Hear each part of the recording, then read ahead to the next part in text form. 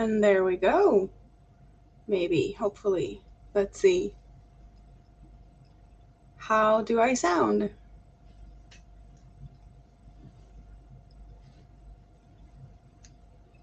Let's hope that the audio is okay.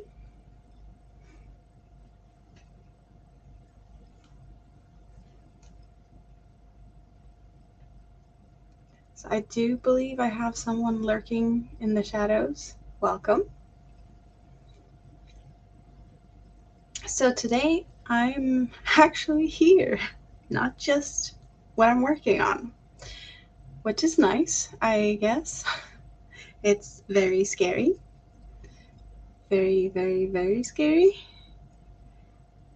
But yeah, I managed to get something of a setup going here. Hopefully it's okay. I don't know about the sound. I haven't gotten any confirmations about the sound yet, but let's hope. So, why am I here?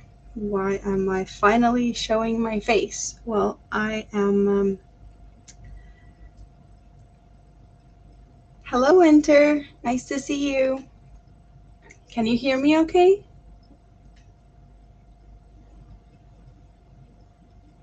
I hope that the sound is somewhat okay.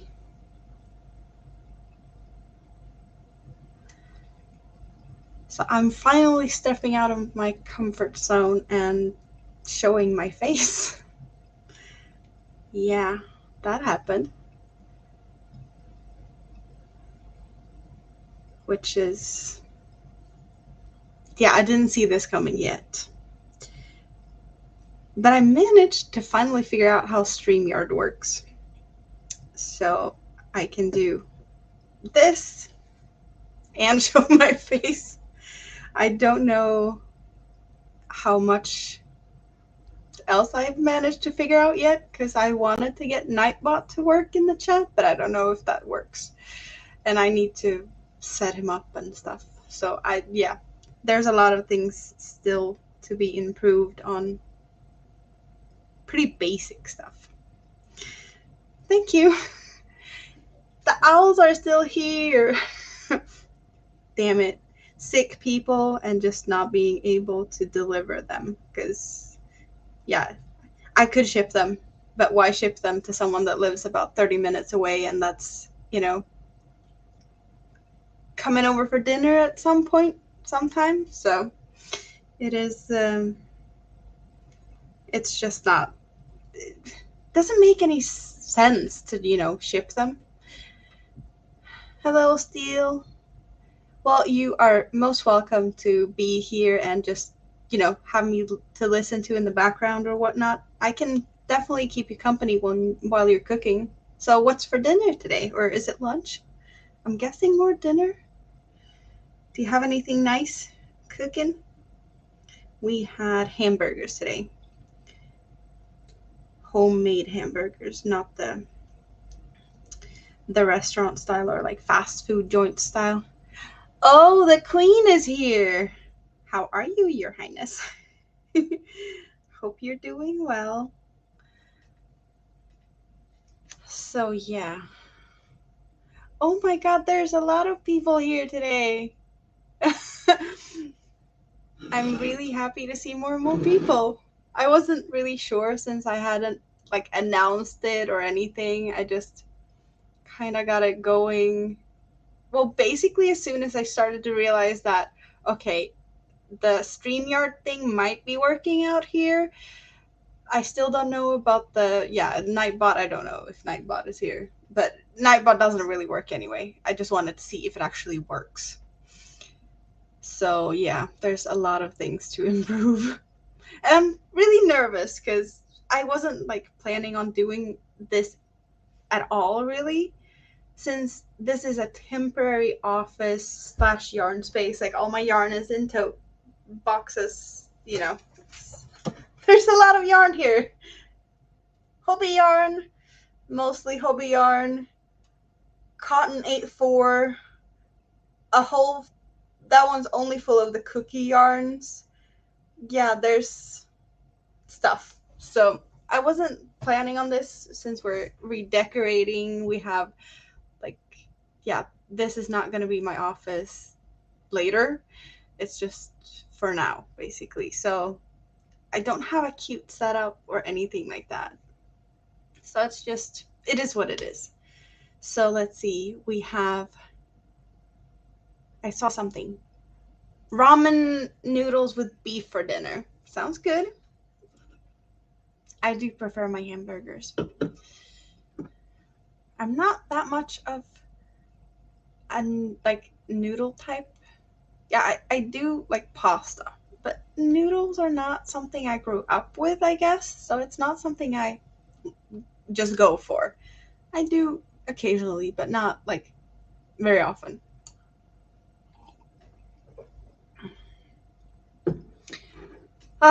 Yeah, I don't know. I like my pulse is all over the place. I'm so nervous, and yeah, I don't know if I really need to be nervous with you guys here because I've talked to all of you guys before, so yeah, it's just scary. But I get to show more stuff that I haven't showed before.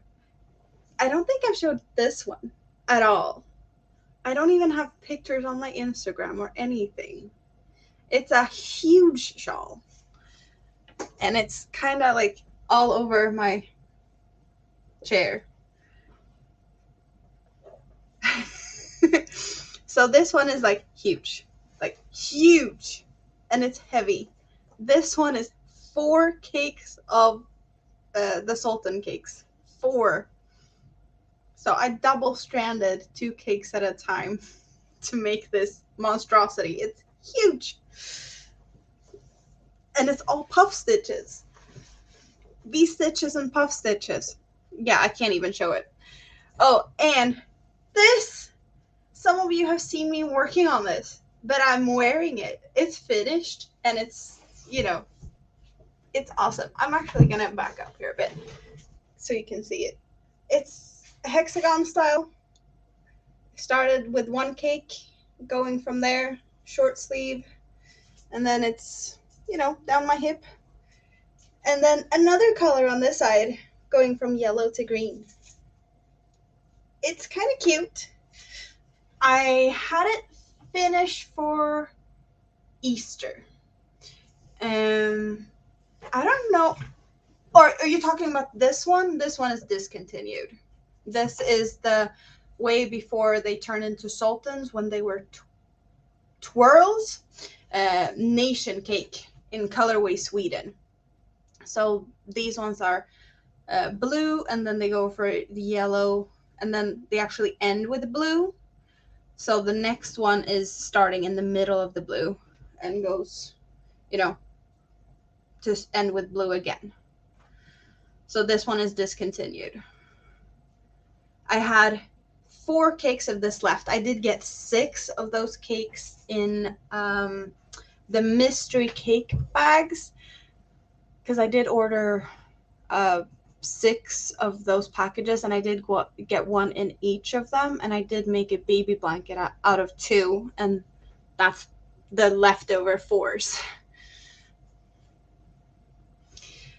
Yeah, this hexagon type cardigan, I finished it just like so I could wear it for Easter. And it's really like nice and soft.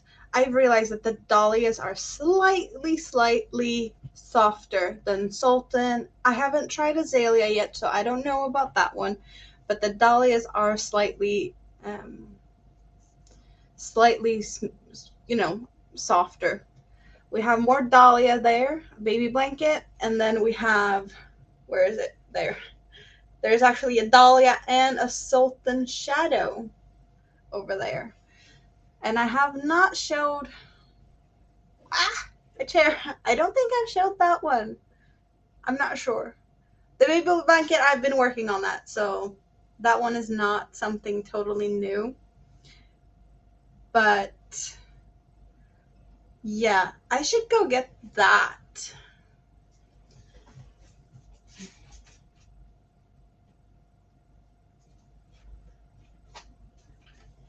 I do believe I might have maybe posted a picture somewhere of this. What's back and what's front? This is the front for you guys. So we have a dress. This is the Abigail fairy dress or something like that. And I did use one dahlia. And it kind of felt like it was too short. Here you can actually see where the dahlia ends, the darker. And then I had a sultan shadow in a fairly close color. So I added a bit of length.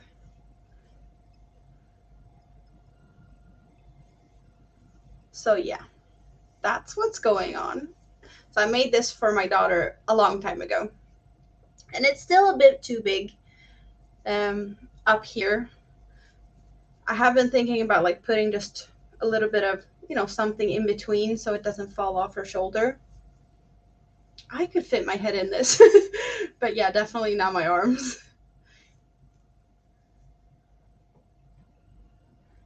And this dahlia I bought for my birthday 2 years ago or something.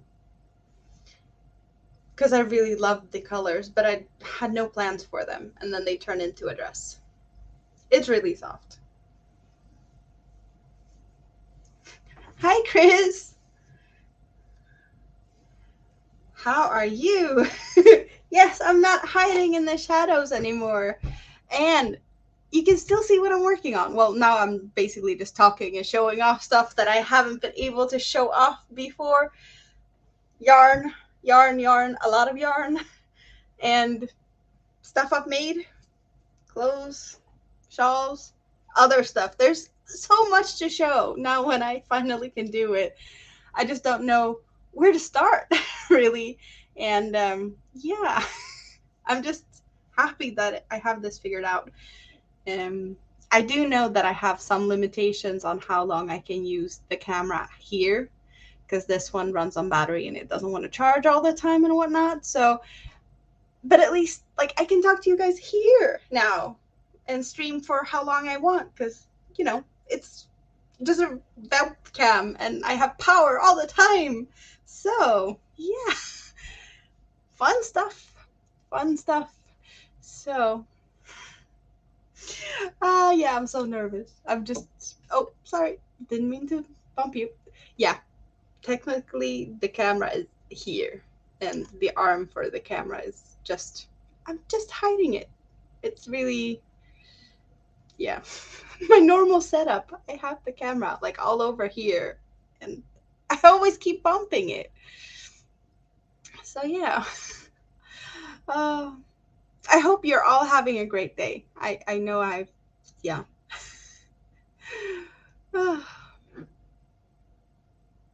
Nervous. Yes, nervous. More water. And I love to see that you guys are talking to each other. That's also awesome. Whew, relax. Yes. And I just have to double check. Yes.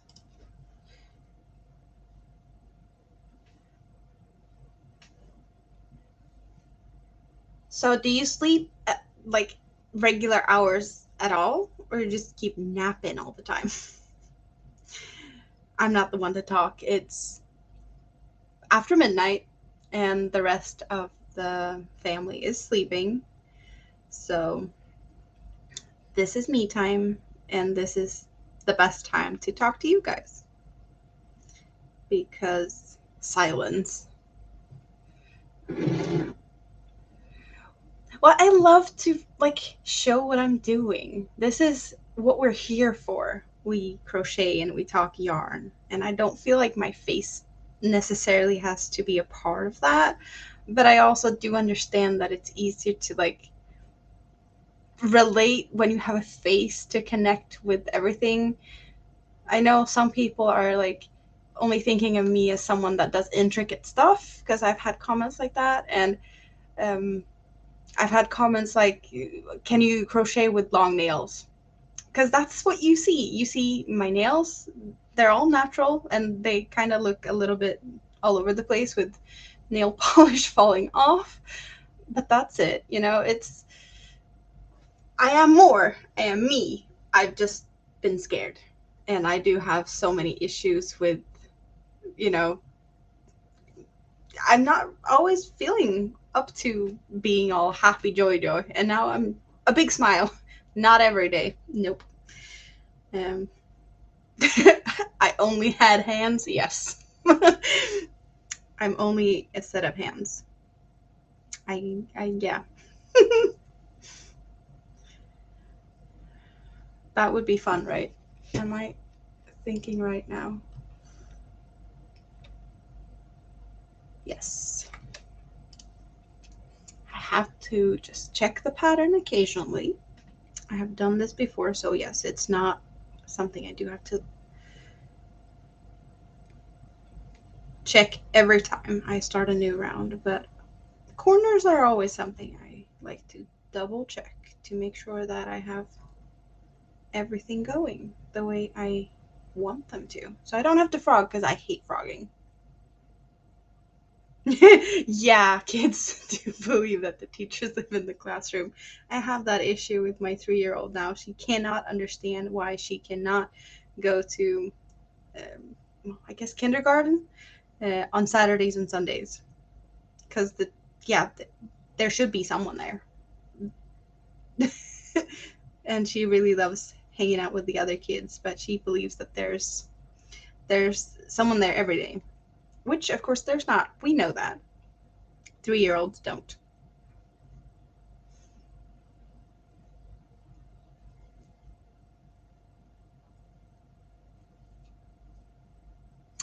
So I have some more fun stuff to actually share. I haven't really totally finished setting it up yet, and I don't have a link. I should have prepared better. But I have started a Facebook group for basically just to hang out when you're not hanging out in my chat. So you can show me what you are doing and not just me showing what I am doing. Um, but I will, yeah, as soon as I have stuff like that figured out, I will post in my community tab because I would really love to actually see what you're doing and not just hear you guys tell me what you're doing.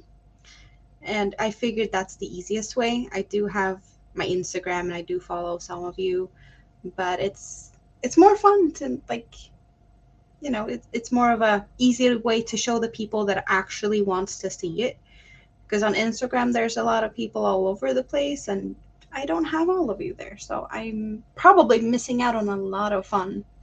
Hello Emily, welcome. How are you today?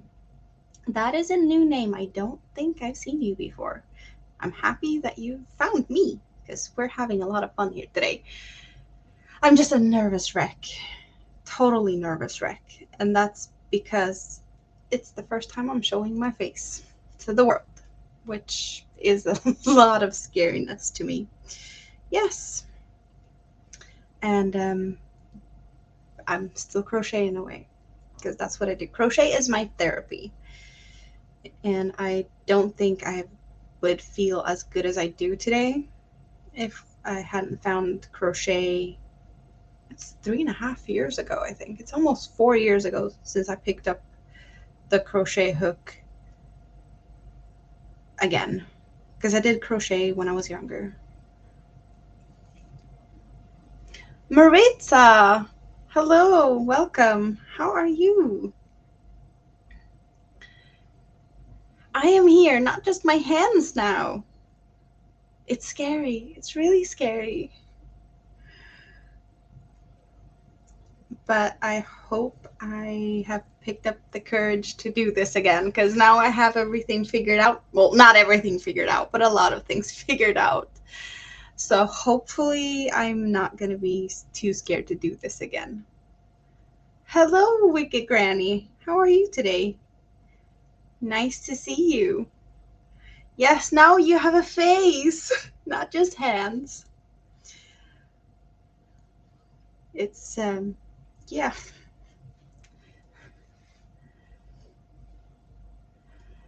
Ah. This is a lot of fun. It's terrifying, but it's a lot of fun.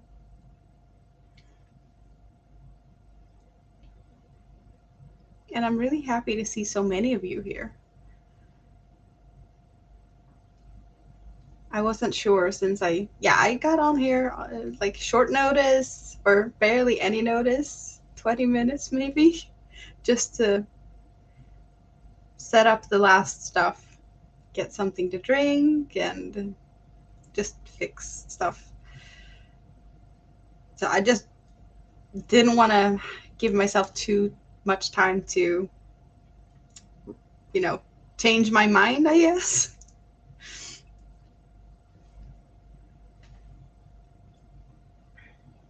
Oh, you still have 4th of July now? It's already the 5th because it's after midnight for me.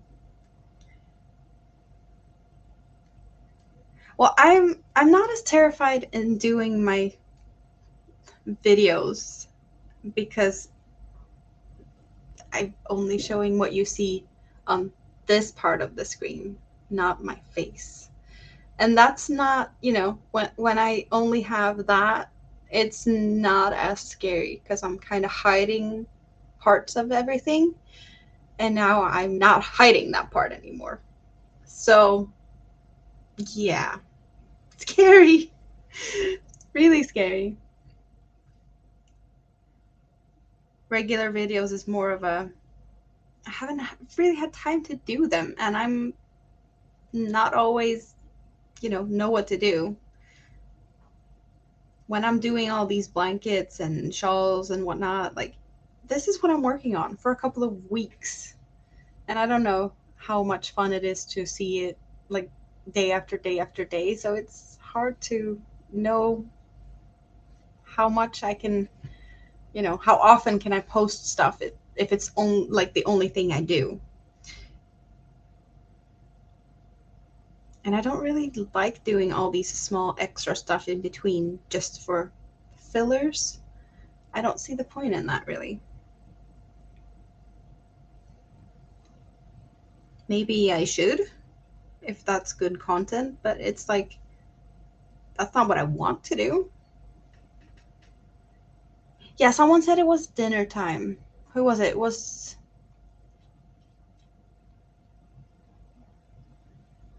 Oh, now it just slipped my mind. But I know that there's people cooking dinner now. And why am I disturbing you guys during dinner time?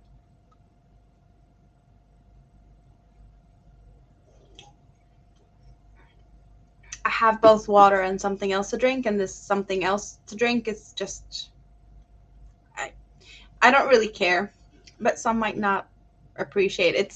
It's nothing wrong with it, or like, but yeah, it's just Coca-Cola. And yeah. I don't want to promote anything. So I'm sipping off camera.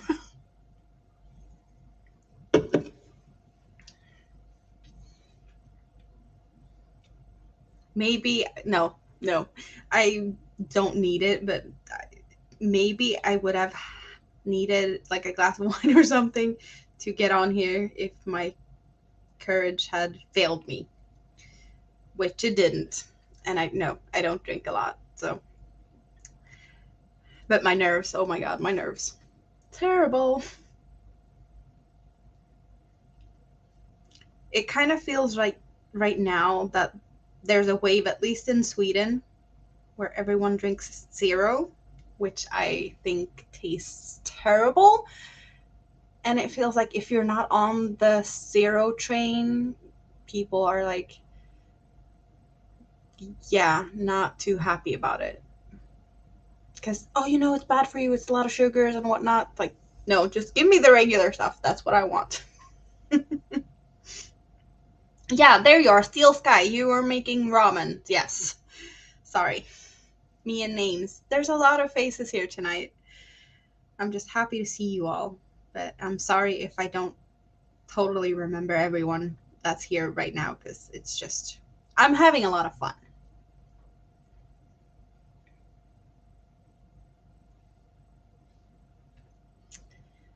Barbecue is nice. We're probably going to be barbecuing Well, basically, whenever the sun comes back, because it's been like 3 or 4 days of rain. So, whenever it gets good enough to basically not have to stand in the rain barbecuing, yeah, that's when we're gonna do it again. Oh, hello there. Are you awake now, Rita? I had no clue that you would be lurking around here. So, yeah, I am here. I've seen your face. Now it's your time to see me. So, yeah.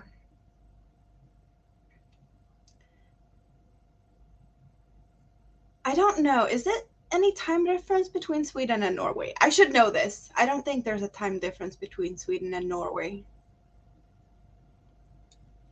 Jeanne. That's a new name. Welcome. You might have been lurking. I don't know. But I don't think I've seen you before. I'm happy to have you here. Very happy. I'm happy to have everyone here. And I'm happy I'm not as shy today. So I'm actually here. Yes. Yes. I am here. Ah, I did not think that when I woke up this morning that I would be stepping out of my comfort zone and pushing some. I'm not. Boundaries is not the right word. And limits doesn't feel right either. Or is there a better word?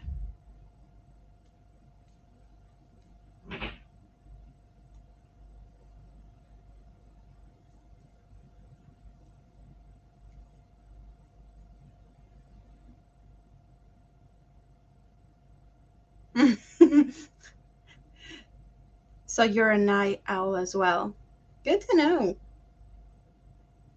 Well, in my case, yesterday I fell asleep while I tucked the youngest one into bed at like 8 o'clock, and I woke up around 10, and then I couldn't fall asleep all through the night. So I did sleep, I guess, between 10 and 2 or something. So I don't see myself sleeping tonight. I'm just going to pull through all night and all day and go to bed at a decent time tomorrow. That's my plan.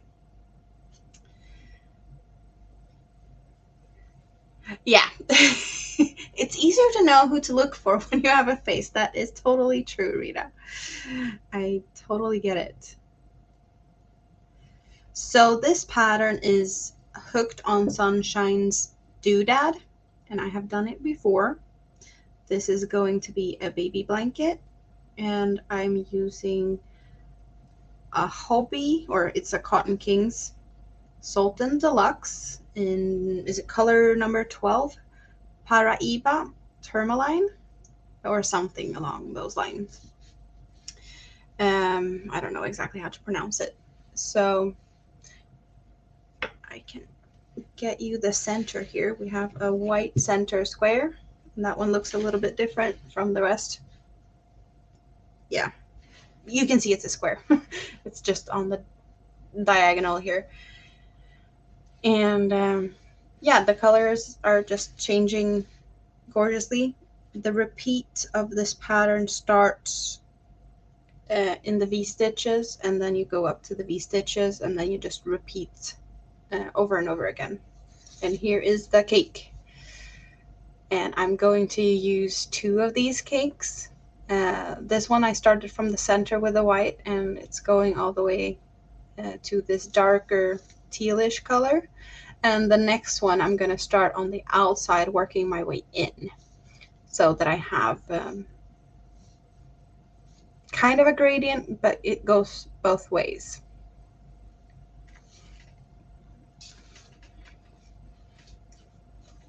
Granny squares can be nice and not so nice, because there's often a lot of yarn tails to deal with, and yeah, not my cup of tea. I don't really like sewing and stuff. I have projects with a lot of sewing, and not very many of that sort. Just look at it. Here I have a big blanket. There's a couple of places where I have cut the yarn for certain reasons in this pattern, but it's just a few things in the center just to get the center really nice. And then there is one row where they do suggest to cut, because you don't have to slip stitch so many stitches, but it's basically this corner here, so I just slip stitch. So yeah, that's, and just like this, one yarn cake. Started from the center of the cake, and then I worked my way without cutting anywhere in this, basically till the end. So I had the beginning tail and the end tail of this cake and that cake. So I did like a join as you go type of join, and I did also, this is a join as you go type of join. So everything is just made in one single, yeah, just one. I started here and I worked my way to basically where I had the desired size around my arm, and then I started to work my way around one round, and then I joined up here, and then I continued to get a little bit of width here before I started to basically decrease or turn to get the neckline, because it is a little bit of a squared off neckline. And then with one cake I joined in the front, and the other cake I joined in the back. And I did add a little bit of length at the end. Let's see, can I pull it up? Yeah, here. So I did get a little extra thing going. Yeah, so I worked one round with the green, and then I worked the red back and forth, and then, yeah, switching in a certain way to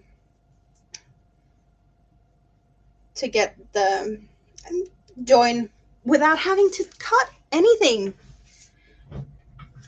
Because maybe I'm lazy. Maybe I'm just, yeah. But it worked out. It was kind of simple when I really put my head to it and made it happen. But yeah, it is pretty, there's no shape to it or anything, and that's usually something that's a bit of, I wouldn't say it scares me, but to have stuff that fits and clothing, it's scary. And I hate frogging. I don't want to start something and then have to rip everything up because I messed up the size or there's something else that I didn't figure out. I could probably have, less thing here and make it longer. Next one, maybe it would be more slim, but it's also really nice to have something that's kind of loose, Yeah, I don't want to frog, and I don't want to mess stuff up. I'd rather have something easy and figured, not have to redo stuff. The owls, they are pretty easy to make, but the eyes, there's sewing involved in the eyes. That's why I don't want to make anymore. That's just like, shawls are easy. I love these cakes. Big cakes like this. Just start in the middle.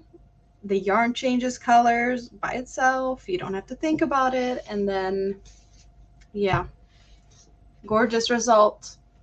Mindless, really.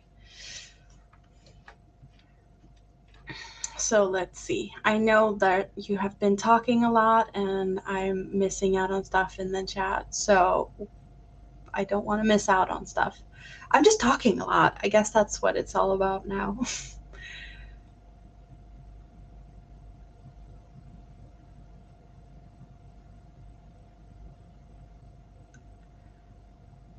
So let's see.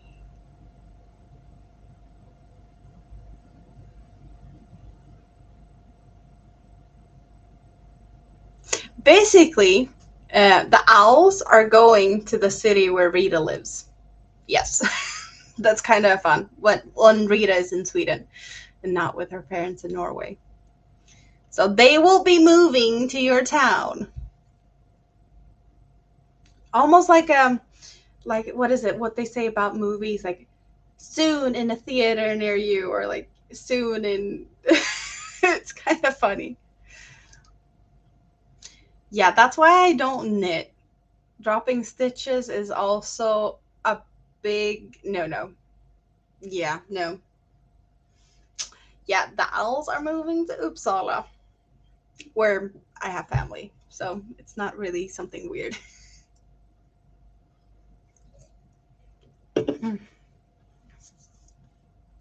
Yeah.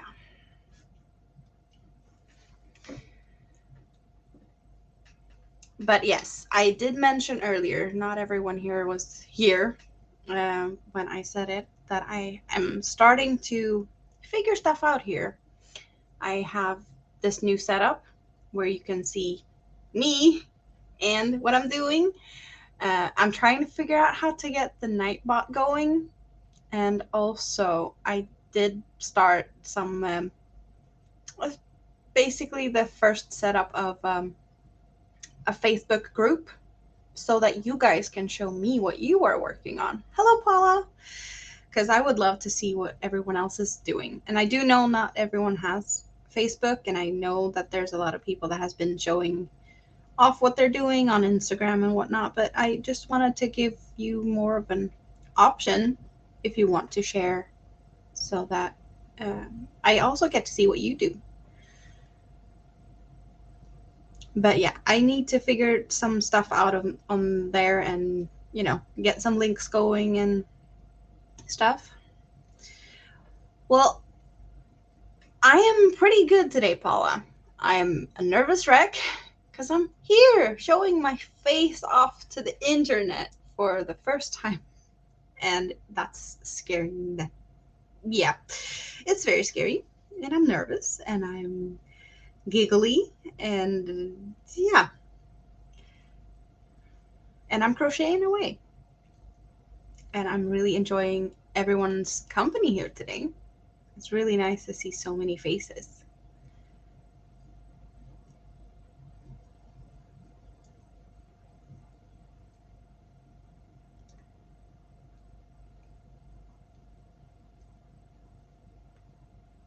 I need to just breathe occasionally.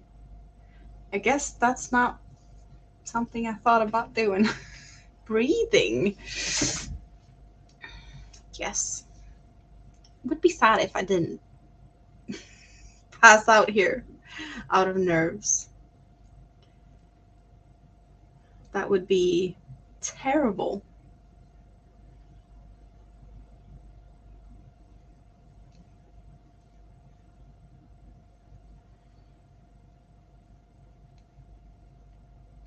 I'm kind of feeling like, I don't know if you can see it, but I'm just feeling like really hot cheeks.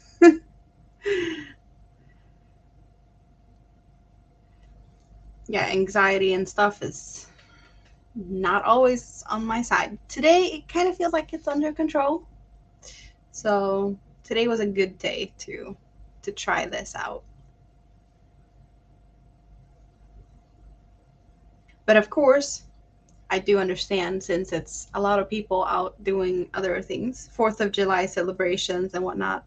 Yeah, not a lot of people are going to be active in the chat. Because, yeah, they have barbecues going on instead and other stuff, fireworks. Mary Bell, hello, welcome. Welcome to the craziness of me fighting my nerves. My nerves is getting better now, more under control.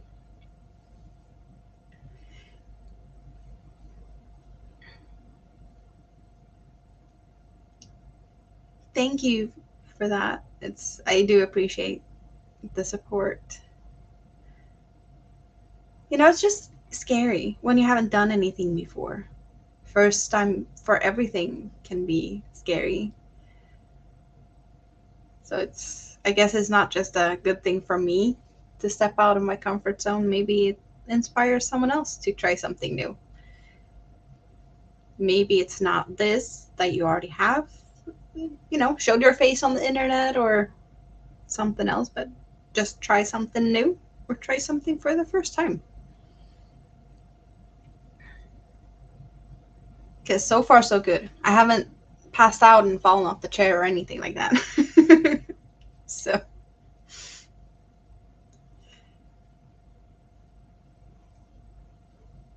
there's always worse things that can happen.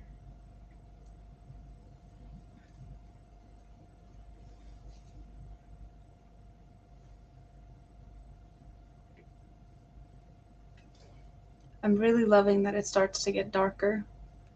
And it kind of happened to be a little bit of a lucky accident, I guess. Because if you look here, you have the minty green and then the first tealish light blue. But when the minty green stopped and I got the darker of the blues, it happened on this. So, like, I have single crochet in back loop. That's why I have this round here. But the stitches here have the minty green, and then the ones in the back loop has the darker one. So it's kind of a, I wouldn't say a border, but it's like, it's a defined edge. It kind of made this line here of the front loops pop even more. So yeah, happy accident.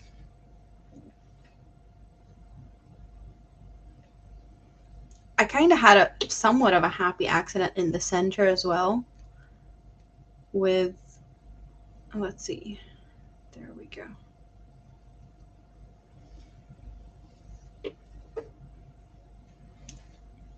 Hello, Angela. Welcome here. This first center square is all white, and then I did get the switch between solid white to the first minties in the V stitches here, but the solid parts of the first square is all white. So it also looks like I planned it all almost. It's not really very noticeable with the switch here in the V stitch from the white to the a little bit of a minty. And I was worried that the contrast with, the pure white to the white with the mint, that it's a little bit of a harsh line. But it's looking good, I know my lighting is a little bit messy here. I don't know if it's something that I do that's making my phone be all like trying to adjust, but yeah. I can fix settings later on. I'm just happy that I have somewhat of a decent setup kind of working. Lights can definitely be improved. I have stuff to work on. So, yeah. Happy accidents when you do get planned stuff or not planned stuff that looks kind of planned. That's good. But then again, with a repeater pattern and color changing yarns, you never know what you get. Oh, itch. Itch.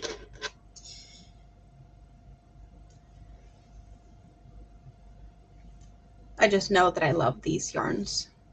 They are thin, and I do understand that it's scary to some people to try these thinner yarns. It takes a long time to work with smaller hooks, thinner yarns. It's kind of hard for me to find good thick yarn, really. But I guess it's also a little bit of a both preference thing, and I have to stay away from animal fibers because they make me itch a lot and sneeze.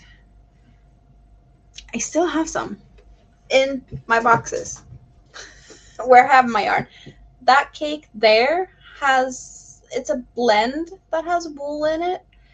In I think, is it in this box maybe?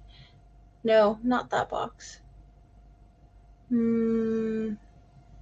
maybe it's in that box. I do have a bag from Hopi where I have a cake of alpaca, a wheel of alpaca, and I can barely open the bag, and then I start sneeze.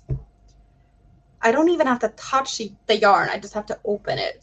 So I do have the yarn here is actually in a plastic bag because that's pure wool for socks.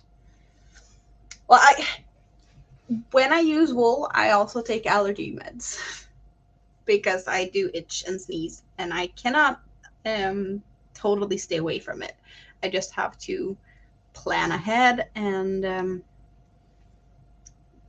not do, too long sessions at a time with breaks, maybe for a day or two.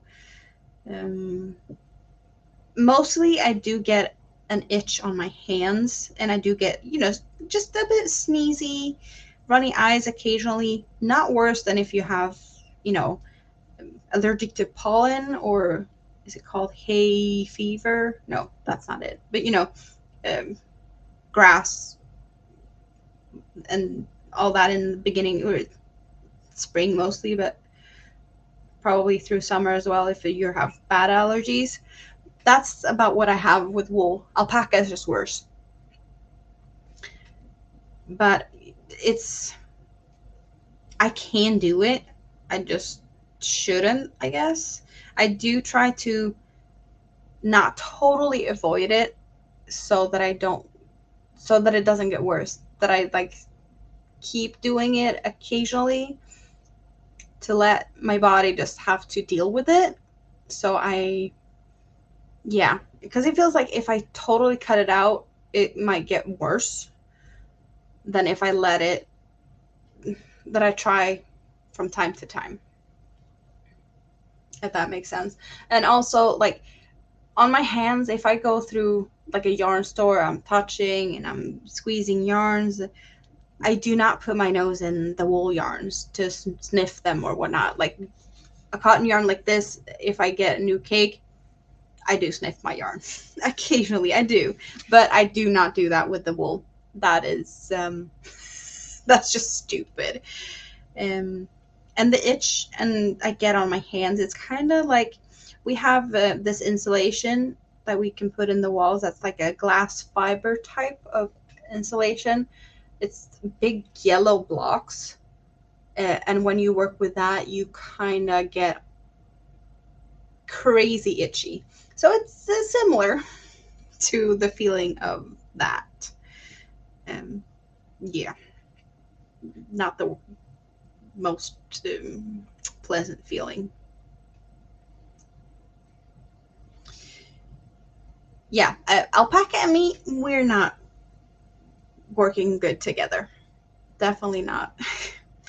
And I do know that my mother has a sensitivity to lanolin, which is wool fat. So she cannot use lotions that has that in it.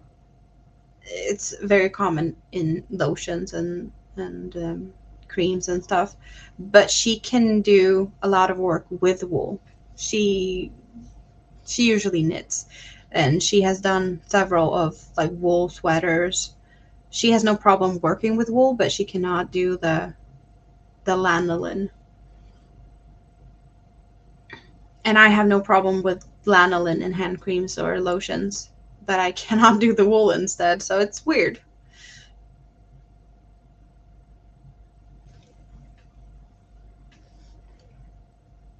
I'm getting messy here. I've been throwing this cake around a bit, so it's barfing a little bit.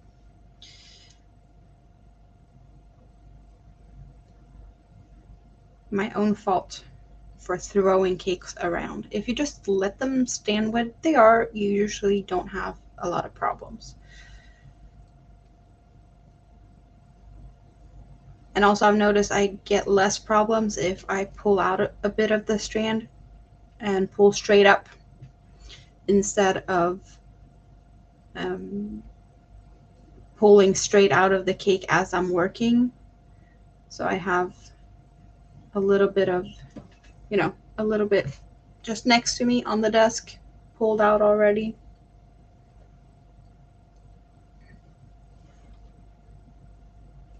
$500 ends to sew in. I'm not jealous. I'm not coming close to that. That's all on you. That's, yeah, no. No thanks. There might be other people here that would appreciate that and enjoy that. Not me.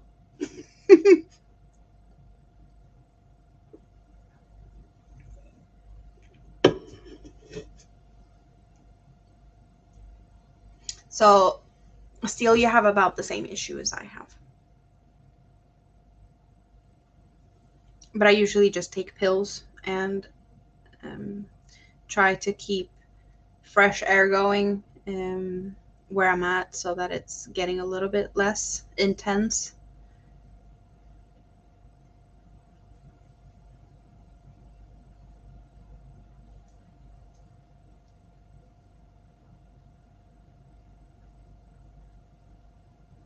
$500. Yeah, yeah. Here I'm talking about, like, yeah, I'm only sewing in the beginning and the end, and I'm doing everything the lazy way, and you're like, 500 ends left only. How many did you have to start with? Do I even want to know? I don't know if I want to know. Yeah. Oh.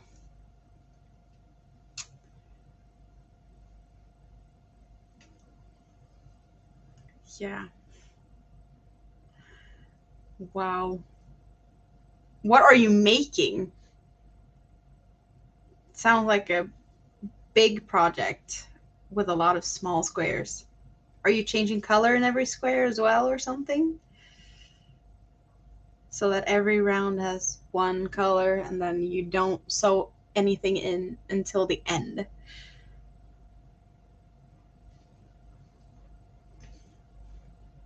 I've realized that that's not the way I should do stuff. I've done stuff where a lot of ends to sew in and had saved everything till the end and just had to kick myself afterwards and like, no, never leave everything till the end. Do a little as you go, like do a couple of rounds, change a couple of colors, and then sew it in.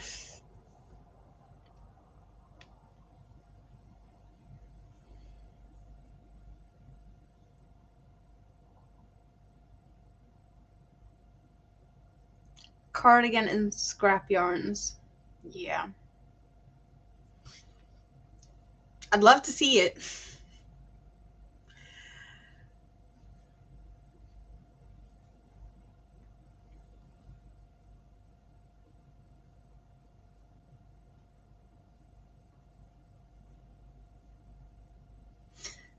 A lot of fans and a plastic box. You know what made me kind of laugh about that, or a little smile?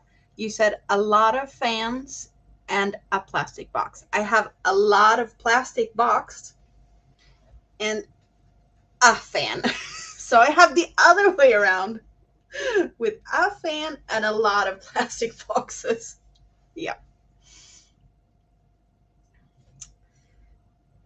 I'm looking forward to seeing it, Rita.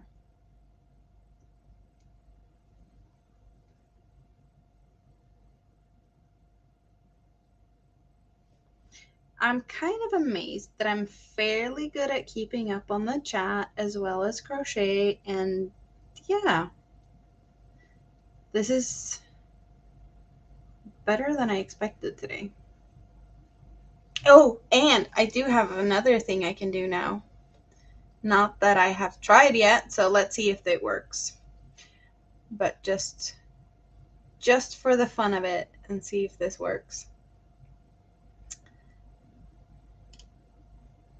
Yes! It does work! I can now share stuff like this. Now I don't know how to remove it. Let's see. Is that how I do it? Whoa!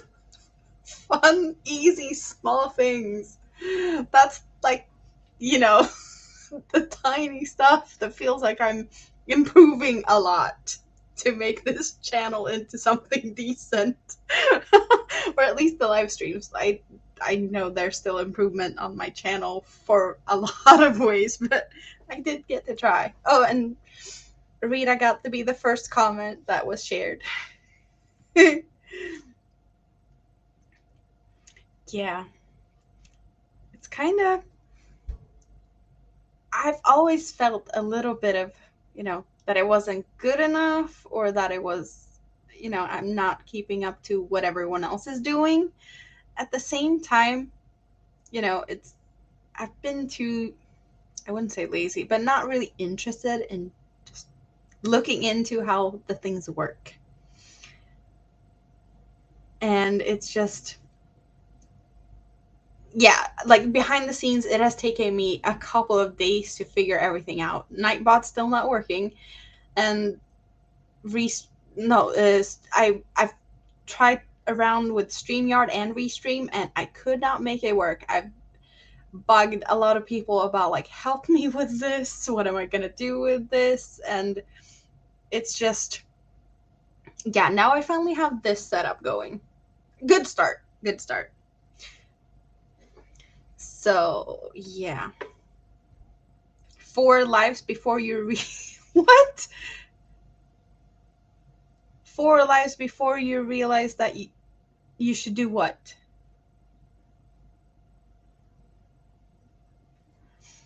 I'm making a baby blanket, and this baby blanket, okay, since everything is a mess at my place, this is not where I'm gonna be sitting working on stuff later on, because we're moving rooms, redoing the whole downstairs with wallpapers, and it's a mess. But I have so many other things I just want to grab and show you, and they're in rooms where people are sleeping right now. This baby blanket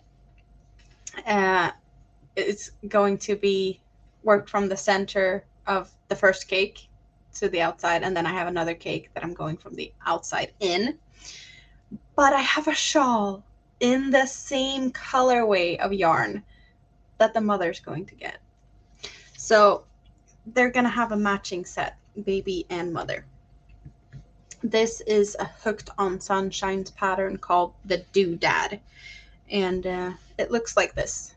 In the center has this special part, and then you have a round of V-stitches here, and you can see that the V-stitches are here as well. So this is repeated. And then I have another round of V-stitches here, so that is what I'm working on.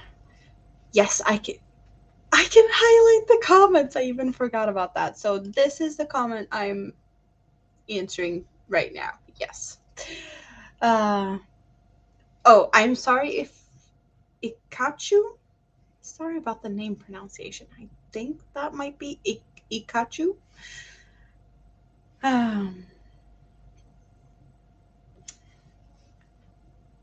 There we go. 2 crochet alongs. What crochet alongs are you doing? Because there's a lot of crochet alongs going on. I have done a couple. I've done a mystery crochet along that turned into a blanket that now lives with my mother. I have done crochet alongs not when they are crochet alongs, but I found the patterns afterwards and just done them because they're cute. So yeah.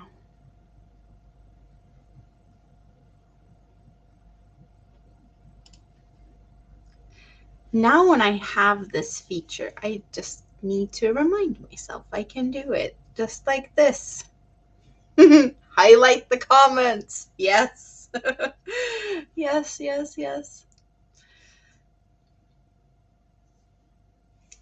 I'm bugging myself over the fact that something I wanted to do on my channel, it was like keep my nails fairly decent. And I don't know if it's even visible to you guys that the nail polish is chipped and whatnot, but to me, it's kind of bothering me. I'm sorry. But it's my own fault. And the thing is, I cannot take too much time to deal with my nails because I want to crochet. And if I paint my nails, then I need, dry time, and it's just Yeah. So I just, I don't have time to do them. So let's see. What do we have here? Today, mom wanted to order yarn from Adlibris. Yes. So I did end up with buying yarn. And I have plans to knit some toddler clothes and baby clothes for a friend and family. Do you like the yarn from Adlibris? And that is a Swedish store. And to my knowledge, they kind of started as a bookstore, and now they do have some craft stuff as well as yarn. And I have looked at their yarns a couple of times. It just they don't have a lot, and the pricing is not the best. I'm a sucker for hobby, so I guess that's what it's all about. Sunset Diamond Shawl and Vesuvius Tea. Vesuvius Tea. I don't know that one. The Sunset Diamond is ringing a bell. Nomad Stitches. I don't think that rings a bell at all. That is something totally new. Have to look at that. My nail polish, not maybe not noticeable really. Oh, where did it go? There it go. There's some holographic stuff going on. I painted this to be pretty on Midsummer, and then I just left it. So it's pretty good for, painted the day before Midsummer. And I kind of like it when I'm out in the sun, but I do know that the lighting here is not really good at picking up the rainbow effects. And like before, I have been so much into nails. I even considered creating a channel where I would just paint my nails, and that was a long, long time ago. Before I picked up the crochet hook again, before my daughter was born, I kind of before my son was born, or around the time he was born, and he's 12. So I have a lot of stuff in my stash when it comes to nail polish stuff. But yeah, it's definitely on the back burner now. I don't have time to paint my nails. That's just how it is. Alive in a park. Stadsparken. First thing that rings a bell, or Svandammen. Should we sit on a bench with the swans in the lake behind us, crocheting away? That would be fun.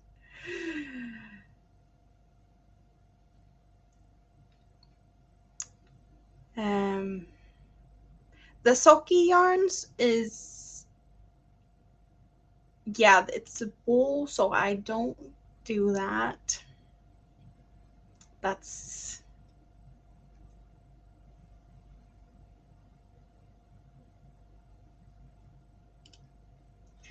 well, I know that I have plenty of videos, most of my videos, with no paint whatsoever, because I haven't had time to do it. I have had some time recently, so I had spiced it up a little bit. And yes, this is my own nails, if anyone wonders, and I never go anywhere to get them done or whatever.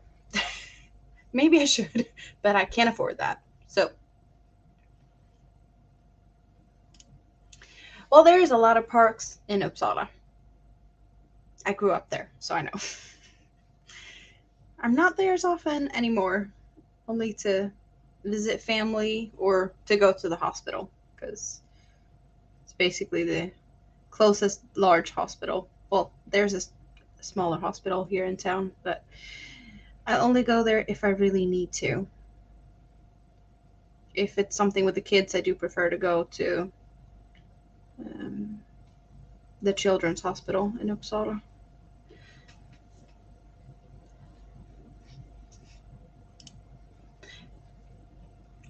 I really would like to have that thing going here, but we don't really have a lot of places that do nail. And if, like, the places that do is either hella expensive or run by some, I don't know, poor Asian people that get underpaid, and they don't always have the training to do it kind of good. So there's always a lot of, bad publicity around those places. But yeah, it would be nice to go and get stuff done. But yeah, no. I do not like to spend money on stuff that I don't really need to. Cancer treatments suck. I can imagine that. I did make a shawl picture on my community tab that is going to my aunt that is currently fighting breast cancer. So, yeah. And then I did a blanket a while ago that is now living with hubby's aunt and, well, uncle by marriage because he's fighting cancer.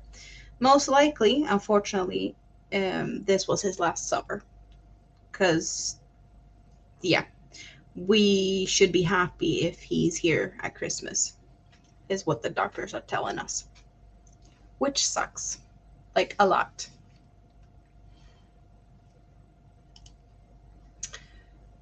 Gel nail polish.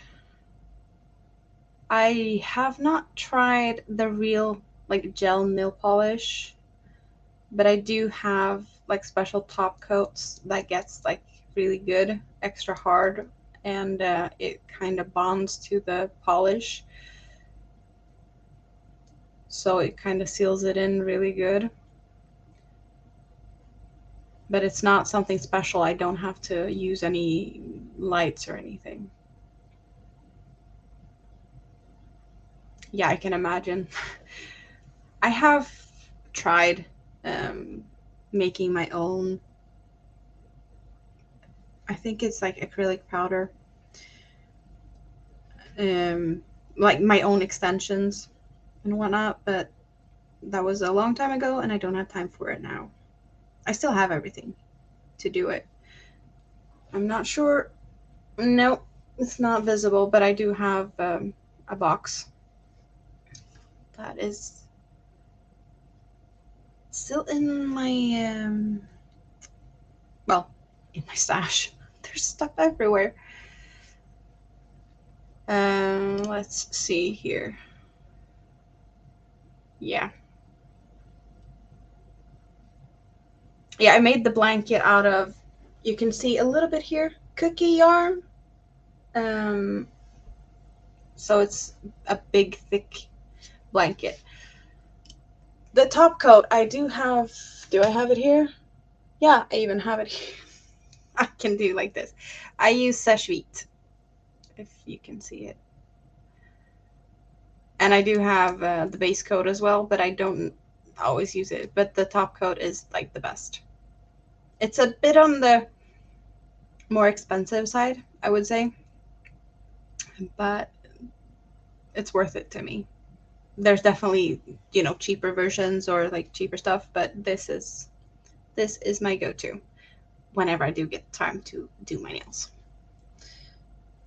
So, yes, that's that.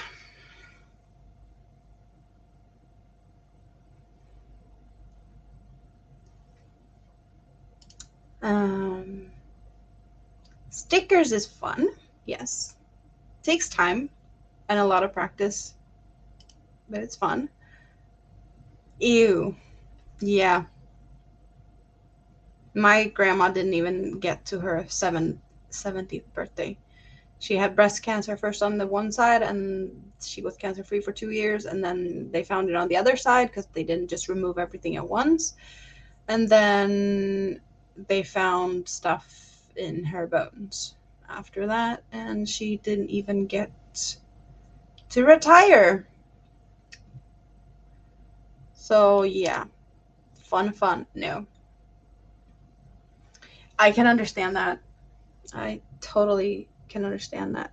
So, I'm actually going to, because I know that my phone that I'm using here is kind of overheating, and I can also tell that the battery's getting low, unfortunately. So I'm gonna turn this camera off for a bit and just let it rest. Maybe I could charge it in a little bit when it's cooled down, because overheating phones is not so fun. Now you can see more of what's going on. Here you can actually see what I was talking about. That's a little bit of my nail stuff. And now you can see more of the boxes. Maybe I should have put them more there so you could actually see more of them. Stuffing, a fan, and a basket with, basically I used this as a whip basket before. It's the type of basket you can find at the grocery store here. Well, the basic of these ones here in the stores are red or gray-ish blacks, but we had one store that specially made the pink ones so you could buy them yourself and take them home with you. So I have two. The other one is up top. Oh, and there's more yarn. Yarn. Yeah, there's a lot of yarn up there too. But these ones are kind of handy to just walk around with around the house. More cookie yarn. Since I was talking about the cookies, this box is so full that I couldn't even fit this last cake in it. So I have a whole tote and some more with cookies. Tiger Dragon Girl, happy to see you here. I've seen you in the chat earlier today, but not in my chat, and I think this is the first time you are in my chat. But I'm happy that you're here. Oh, and I do actually have some wool yarn in here, even though I shouldn't. We have, this is just a square, a big granny square. Let's see if you can even tell. Yeah, you can see it. And I made it into like a shrug thing. Like so. Let's see here. So I just, you know, attached a bit here, left hole for the arm.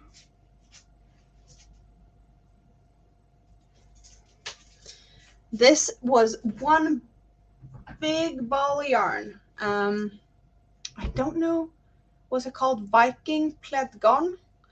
And it's just one ball of 800 meters, something weight, I don't know. But it's really, I'm gonna see. Now I took the other camera away. So, oh,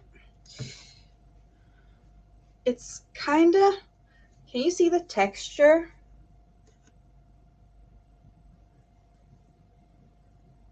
The yarn is kind of fluffy. There's like a thin black, almost like a thread.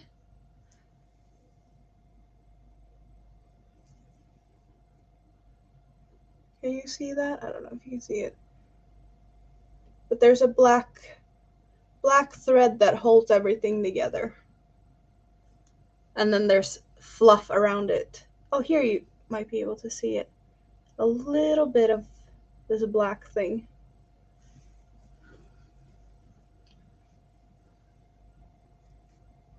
But I don't even remember when I made this one. I made this so, like, a really long time ago.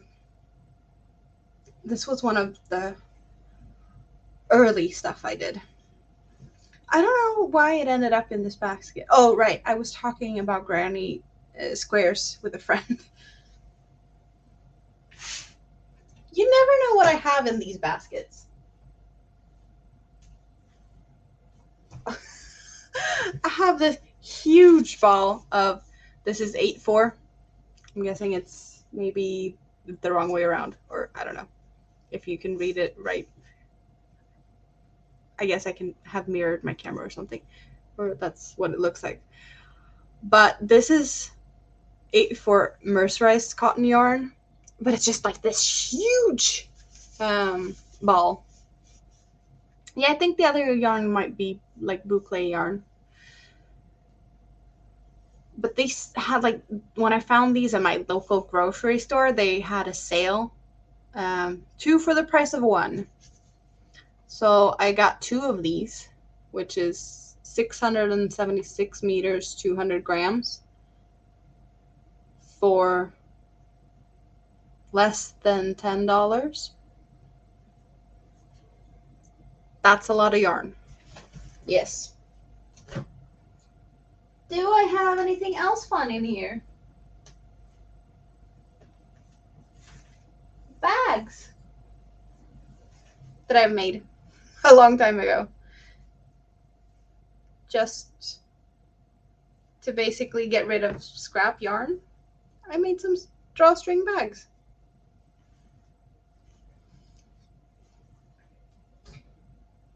I don't even know why stuff is all over the place. So let's see. I need to just catch up on the chat a little bit. What have you been talking about? You've been talking about my owls. They're moving soon.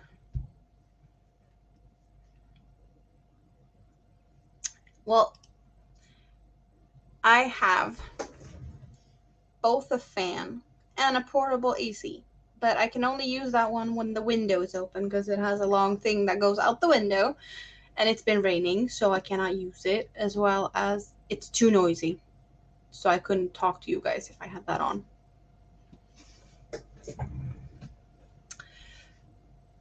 I think it's pretty good that I sit like this, since you seem to like the owls.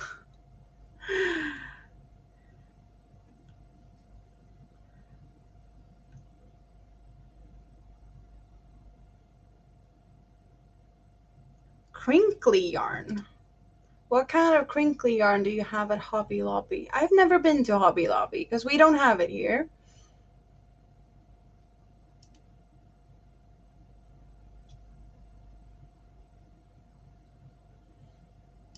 Yeah, the drawstring bags, I like.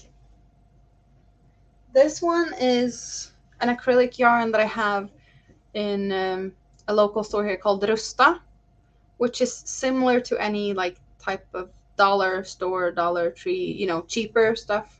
So this is their type of yarn, just plain acrylic yarn. I have made a big blanket for my son's bed with skulls. I did one of Fiber Spiders patterns.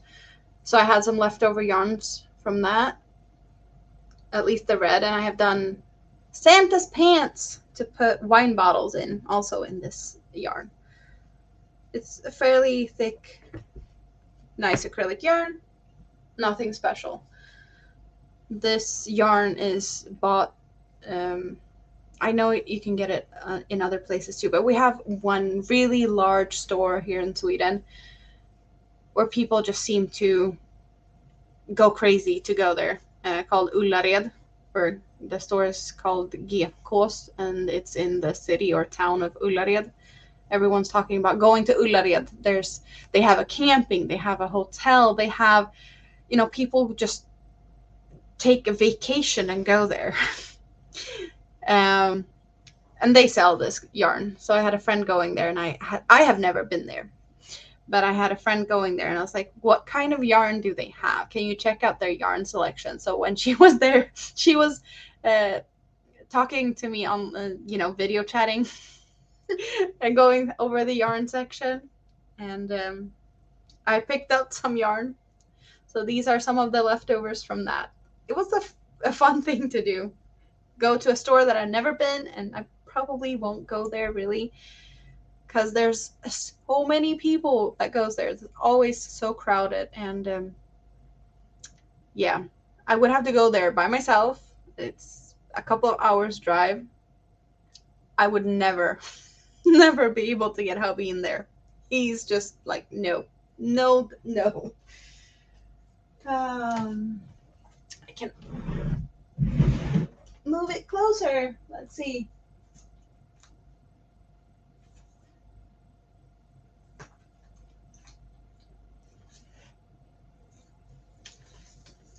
Oh, another bag. And it's not done yet. It's not finished. Or maybe, yeah, the yarn's still in.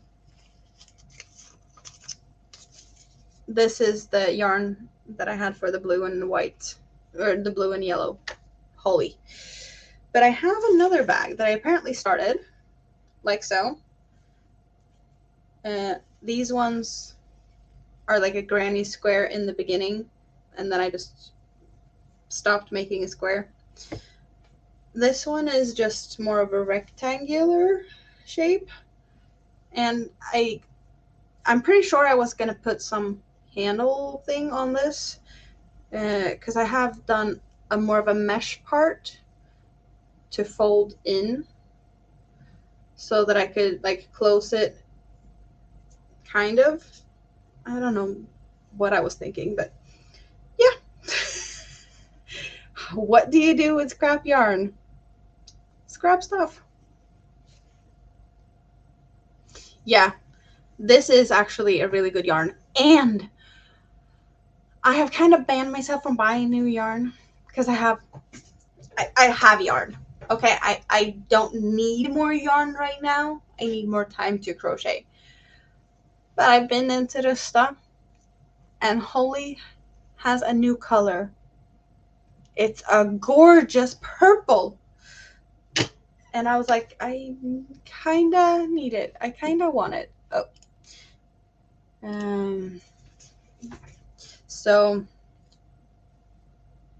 yeah, this is also pure Holly. So these are the same yarn. Really good for blankets.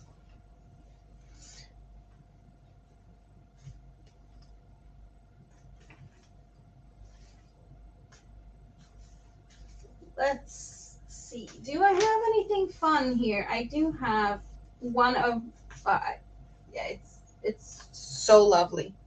Okay. If you have not tried, it's called Tweed Dreams from Hobby. Okay, it's a mess. This is a total mess. This is what the yarn looks like. It has a little bit of a tweedy thing going on. It's so soft. This is like one of the softest acrylic yarns I have ever felt. I believe that the Hobie Kind Feather is very similar to this, and Butterfly might also be fairly similar, but it's so buttery soft. I really love this. I don't have a lot of it. I've done a couple of hats for the kids, but yeah, I just love it. Love it, love it, love it. And I like the green. It's attached to stuff there, and it's a mess. Gorgeous yarn. So what else can we talk about now? You can't see me crochet, so do you want to see something else? Should I show you the blanket? It's big. It's really big. I have another blanket and some other stuff. I do have one of the first shawls I ever made. Also yarn from Rusta from way, way, way back. This one's also really big because I don't know why I made it so big, but I've been hiding in it. This has been my at home, keep me warm through the winter. Like, it's really big.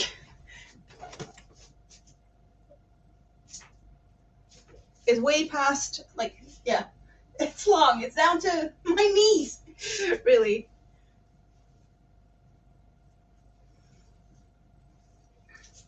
And I do believe that I still have a few of this yarn in that box, maybe. Yeah, maybe. But it's a really fluffy, color changing yarn.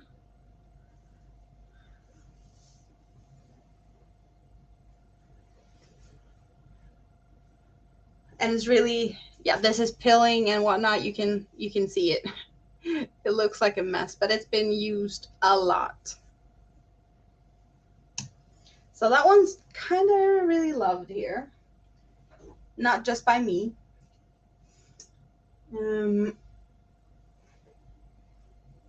We have just another shawl. There's a lot of granny stitches here. We have this in granny stitches there, but we also have a shawl in granny stitches and a sultan cake in blues.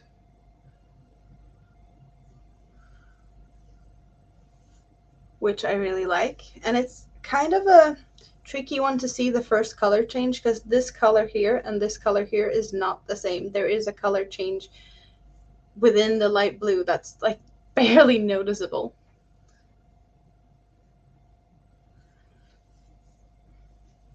So yeah, another of the shawls I've made, which I have a lot of.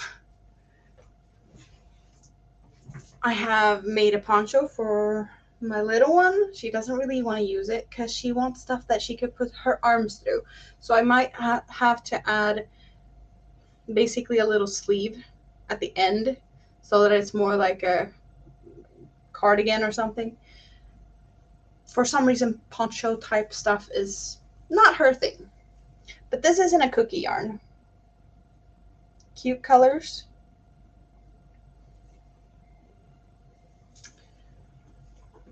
And yeah, what else do we have here?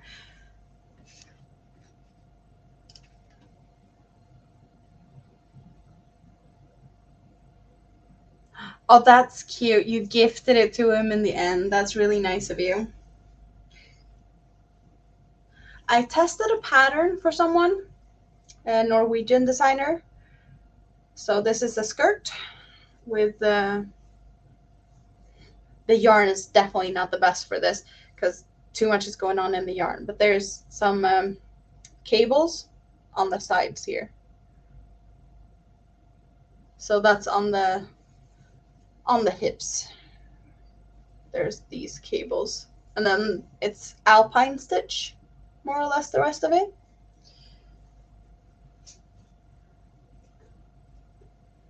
I'm going to show you something that is so big that I'm not going to be able to show all of it, and you won't be able to see me. And it's still not finished yet. So wish me luck. I have to move stuff around, okay?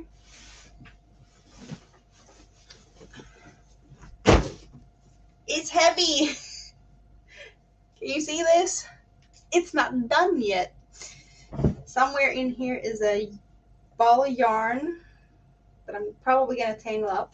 Okay, there it is. Now I know where it's at.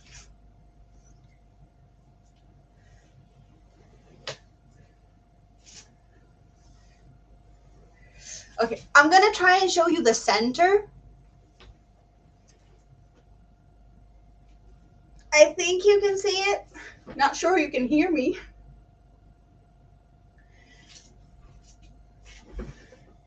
Yeah, definitely show, like, there's nothing else, nothing else on screen with this one up.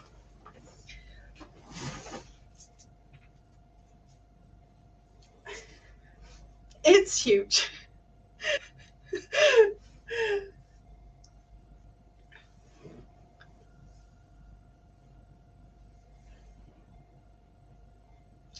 So this pattern is the same designer as the one I'm working on, but this is Marnie's Garden.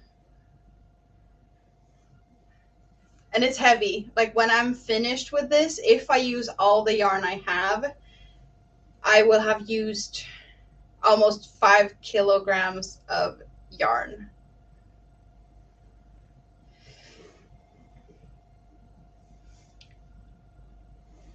And it's mainly two colors, this beige white thing and this part here. I have added a couple of solids and some other, but not a lot of the others. Yeah, my arms are getting tired, but it is here. Ugh.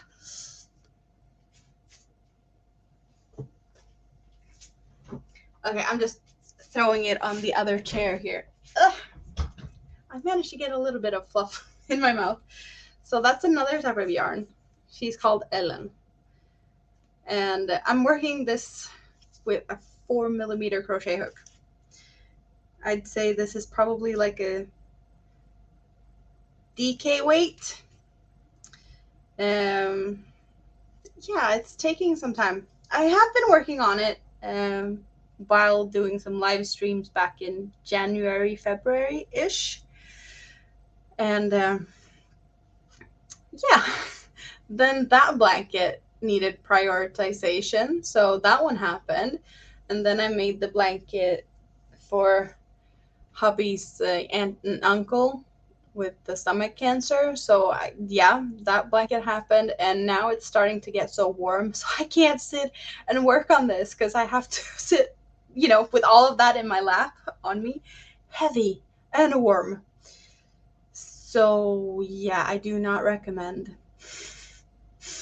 Not at this time of season, at least. I'm going to get that one. Definitely not as heavy, but it's gorgeous. So this is yet another one of the same designer, but this is a whatchamacallit. Definitely a winter project. So this one is 4 cakes of Dahlia in Deep Impact. And the first cake, I started in the center of the cake and worked it inside out. And the second one, outside in. Let's see. Yeah. Inside out to the yellow, outside in, inside out, and outside into the pink border. So with 4 cakes, this is what you get.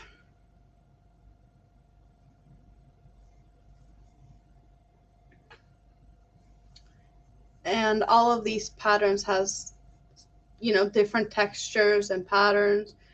This one has a piece of the pattern that I really love that makes me giggle because I didn't realize it at first. Let's see if I can get it close up here. These stitches here, these clusters, and the crossed double crochets on top, kind of, especially here where these are yellow and then I get a little bit of green in it, it just looks like pineapples to me. So yellow clusters with crossed double crochets over, pineapple stitch. We invented something new with this blanket. That the colors can just do something different to it.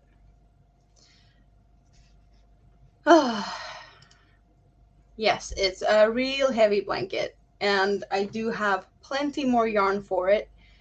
That box over there is full of the same yarn as for the heavy blanket, but in the wrong colors. I do have a bag with the actual colors I'm using for it.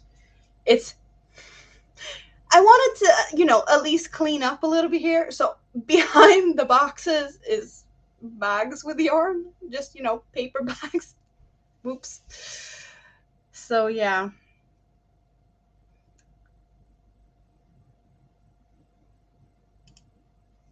Tropical snowmen? What is tropical snowmen? Are you talking about pineapples? Is that tropical snowmen? Hello, Kelly. Welcome. You get a face to the stuff you've been seeing a little bit of, at least. I know this is not the first time you're here, but it's the first time I show my face ever on the internet. So yeah, fun evening. Really fun evening. So pineapples is snowmen, tropical snowmen. I had not heard that one before, but you probably have a good explanation. I can't really wrap my head around it.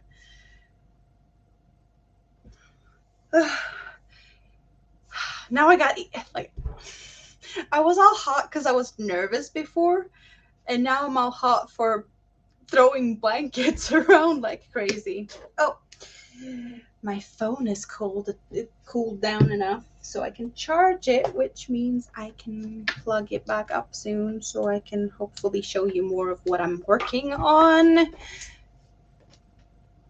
Progress. We need to drink. Cheers.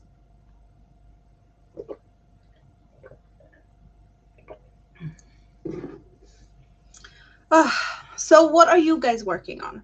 I know that you cannot right now see anymore what I'm working on because of technical stuff. Well, technical limitations, I should say. I do know that my phone can handle so much, and it overheats. We have a winter beret. I'm guessing you might not be using it just yet, or is it cold where you're at? Because it's definitely not cold here. Lost Soul Shawl again. Which color are you working on today? I think I saw the rainbow one that looked pretty much done. Is it done? You posted some pictures on Instagram, so I have seen a little bit of it.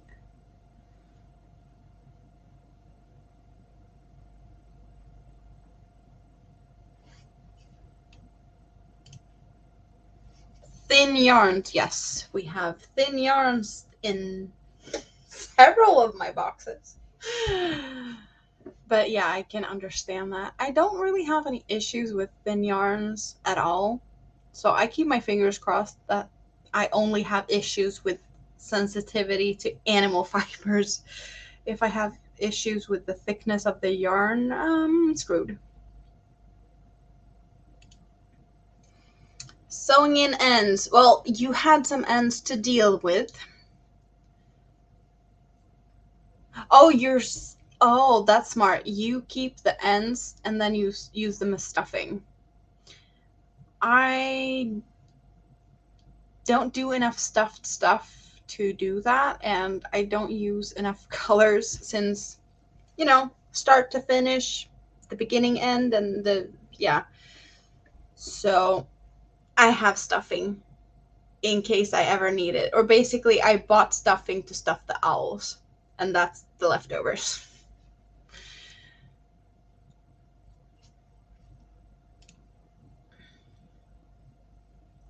Yeah, so I'm guessing the winter beret is not for now.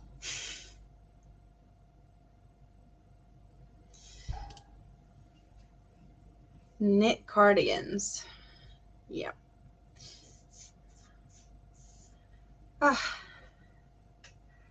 What else are we working on?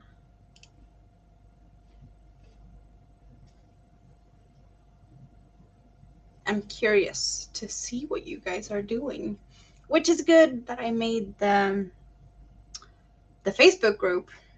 I just need to share links and just, you know, get it all going, and then you can share pictures with me and each other. Awesome, right? I'm probably not gonna deal with it tonight, but hopefully tomorrow.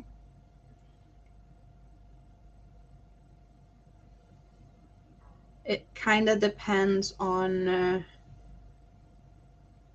I'm going to be staying up tonight, and then probably gonna be doing some home decoration stuff. So, well, you are happy. Well, I'm happy that you are here, and it's nice to see you. So it's really nice, and you have family there, so that's nice. Are you going to have some nice dinner or fireworks, or what's going on at your place today? I do have a Ravelry. I have one pattern that I have there, and I do believe if everything worked out as I planned, in the description thing down underneath the video now should be a link tree link, and that one will take you to my Ravelry. If you don't find it there, it's on my main page because I just made it. I'm trying to get stuff sorted. I do have some stuff figured out. I, I even managed to set up a tip jar if you want to buy me coffee, but that is totally up to anyone. You know, that is nothing required whatsoever. I just figured I'd look into sorting stuff out. A lap cover with bulky yarn and a carrier for water. That's good. so you can bring the water with you and stay hydrated. Scrunchies. I don't really use scrunchies, so I don't know what type of yarn to use to make them. Oh, you found it through the link tree. That's good. So it actually, a fika jar, yes. Fika is a very Swedish thing. Not everyone knows about it, but it seems like it's getting more and more common. Maybe I should rename it because I just typed, well, maybe not everyone will know what it is. I just put something like buy if you want to buy me coffee or something. So, but fika, yeah, it's good. It's really good. Coffee and cake with friends. If you need more explanation to it, really.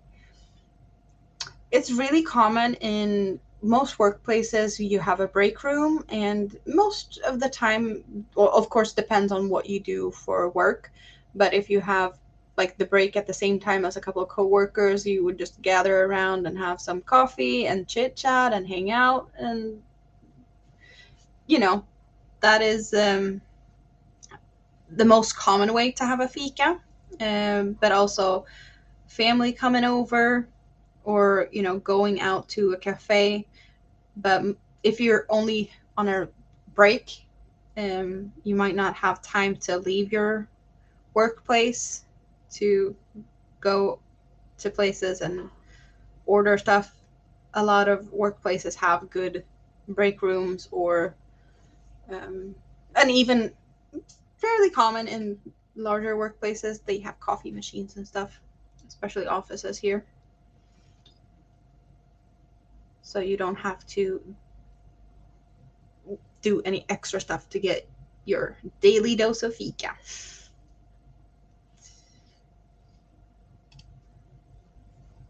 Do you think cotton is a good scrunchy yarn? To me, that don't feel like the right type of yarn. I'm thinking fluffy yarns. Is that better? Because I've been seeing a lot of, what are they called? Is it blanket yarn or like chenille yarn? That's kind of velvety. It seems to be a common thing with the scrunchies. But maybe I'm just reading into it too much. Is it just a fairly standard hair tie rubber band thing, and then you just crochet around it? Because I use the basic rubber bands all the time. Most of the time I do have my hair up in a ponytail, but yeah. I probably should make scrunchies and try them out. Fika is important. Yes. I start my morning with coffee, and then coffee after lunch, and then, yeah, probably on a daily basis, at least 3 cups of coffee, and not all the time anything sweet with it, but that's a plus, to have that. I would say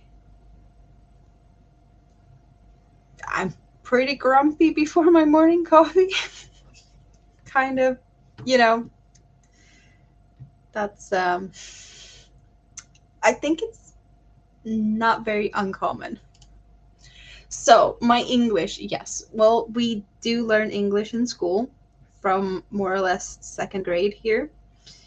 And I have spent a lot of years playing games, online games, and talking on, well, these days it's Discord. But way back when it was totally other softwares. But I've been talking English my whole life, more or less. And my oldest kid, his father lived in America for over 30 years. And with him, till this day, I mostly speak English. I don't know why. He is born in Sweden, and his parents spoke Swedish with him, and he does speak Swedish. He lives in Sweden now, so yeah, I don't really need to, but it's just convenient. And less miscommunication, because he was just so used to English when he lived in the US for so long. And yeah, English has just been something more or less on a daily for me. When I used to work, there was a lot of customers. Um, yeah, like English is just a part of a lot of things here. A lot of workplaces in Sweden, they don't require, but it's a big plus if you do know multiple languages. But English is pretty much like, if you know English, you can work, you know, um, with anything really. You can come from a different um, country, move to Sweden, and if you only speak English, you will definitely do fine here, because most Swedish people do speak English. Um, yeah, it, you can you can say that English is like almost it is a second language here, but it's like not official, kind of. Um, you need a cup that says no talking before I have my cup. Okay, I can do. I do understand where you're coming from. So when we have a live in a park in Uppsala, we would have coffee and something yummy. Sounds like a plan. Yes. Yeah. Like English is just second nature. Games. I don't play a lot of games now because I don't really have time to play games because I crochet. Okay. I don't have time for games. Um, and my computer is kind of a little bit out of date. I have hubby's old one. When he bought a new one, I got his old one. So I got the leftovers. And we did try and figured out that my computer is not good enough for Diablo 4, which is kind of a shame because I've been playing Diablo 3 since 2014, like a lot. That is one of the things that me and hubby has in common. That's one of the things that, like, when we started dating, we started to play that together. But before that, I played some other games. But I'd say Diablo 3 is one of the games that I played most. Satisfactory, Valheim is top on my list to, like, that's games I can just jump into any second. And is there any other games I play often? Like, I've tried a lot of other games, but I'd say those are my main games if I'd go and play a game right now. Most likely, I would jump into Valheim because there's a lot of new things going on there, and I like the survival stuff with really harsh punishment and whatnot. If I don't want to think really and just mind, yeah, then it's Diablo 3. But other than that, no, I don't play that much games. I do play some like games on my phone when I don't have yarn in my hand, because sometimes you just find yourself with nothing in my hands, and then anxiety spikes in and I just have to do something. So like when I'm cooking, I can have like dual wield some of the cooking utensils, just stir the pot and with one hand, and then I have the phone in the other hand with some silly mobile game, because I don't want to mess with cooking and yarn. A no-go for me. Yeah. Um, yeah, like English it's very common in Sweden. And yeah, of course, like all of over Scandinavia. And like Norwegian and Swedish is very, very similar. We do understand each other fairly good. Danish is also close to it, but I have a lot of like more difficulties understanding Danish. So between the countries, we use English. Hello, Angel Renee. Welcome. Happy to see you here. Yeah, the plan is fika in the park, and we're doing it live in Uppsala. Are you in Sweden? You are more than welcome to join us in Uppsala. Definitely not.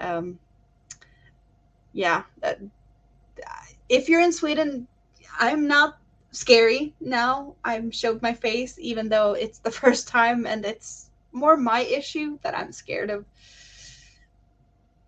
stuff. I don't know. It's a really scary night. You are most welcome to be here, and I hope you have a nice shopping trip. Are you buying yarn? Is it something that you will share with us later? A yarn haul or like a in the store type of showing what's going on would be fun to see. You do that occasionally, so it's nice to see what you're shopping. Well, it is the first live that you see my face. I have done lives, but this is new. So, out of my comfort zone here. I just dove in with head first. So we have a Diablo 4 player. Yeah. Yeah, my computer is just not good enough. And I do get to see it a little bit because there's a computer next to me. So I can always look at that. But it doesn't look as fun. I'm more like, I'm so hardcore into Diablo 3. I'm just not feeling like the 4 is. But I don't feel like I'm missing out. The fact that my computer can't handle it, it's not like, oh, I need to go and buy a new computer so I can play the game, because the game just doesn't look good enough. Maybe that's just me. Yeah, Valheim is just, I love it. I love it. And it's Swedish developers behind Valheim and Satisfactory. We do good games in Sweden. We have a Stockholmer here. Well, I'm kind of Enköping, so. And if Angel Renee is still here, Enköping, not Enköping. We had a little fun about that. She tried to pronounce it when I had only like typed it out in a chat with the weather going on. So the weather in Enköping. I loved it. So yeah, we're kind of a neat little triangular shape here. We have Stockholm and Uppsala and Enköping. It's pretty much the same distance for all of us. So you're a detour. I never tried that. Well, I did. I've tried it, just to try it, but maybe an hour. It's too slow for me. So, Erika. Well, nice to catch you, Erika. Yeah, it's just not. I wouldn't have guessed. It sounds Asian to me.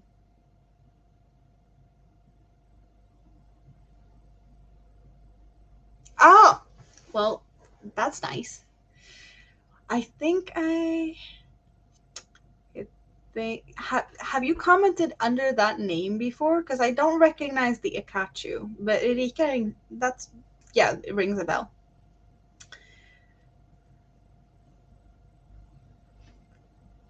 Yeah, okay. So you are a Pokemon player. Yeah. Makes sense.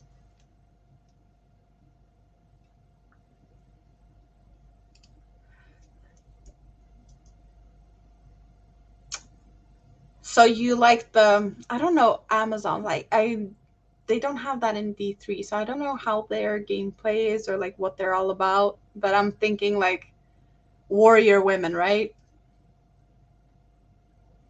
I'm more of a wizard, witch, sorcerer type of character in that type of games. Oh, if we're going back down the rabbit hole and talk about memories and games, I one of the games I probably spent too much time in when I was young is Puzzle Pirates. Yeah. Puzzle Pirates, I don't even know how many hours I played that game. And Myth Wars I played for a bit. That's also a long time ago. Archers, not my typical type of playstyle. I like the distance and I like magic and fire and ice and all of that stuff. I was really looking forward to D4. Um, I was really hyped about it, but yeah, I'm just I didn't fall in love with the beta because we did try out. I did get to try it, so it was like, you know, it's not like I didn't play it at all. I did get to try it, but it's something is not there for me, and I just yeah. Another sorcerer, yay!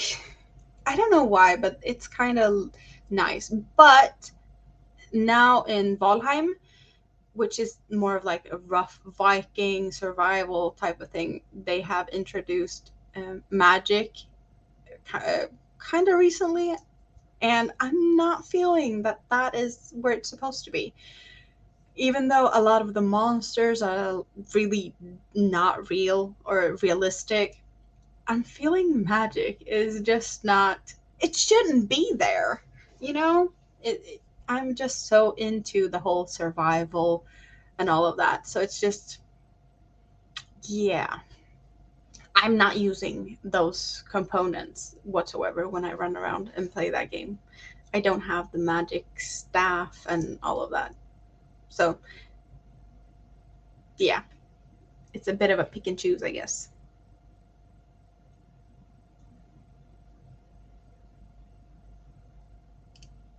Oh, so you can amp up the arrows. I like games like that. Valheim also has like a different type of arrows. I like that because it kind of feels like you're progressing when you find a new type of arrow. It's really nice. Just check in here.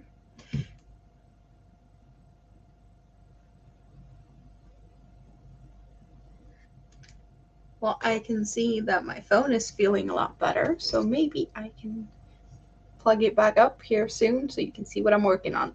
As you might notice, I'm not really working a lot right now because I'm talking and keeping up on the chat. So,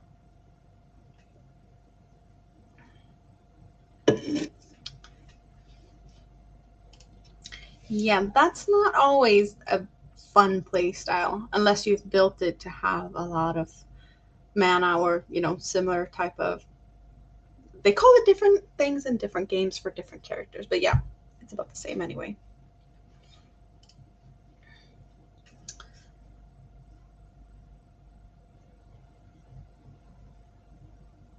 So I've seen a lot of thumbs up, a lot of people. Yeah, I'm happy today. It wasn't at all as scary as I thought it would be. Just showing my face. It's not that scary, really. Or is it? I'm still just at my desk, behind the screen. I guess it could have been worse. Yeah, blue potions are usually mana.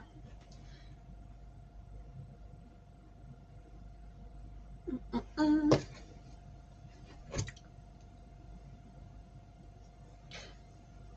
That bag over there.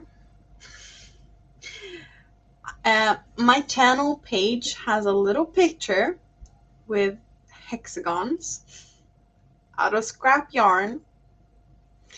When I took the picture of the hexagons made out of scrap yarn that I now have as my profile picture, I guess, is the last time pretty much it came out of that bag.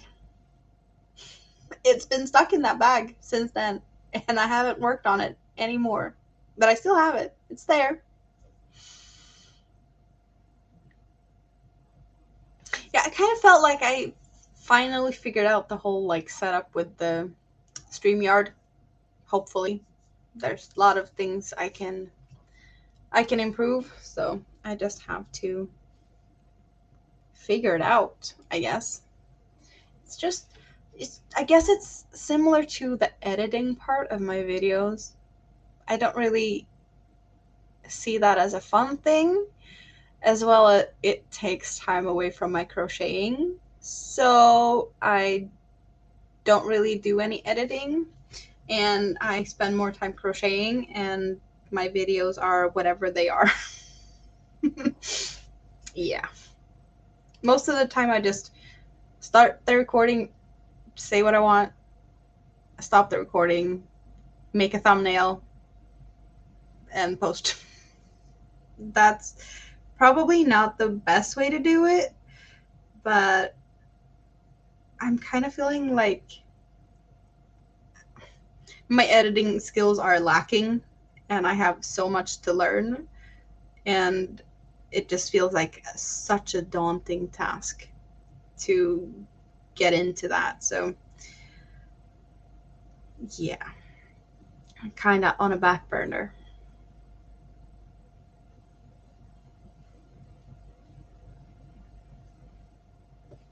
I'm really curious. We've been talking about my English skills here, and it's kind of funny that people are, I wouldn't say surprised about like my English.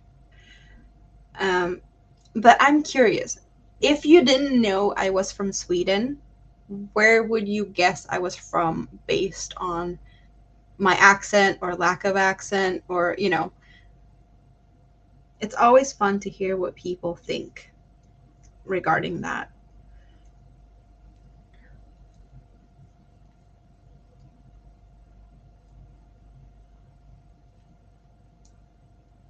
I've heard America before, so I'm not surprised.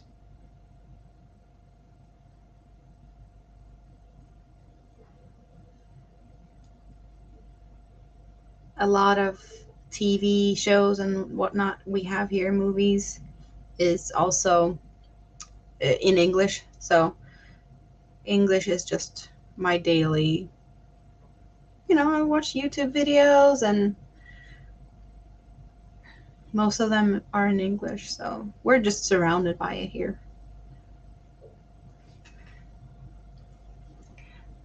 It's fun to see that all of you are saying US because overall, I think the most guesses I've had in the past has been Canada, which I don't like. I couldn't tell the difference from a Canadian and an American, or like it from the US, other than if you're in the more French parts and you have like the French accents in Canada.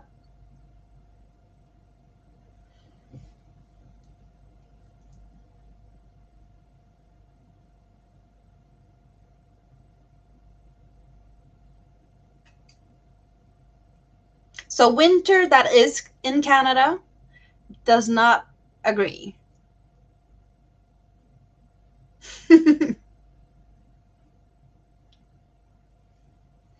Well, I I don't think I have an accent really whenever I speak whatever language I use, but it's kind of like in Sweden, we have a very southern accent and there's really northern accents and they're very different. And when I speak to people that doesn't live in the same area as I do, and I speak to people that has like a strong accent, I kind of shifts and pick up their accent while talking to them without noticing I'm doing it, which is kind of funny because I have always had people around me like, yeah, you're doing that again. Like, what am I doing? Like, yeah, you picked up the accent of that one. And it could be as easy as like, talking to my cousin on the phone, more or less without even thinking of it. Like, if I pick up the phone to call my cousin, I kind of have the accent before the other person has started to talk because it's just, some people I have other accents. It's weird. I don't know a lot of other people that is that much into picking up accents, but I've met people before that do also switch a little bit in accents if they have people they talk to that has accents, but not like it feels like I'm on a more extreme scale on that. So maybe the whole thing that I don't really have an accent is because I've been influenced by so many, and it's just a mix of everything that just ends up on like a normal scale, that I have the highs and the lows and I end up in the center. I don't know. Did that even make sense? In my head it did. I do understand if you're like shaking your head now. It's like, yeah, what is she talking about?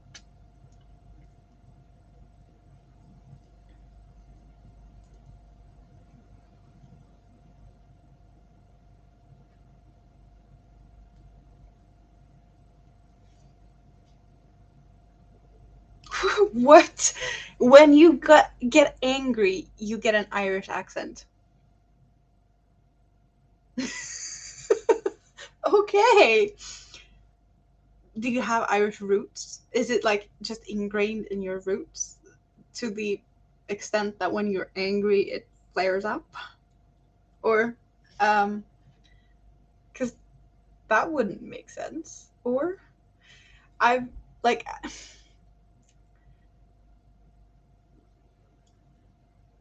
yeah, like maybe this is, I wouldn't say too much information, but it's like fairly personal information. I have a brother that I didn't know I had, that I have no contact with, and I see him occasionally. I follow him on social media, but we don't have any contact more than that. And we only have the same father. And my father has certain features about him that is just very, it's kind of a him thing. The way he walks, the way he moves, certain things. And he has not had any contact with my brother at all. But they walk the same. They have the same, like, physical, they walk the same, they move the same, and they have had no contact for ever. Like, they didn't have any contact when he was a baby, really, either. I think I was 11 when I found out I had a brother. So it's like, really weird that that part of you'd think that it's like influenced by what you see, how you grow up, but some things are apparently in your DNA. So I guess the whole thing that you sound Irish when you're angry is definitely possible, because a father and a son that basically never really met can walk the same and have the same like, yeah, they're very, very similar in different ways, looks as well.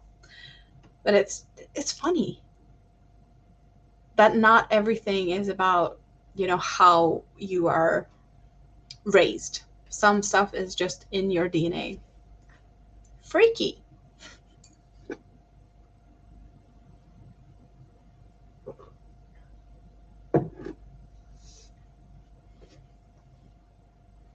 Let's see here. I am going to try. Yes, okay. Let's go. Let's see if I can make this work again. And hope it's as easy as it was the first time. And just hope that we don't have any weird stuff going on.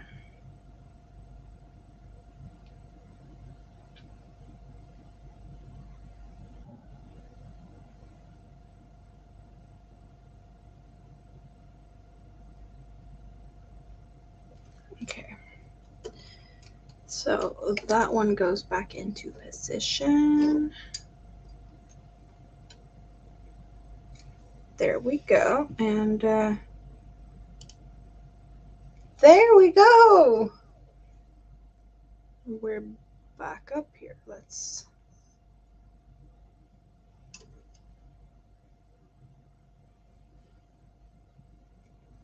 try and not get any weird noise issues. Now you can see what I'm doing again.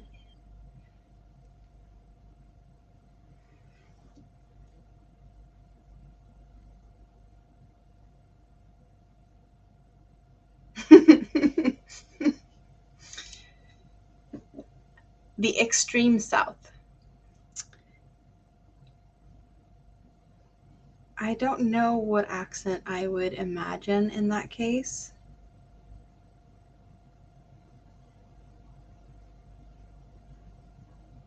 For some reason, I'm feeling more. I do like Texas. I can hear Texas accent. Yeah. Tired and angry, and you go, oh, Texas. Are you from there?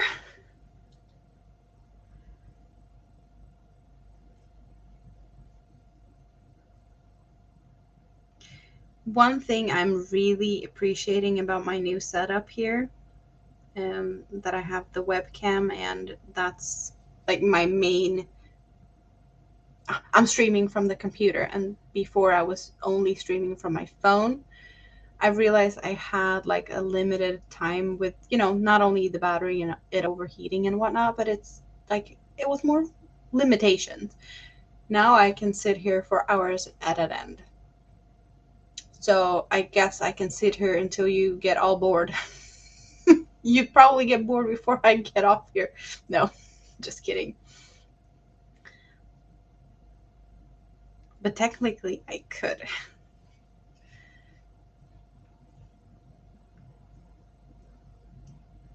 So it's a thing with the Irish ancestors. I did not know. This is news to me. Then again, I don't have any, to my knowledge, Irish ancestors. I have been thinking about getting one of them, like DNA tests, to see ancestry, or there's a plenty of them. I'm pretty sure I know um, a lot of my ancestors and stuff already, because I have been researching a bit, and we have a couple of really um, pretty good branches of the family tree already researched into. So I don't really feel like there's a lot for me to learn, but of course, stuff way longer back is, you can always find more stuff.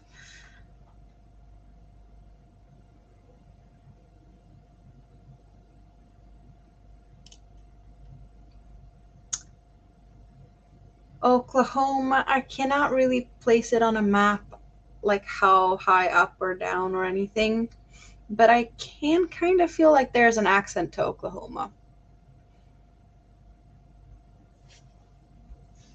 Whether it's close to a Texas accent or not, I couldn't tell. Are you talking about me or someone else? Elise Bush. Who is that? Not a name that rings a bell to me, at least.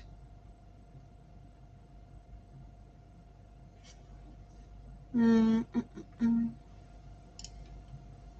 Fortunate enough to not hear the Irish accent, because if he begins to get angry around me, he walk away and does deep breathing until he calms down. Okay, so you don't get to hear it so often. At least he knows when to step away. Not everyone knows that. Irish, Scots, and Germans. Cherry pick words? Is that because you feel like you are allowed to with that type of ancestry?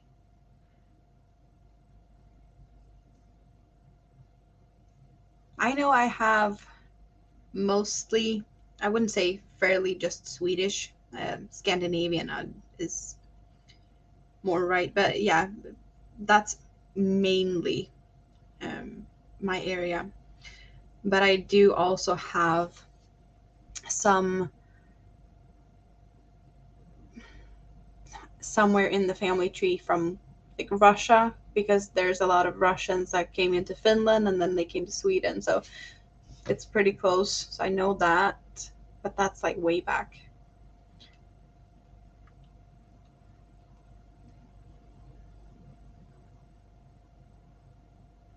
Uh. So Oklahoma and Texas, are they like fairly aligned?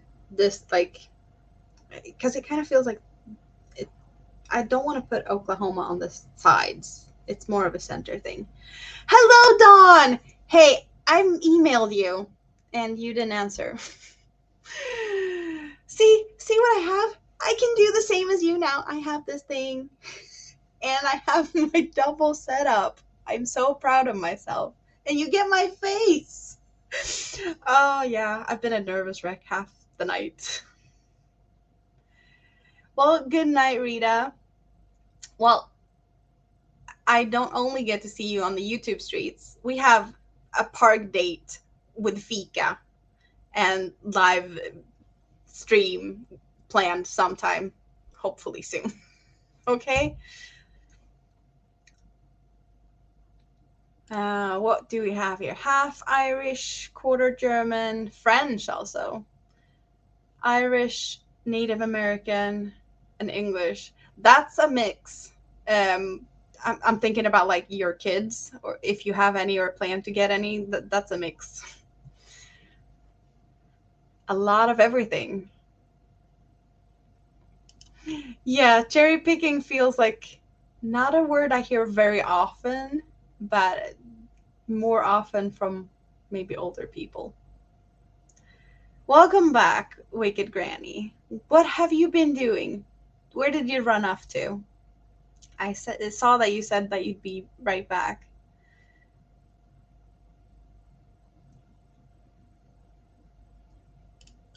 Yeah, I know like the Elise Bush, but I don't know who that is.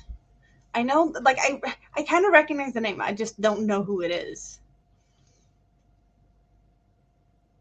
Okay, so sells boho style clothing from Denmark. Yeah, I can see boho in Denmark. There's an area in Denmark where stuff is very boho. So in August, we're doing a park meetup with crocheting somewhere in Uppsala with fika and a live stream. Whatever that looks like. Yes, sign me up.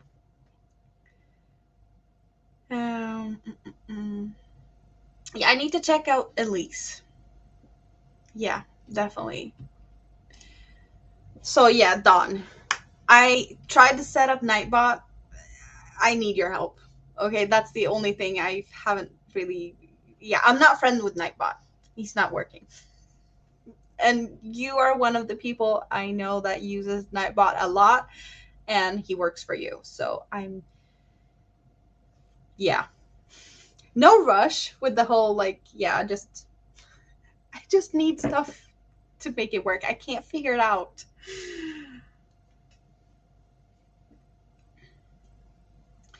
Well, the dual cameras is just like this is what I do. Like I love that you can see what I do. This is not what I'm comfortable with. So I was like, if you're only seeing this, I'm gonna sit here and be like, yeah, this is uncomfortable. But I can stream like this for longer since my phone is, crappy battery, overheating, whatnot. So I did have this set up for a while, and then I had to pull down this camera here to let it cool down, charge it, and now I can do this again. So this stream is going to be a lot longer than I expected.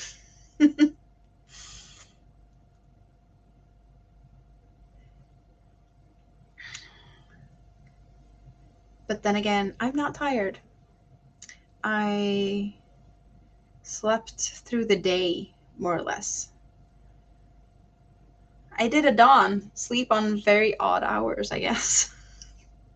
But I got screwed over the day before when I fell asleep putting the kid to bed. I fell asleep in the bed next to her, and then I woke up 2 hours later, and then I couldn't sleep for all the night. So I slept during the day. Yep. Not the first time I fall asleep when I tuck kids into bed, but it doesn't happen too often.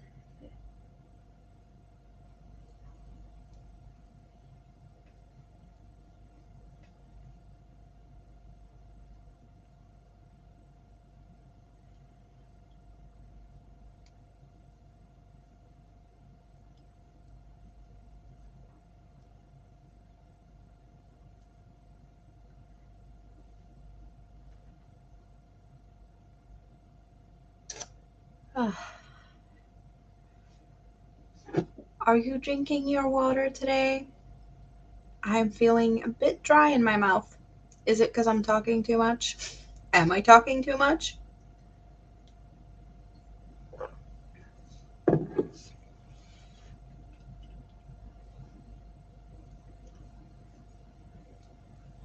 Is there a thing of talking too much when you are the one being the entertainment? Or at least trying to be. I don't know how entertaining I am. But at least I'm having fun, and you are all being so very nice and kind and wonderful. I really appreciate that you're spending your time with me.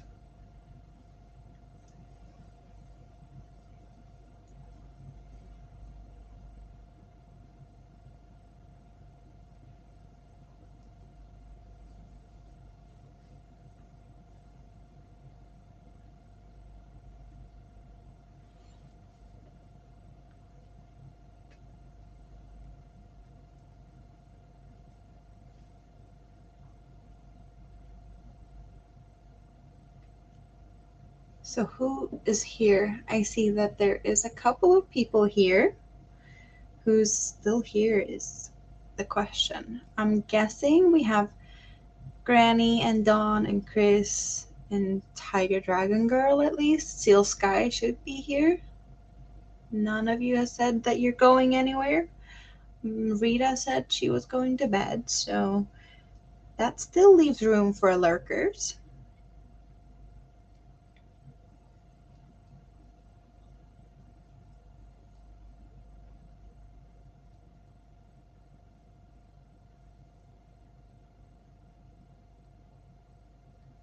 Was your dinner good, Steel?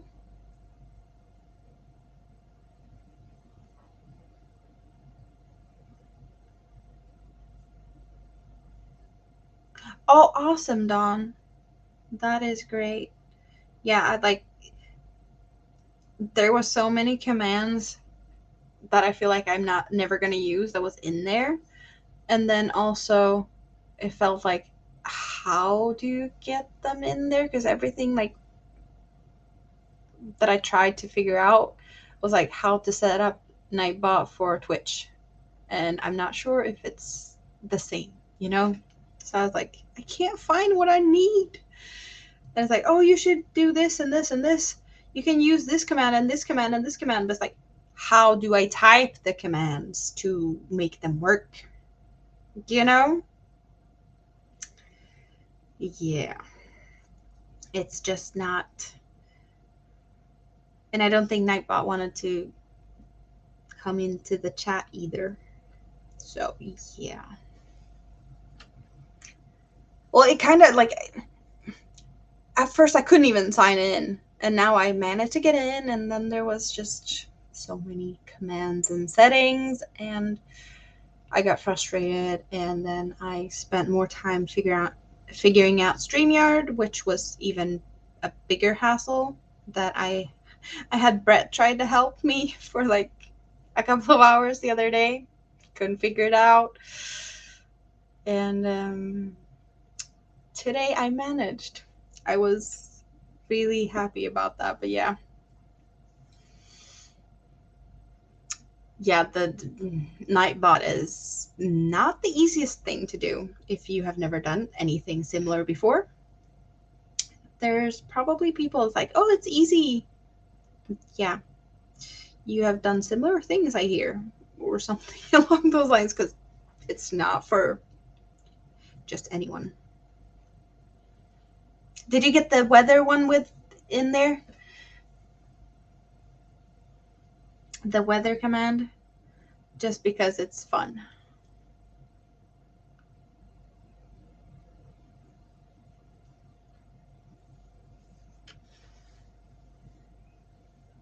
Well, mostly I feel like it's a good thing to have Nightbot here for those who want to share their links. That's more or less like the only thing I prioritize it for. It can probably do a lot more than that if you just, you know, figured out, which it's gonna take me some time. Figuring out what I did wrong, not even getting him into the chat is one thing. But yeah, another day. Oh, nice.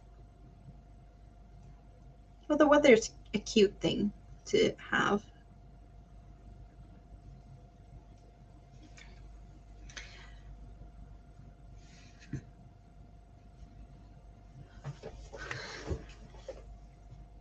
Dawn, you haven't been here from the start. Let's see here. If I do that, that's a bit of my yarn stash. It's a bit of a mess because this is not the room that they're supposed to be in. Yep. It's not even close to what you've got going on. Your yarn wall is so cute. But I definitely have enough to be happy for the foreseeable future. Let's put it at that. You want to see some yarn? Well, you can see Hobby Yarn and Hobby Yarn and some Hobby Yarn, 8/4 cottons, a lot of acrylics, full of cookie yarns, and that is full of one type of yarn, and it's all the same. Mixed yarns, scrap yarns that I've kind of inherited-ish, other people's leftovers. But yeah, and the owls are sitting there. That box is also full of 8/4 cottons mostly.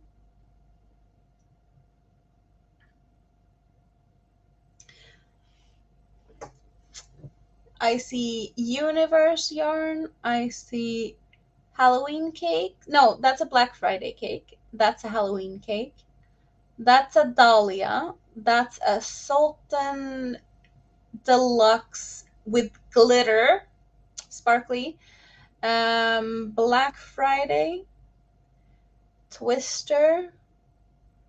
That's another one of those asterias that I did for the designer. But that's mine in a Sultan Shadow. That's in the bag. That's on the to-do list. This box is full of yarns that I'm going to use in the foreseeable future that I have plans for, except those twister cakes, because I got them and then I got this one, well, you know, the one I'm working on right now. So they shouldn't be there, but they haven't moved out yet. And there's a lot of other yarns in there. I see a Sultan Shadow in there. I don't even have room for all my cookies. I realized, because there is, where did it go? A cookie here. It doesn't fit in the box with the other cookies. For those who like cookies, these are yummy. And these are good for your health. You don't gain weight by buying this type of cookie. Am I being like the worst, I don't know, enabler? Organized. Yeah. I have leftovers there. There's leftovers everywhere.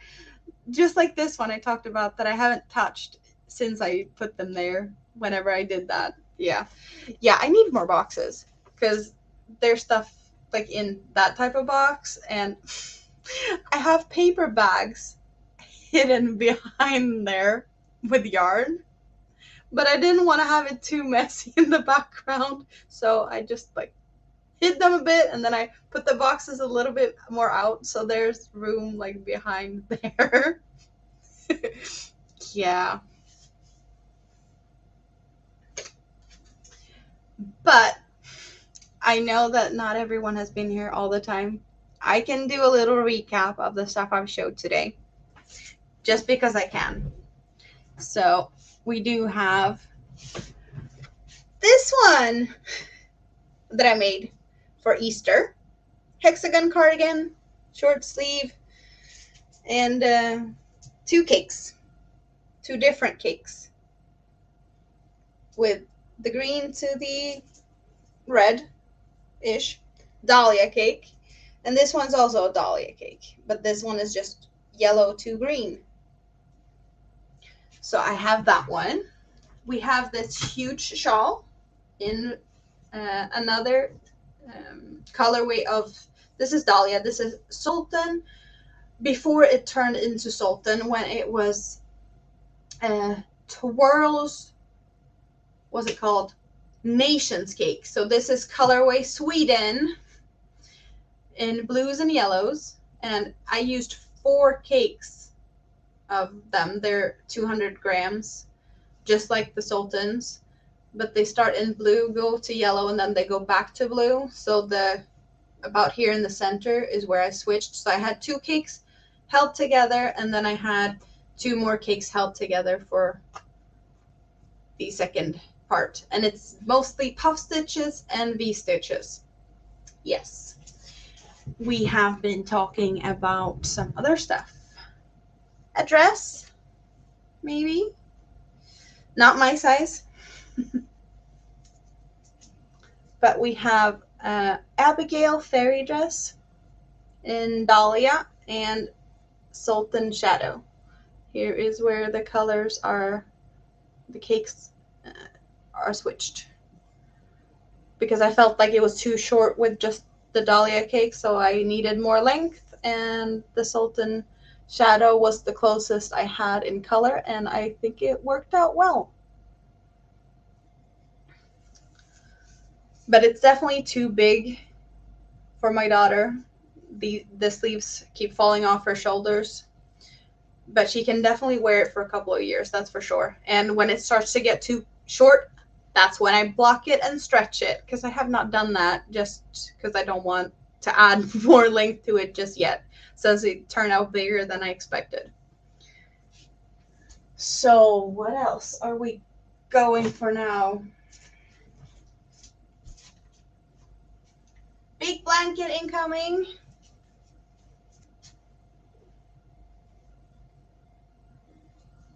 This is the blanket I made for my daughter's birthday. 4 cakes of Dahlia. So it's going to be very similar, the new baby blanket I'm making now, but it's definitely not going to be as big. And it's same designer that made the pattern, but this is a different pattern.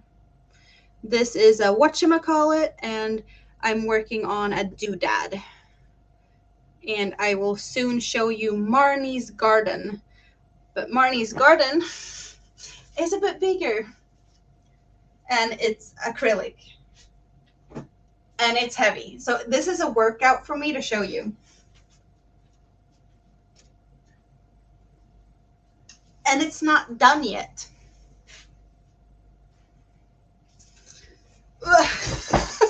Okay. Are you seeing this?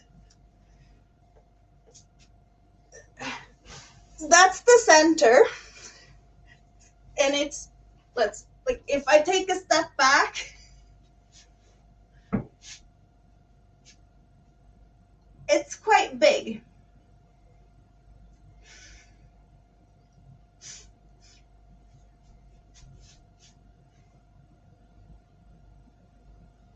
I'm thinking probably good enough for a king size bed or something.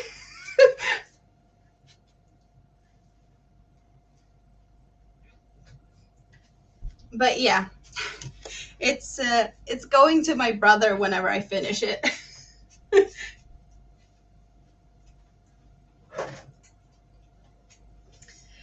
Now I can show you more small stuff. But yeah, it's it's heavy, and I did calculate that in total I have 50 balls of yarn in the right colorways.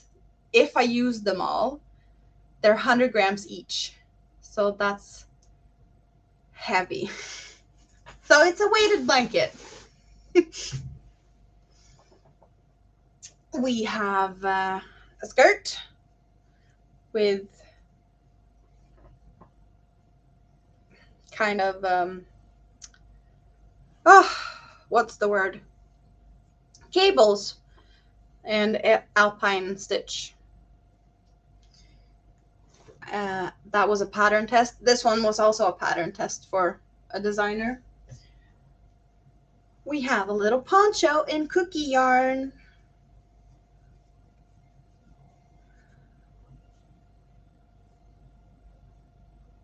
That my daughter never uses. Because she has I need to do something, but she has an issue with that there's nowhere to put her hands. That there's no like sleeves or closing for the hands. So need to do something about that.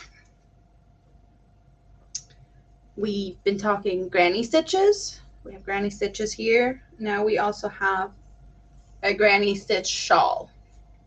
Of course.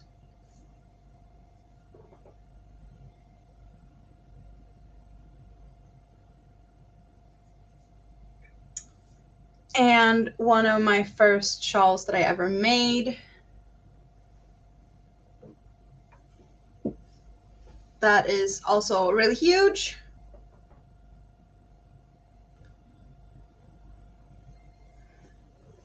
And this one is really fuzzy because definitely not anti-pilling or anything.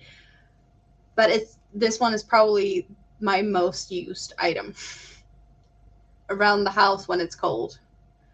That's when I get this one out. So that's some of the fun that we've been talking about.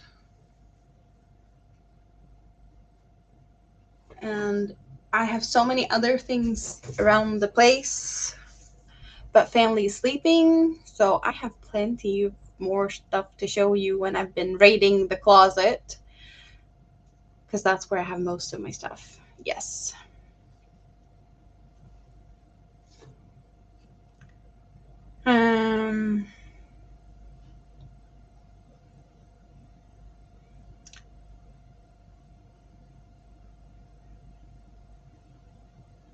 I'm guessing Wicked Granny already left, so I hope she has a great time with her daughter.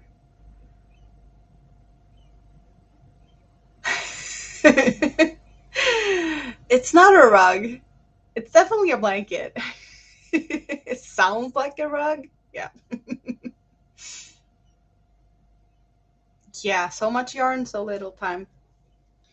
Like the blanket for my brother. It's so heavy and it's so warm.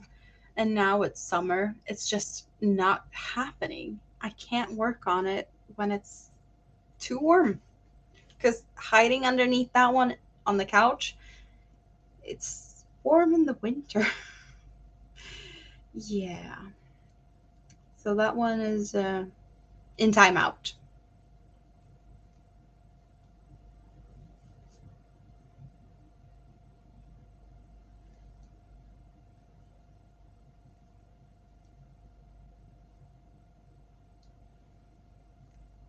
I had to think now. LB, is it Lion Brand? I am definitely not familiar with some of the stores you have over there. So that's my guess that Lion Brand is what you're ordering yarn from. Well, it has been really nice to have you here, Angela. I hope you have a great rest of your day or good night. And yeah, stay safe.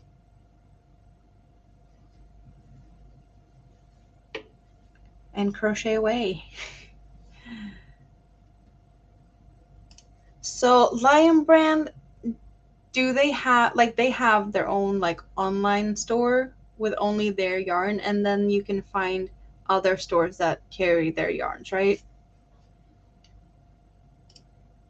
Because it's really hard when you haven't I haven't really ventured out and looked at the yarns. I do see a lot of yarns um, in the YouTube community, but I never really figured out. It seems like some yarn brands have their own stores, or at least some stores have their own yarn. Okay, so Michael's.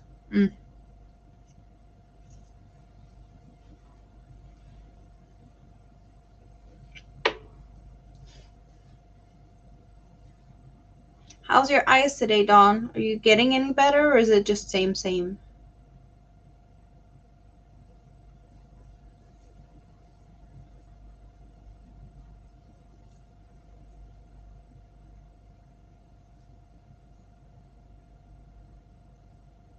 And are you planning to stream anything today?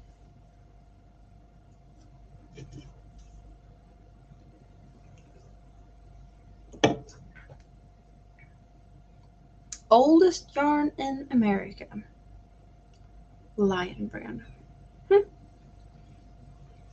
Learn something new every day. And a day that you didn't learn something new is a wasted day. Or at least that's what I'm saying one of my old teachers had.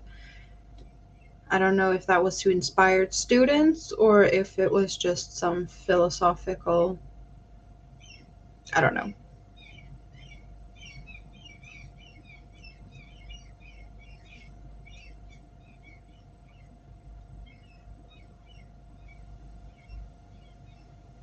But Hirschner's, do they have their own yarn or do they only sell like other people's yarns or like other manufacturers or do they actually produce something themselves?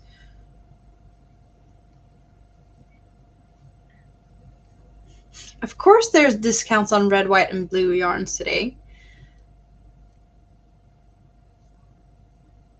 Isn't that what every American wants today?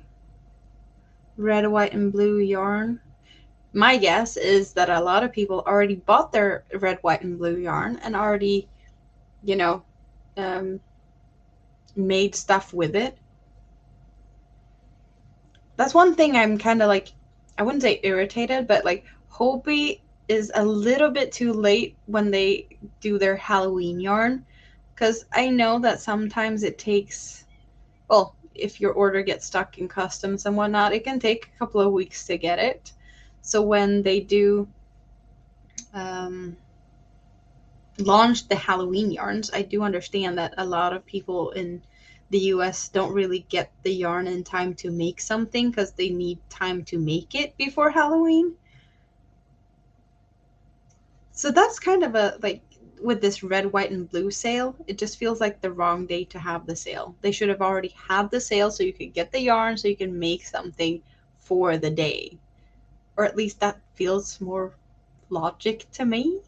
Or am I, you know, is it only me thinking like that? Just like Christmas yarn should not just be available for like a couple of weeks before Christmas.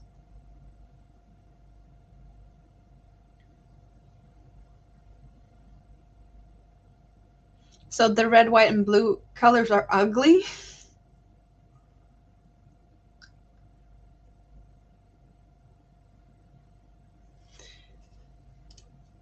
Do you have any pictures of Halloween shimmer? Because that sounds nice and I've never heard of it. Maybe you have some in your stash. Take pictures and show me later. Yeah, sounds like a good plan. I need to sort out the whole Facebook group thing so you can post pictures there too. Yes. See here, Hirschner has Halloween yarn now, so you can get the stuff in time to make stuff so that they're done by Halloween when you want it. That's how it should be. Okay, so tomorrow you're streaming. Mindfully Crochet was here in my chat before today. I was so happy.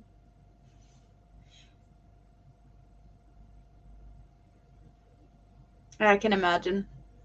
People are probably growing crazy about fireworks. In Sweden, the last few years, we've had more and more restrictions when it comes to fireworks because of accidents and stuff. But that's not the only thing that is like making people not do fireworks as much as it was a couple of years ago. Because now so many people are also thinking about the environmental effects of the fireworks and the whatnot. So, and think about the dogs because they're scared of the bangs and noises and whatnot. So we have a whole side that's like, oh, we shouldn't do fireworks because it scares the animals, and then we have the environmentalists being like, no, it's bad for the environment, we have to think about the climate changes and whatnot, and then also more and more restrictions on how to handle it because of accidents. So we definitely not have as many fireworks now as like 10 years ago. That's what I say. That's what I, yeah. Uh, uh, uh, yeah, I will do the, yeah, fix the Facebook group thing and definitely put it out in the world. Um,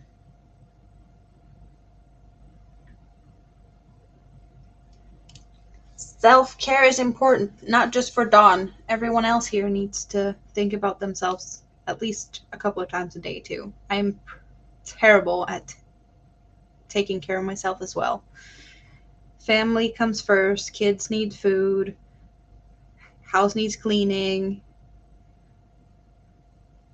Crochet is my thing. Yes. But other than that, like all the other stuff, I often forget to eat and don't take care of myself enough. Too busy crocheting. Not enough time. Halloween yarn is 4 different colorways of sparkly. What Halloween yarn are we talking about? The shimmer stuff that Winter mentioned? Because of the sparkles. Mm-mm-mm.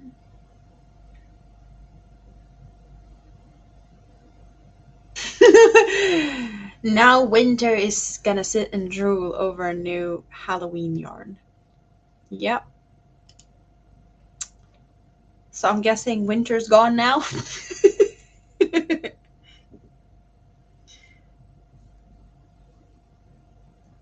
I still have so many. Oh, the Hirschner Halloween. I still have my Halloween yarn. There's more in there than what you can see. There's 2 cakes of that one. So yeah, I have more Halloween in that box.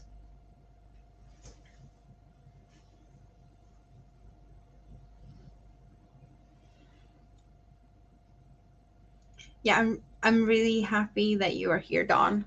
That even if you're not streaming yourself, you're more than welcome to hang out with us. And I'm happy to be the little host when you're not. I've been sitting here like no one's streaming. There's nothing to watch. But then again, it's like 4th of July. Of course, people don't have time to sit here. So I was like, yeah, my chat's going to be dead because people are not here. But some of you are here, and I'm happy about that. So, yes.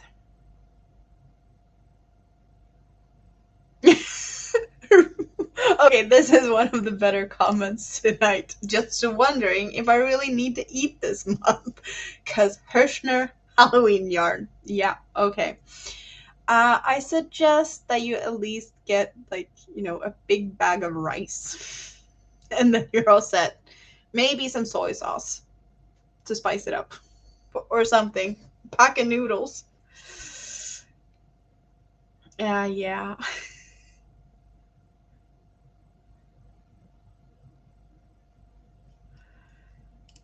This is also like it's a way of thinking that I do appreciate, that you can make more money if you buy the yarn. Yes.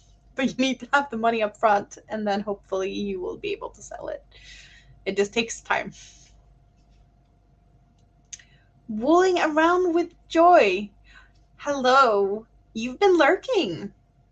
Nice to see you step out of the shadows.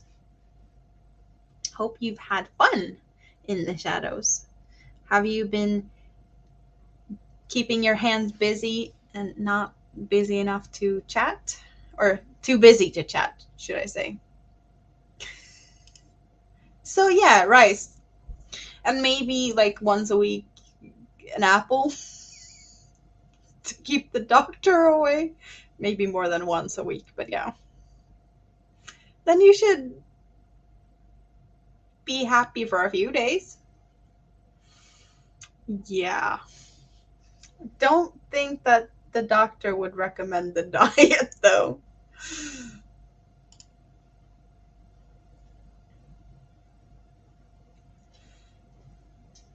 Uh,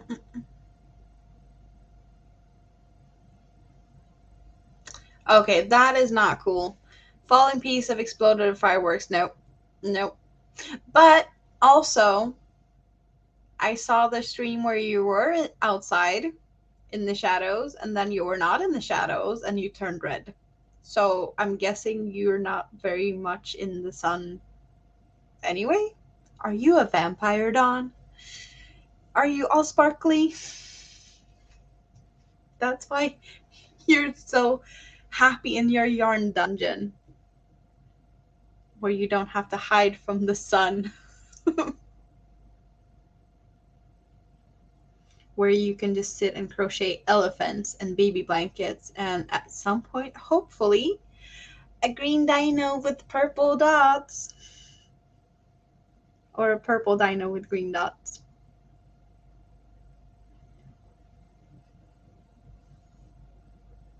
How do you fall asleep from jasmine rice? Like by eating it, or like hitting yourself in the head with a big bag of jasmine rice? I'm sorry. But I don't know why. I'm just thinking about the giant bag that Winter was talking about for $20.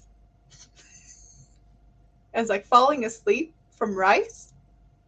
Yeah, if you hit it in your head, then it might make you fall asleep. Yeah, jasmine rice is good. I do prefer basmati. That would be my rice of choice. But I usually just buy pretty much whatever is at a best bang for your buck kind of thing.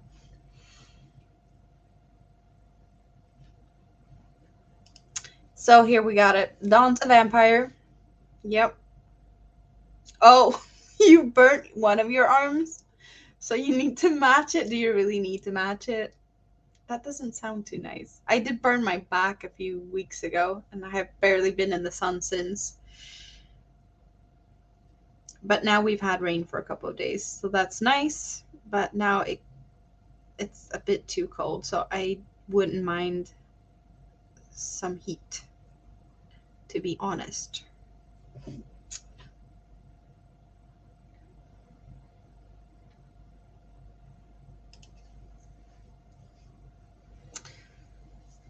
It's growing bigger and bigger. Yeah, I wish I could show you the shawl I made in this colorway that I'm gonna give to the mother, but it's not accessible to me right now without waking family up.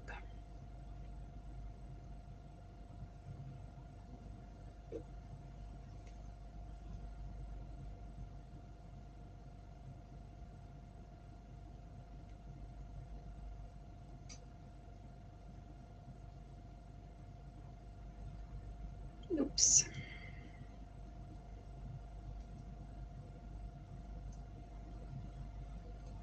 I definitely need to check out the yarn you're talking about. So Hirschner Halloween yarn.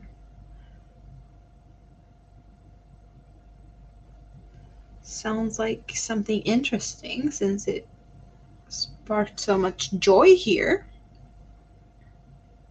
Or at least it sounds like it.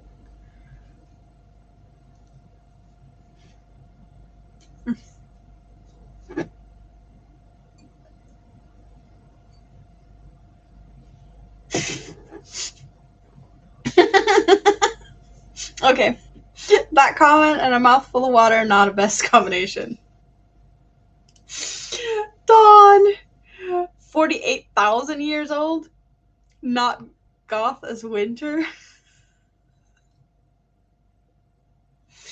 Yeah.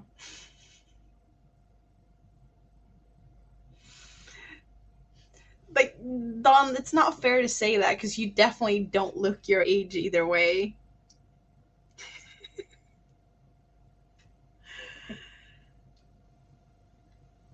Yeah.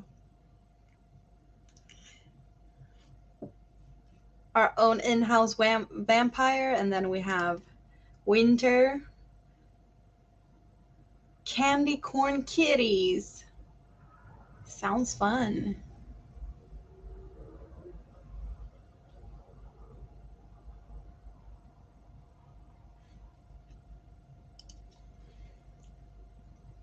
Well, Dawn, I would probably recommend Sweden in the winter, where the sun never rises.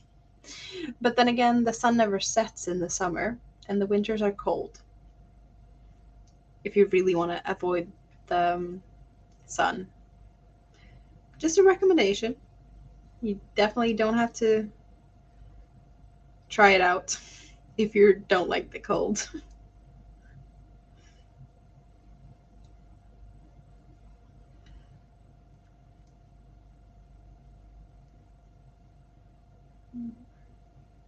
Oops.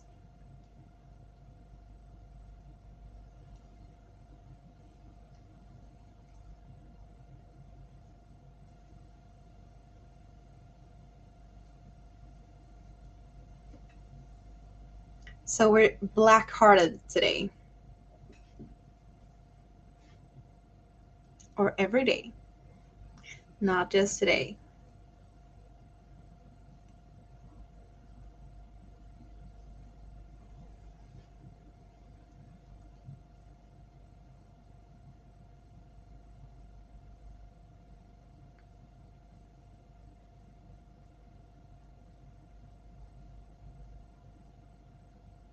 So how's the baby blanket going, Dawn? Because I'm guessing that's what you're working on today.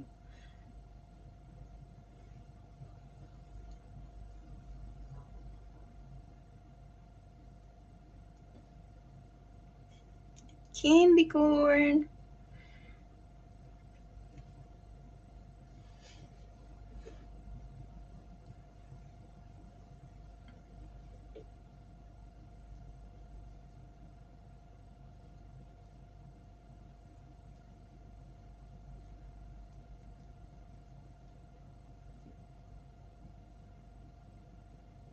Well, I must say, I definitely wouldn't have ventured out to this whole StreamYard setup and all of this if it hadn't been for inspiration from this community. Yes. And also, Don, you made it look very simple with the whole like inviting people in, joining in on your streams. So it felt easy. Easy enough for me to figure it out. Now I did because I took the time.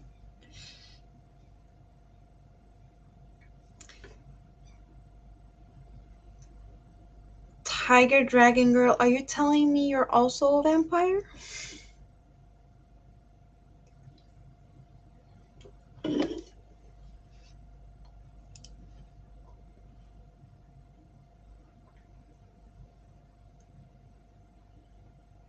Yeah, we probably all have a little bit of a black heart.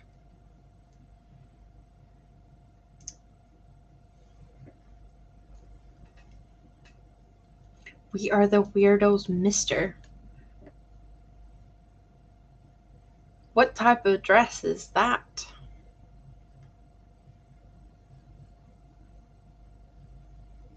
I don't think I can even imagine anything that would fit into this.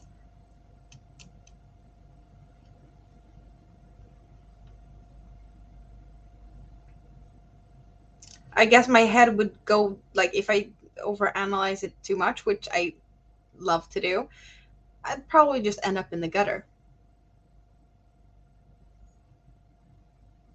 Yeah, that sounds like a dress I would not wear to public, just out of what my imagination's thinking. So the baby blanket might be done like today. 6 hours out from finishing. That is if you have time to crochet and energy, of course, and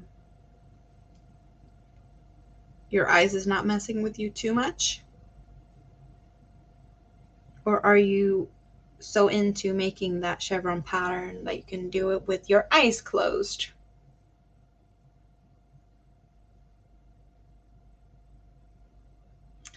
So yeah, we do have more vampires here.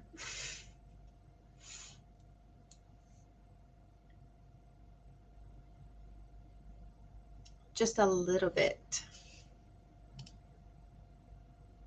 The movie Craft. I do not know that movie. And I do not know Killstar, but I'm guessing it's a store or a brand or something.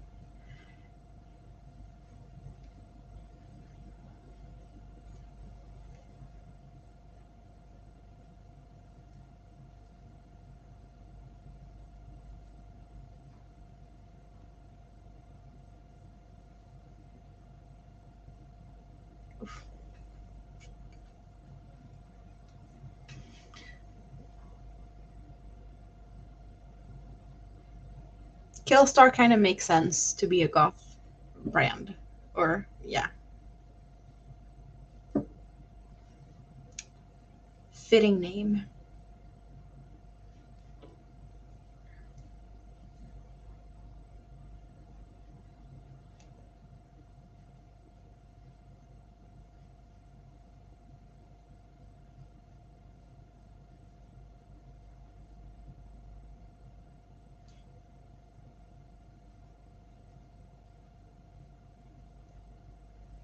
It sounds like music outside my window, but it's 3:17 a.m.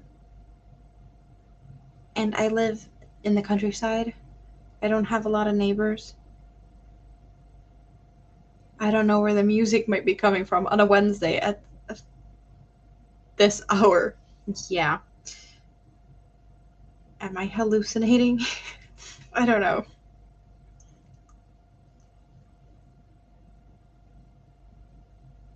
Also, you had a chevron baby blanket when you were a kid. That makes sense, though. That you would still like the pattern now. I don't know why, but I'm just like so stuck on these types of baby blankets. And to a lot of Swedes, this is too much. Here, it's, more granny squares attached together, or maybe like a big square granny style stitch. But yeah, that's, I guess Swedes are basic, but this type of extra stuff is not very common in baby blankets here. I don't know why it feels like I have to think twice because I don't know, it feels like, is this too much for a boy? I've been overthinking this before I finally set on a pattern that it might be too much because it's stuff going on and the shell parts. Is it too girly? Is it too much? Yeah. But I've been like, nope, this is just what I'm gonna do because I enjoy these patterns. Oh, and now I have found a mistake. I have found my first mistake. I only have one here. Should be a V-stitch. Never mind. I'm winging it. Not a problem. But yeah, my first mistake. And I'm just making a shell here anyway.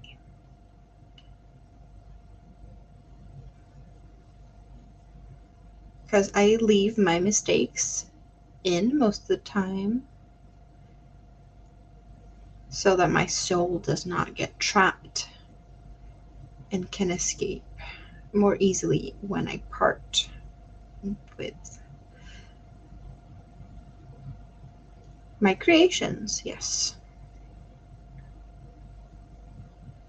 I know the Irish saying is a little bit different than that, but it's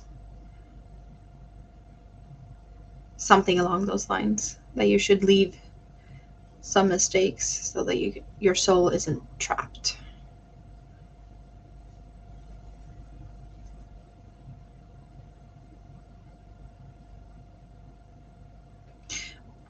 like this far in, I don't see why I should like rip up. You can see that this is um, how far in, like how long the rows are. So I'd have to frog, you know, a whole row back. And now I'm making shells. Yeah, nope, not gonna.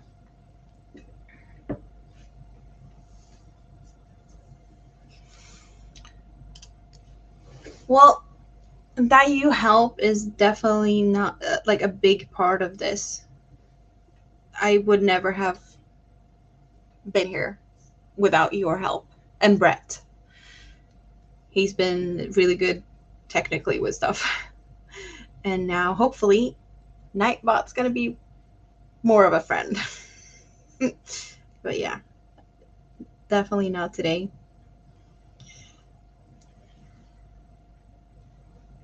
See, you can barely see that there is a mistake here. Like if you really look for it, you can see it. But if you don't know it's there, you're not gonna see it.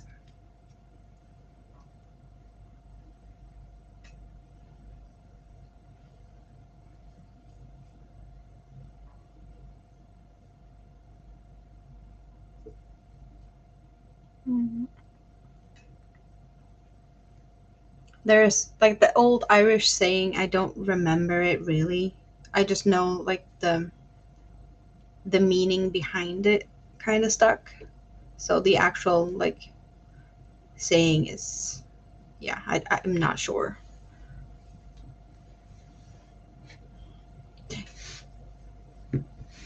With the dark behind here, maybe you're able to see it that the V stitches have a big hole, and here you get the hole more on the sides, but it's barely noticeable.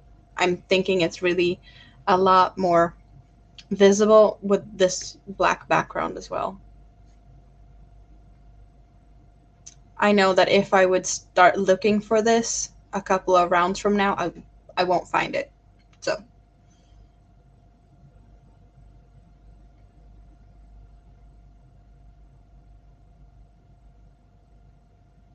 rats as pets, yeah, I know that that is common in some places. I used to have I used to have a boyfriend that had another pet, which made us have dead rats in the freezer to feed that pet. A pet python that was quite big.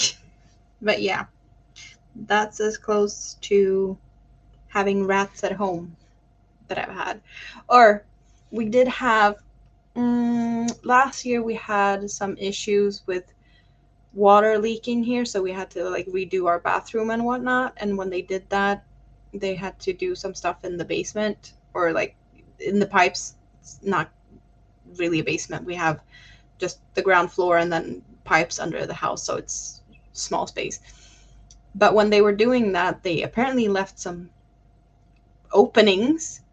So over Christmas, not the last Christmas, the Christmas before, I had mice or something running around in my kitchen for 3 weeks before they sealed the holes. Perfect timing, you know, Christmas and all that. Christmas food, food everywhere, and then, yeah, mice, rats, something. I think most of them were like the smaller mice that we have, like wood mice, or because we have a lot of fields here. And it was winter, so they wanted to be in where it's nice and warm and whatnot. So I don't mind people having them as pets. Don't want them in my pantry. Just saying, that's not what they where they belong. I don't think anyone wants them in their pantry, really.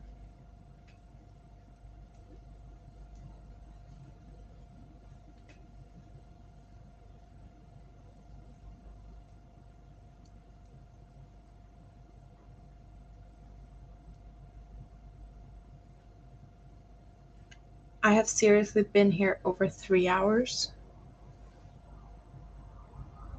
I did not see that coming when I started this. I was just like, yeah, I'm just gonna pop in here, show my face, and probably not be here for long. Now I don't want to leave. Is that how you feel when you have your streams going on forever? Because you usually sit there and then it's like, yeah, I need to go soon, and then half an hour later, you're still here.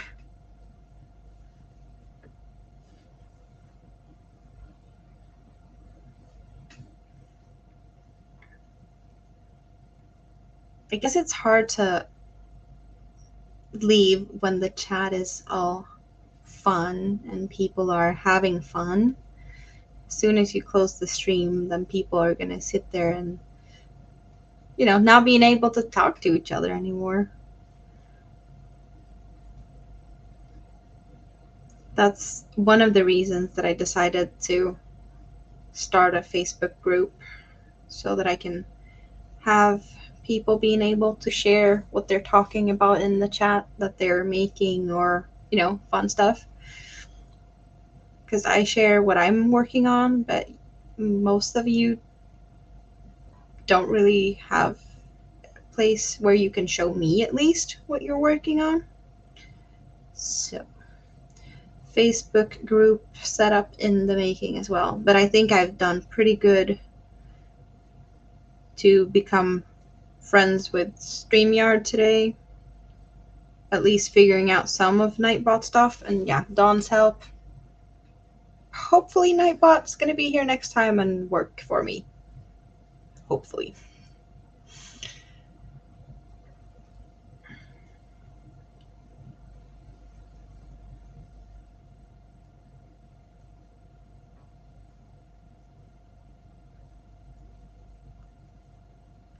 Three blind mice for Christmas. I don't know what that means, but I'm getting a picture in my head, and I think it's from.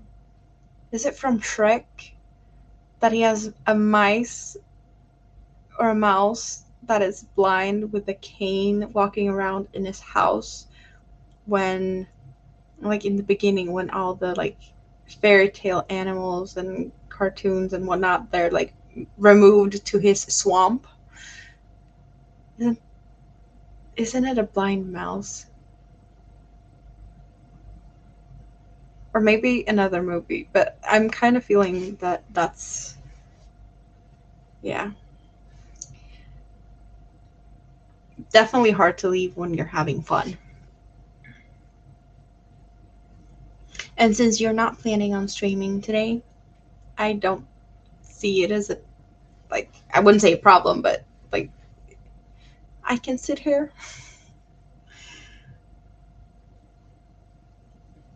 until I fall asleep. Oh, Chris is still here. Have you been lurking this whole time? What are you up to? Have you kept your fingers busy elsewhere than in the chat? Christmas nursery rhyme. Oh, okay. So the three blind mice. Okay, the nursery rhyme is also in Shrek, so that makes it. Yeah, okay, that makes sense because of all the characters that moves into his swamp is from somewhere. They have something. So packing. What are you packing for? Are you packing to go on a vacation?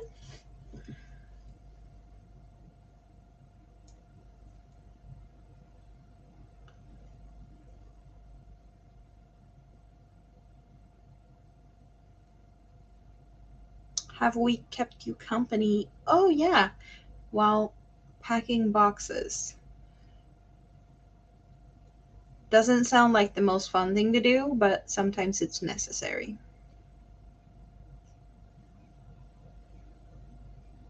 Okay, moving out of state. That, I'm guessing you're packing everything you own, more or less, into.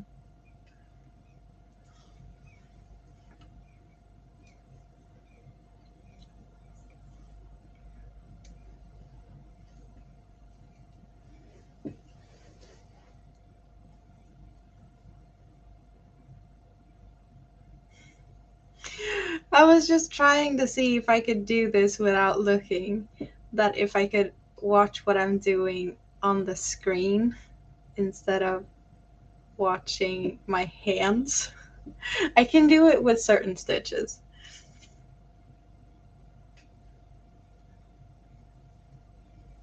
It's tricky, but yeah. I kinda can do a little bit.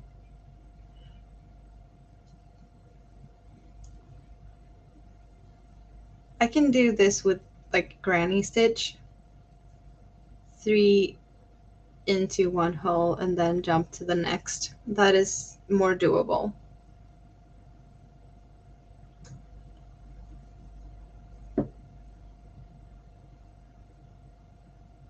Your rat's happy now? Fat and sassy?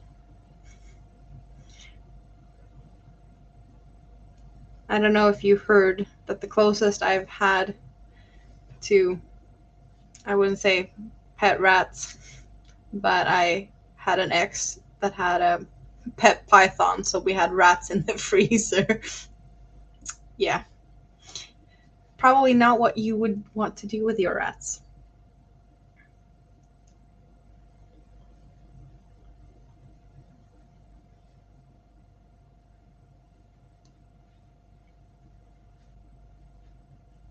I was just happy that the rats that we had in the freezer was in a different freezer from where I kept the food. Yep.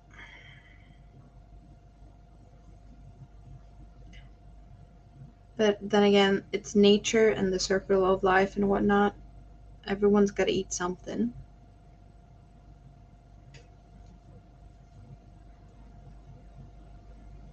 So, what are we talking about that's sweet and loves snuggles? Because rats can like snuggles, snake can like snuggles until they've snuggled you enough to not be able to snuggle no more.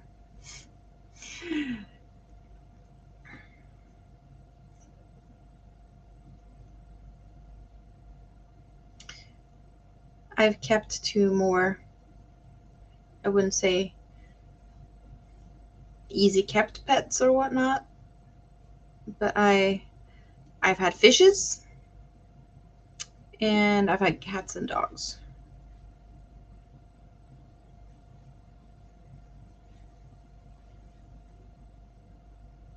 And I lived with a snake for some time, but it wasn't mine.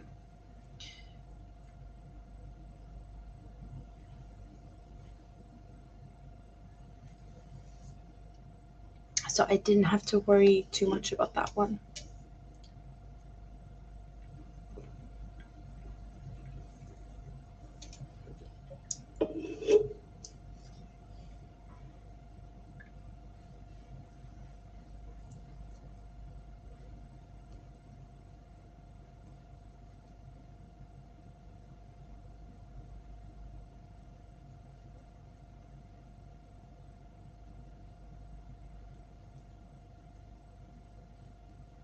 I have seen in a couple of crochet groups people posting pictures of their crochet friends.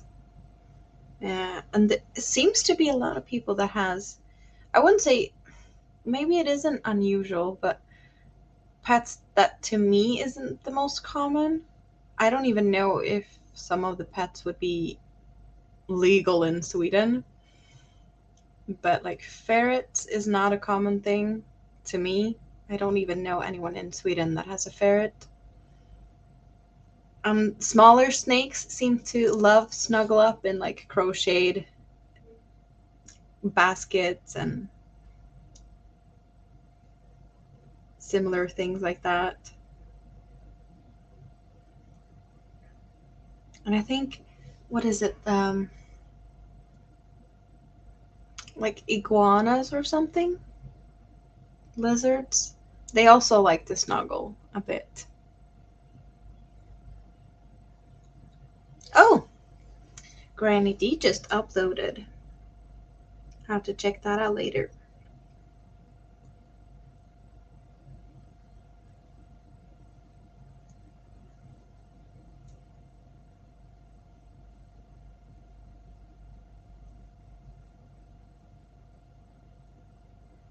Yeah, it seemed to be very like different.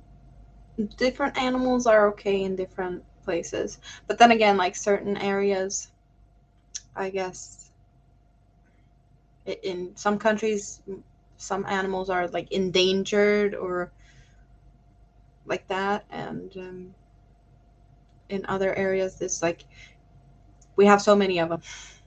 Do whatever you want.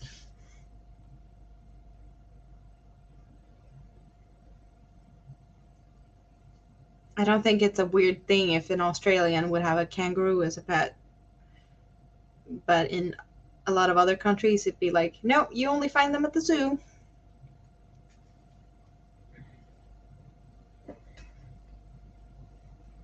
Oh, that reminds me. There is, I don't know if it's still there, but I've seen a YouTube channel with a man that feeds raccoons. And when he feeds them, like on a daily basis, he has a set schedule when he feeds the raccoons. There were so many, like, I don't know, 20, 30 raccoons. Yeah, I, it's just crazy to me. They're all wild, but they come to him for food, and he's feeding them with all sorts of weird stuff, sausages, and it's been a while since I saw that. I wonder if it's still an active channel. Don't even remember the name of it. So.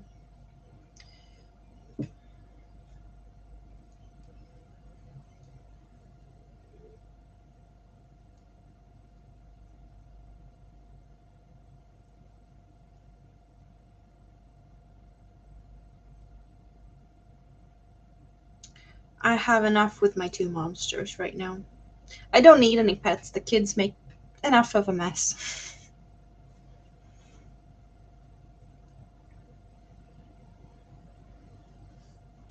They can be a bit messy at times, yes.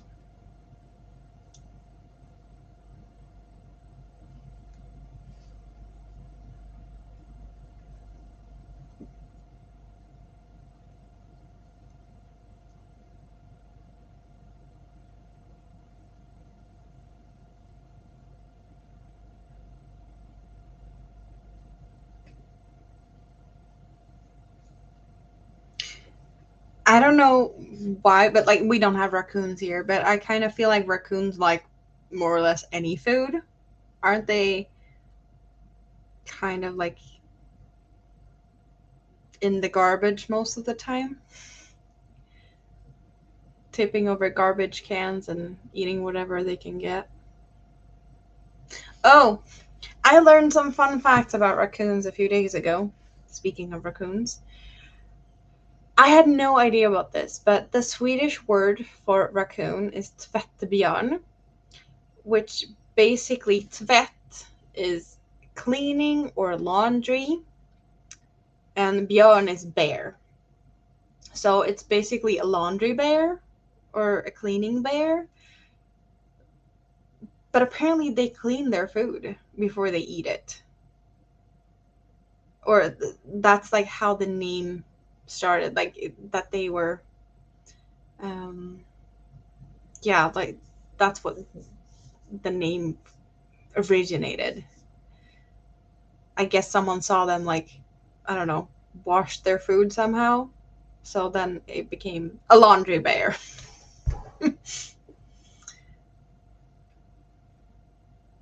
So yeah, I'm full of fun, weird facts like that. I don't have Nightbot yet to shout out cat and dog facts like Dawn has. So I have to provide them myself, and I come with raccoon facts. Uh, yeah. Yeah, dunk it in water. That's the. So they're laundry bears.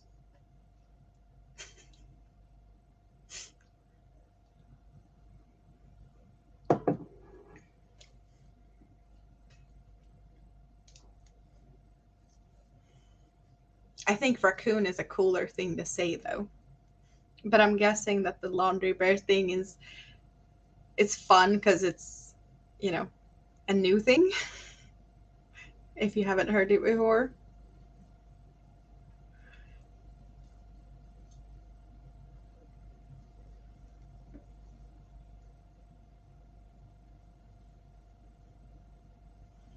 I've never really seen them eat other than on that channel, and they just eat whatever they get and tipping over garbage cans.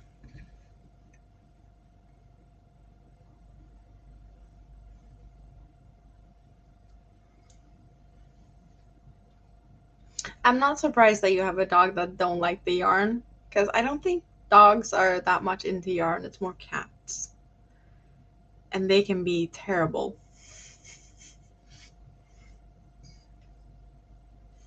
I'm just happy I don't have to compete with animals while I crochet. Because I've seen so many pictures of cat just laying on top of what you're working on, and the whole like you should never move a cat. If it's laying there, it should lay there until it moves away. Yeah. Not my style. If I want to crochet, I crochet. If I have to move a cat, I'd move a cat. Yes.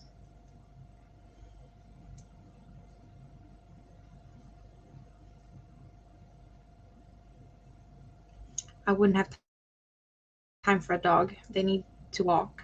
I want to crochet. Okay, I think, let's see. Yep. The other camera just battery died or overheated. So, back to that. Cool down, and I'll restart you in a bit and put you back on charge. Definitely not unexpected. So, like so. I do think dogs like blankets, and cat loves to mess with you when you're making your bed and hide in the sheets.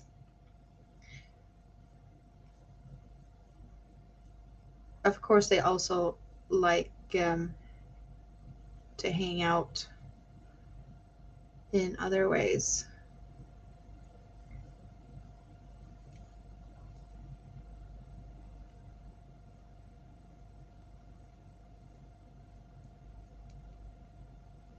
Like on your lap while crocheting and whatnot.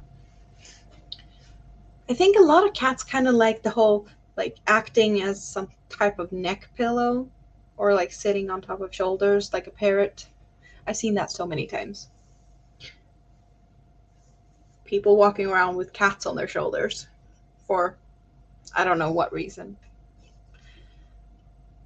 I guess it's a good, you know, lookout point if you're walking around.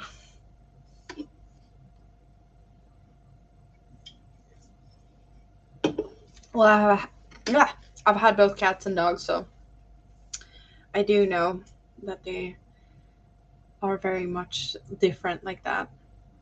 I don't know what I prefer the most. Dogs are more like, I don't know. You can take them to more places. It's more fun, kind of, maybe. And it's good for your health to get out and walk and move around. And you don't do that when you have a cat. Or at least not me. Because I don't have time for that because I want to crochet.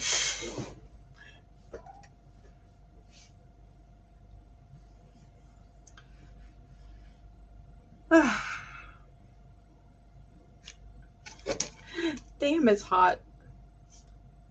I need a new phone at some point. Not today. Not today. Well, who have we here? Yearning for a smile. Are you just popping in? Or have you been lurking without saying anything? Nice to see you here. Either way. Hope you had a great day.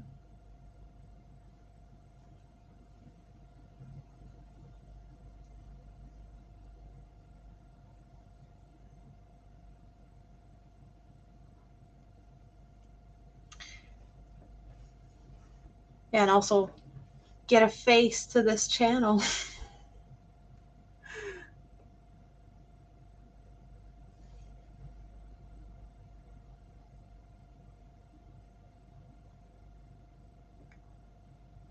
parrot in a mesh backpack?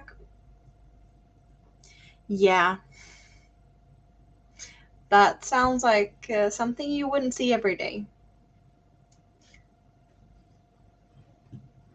Aw, I hope you feel better. That doesn't sound like the best combination, having company, no sleep, and then not feeling good on top of that. Having company can usually be a little bit of a, you know, extra as it is.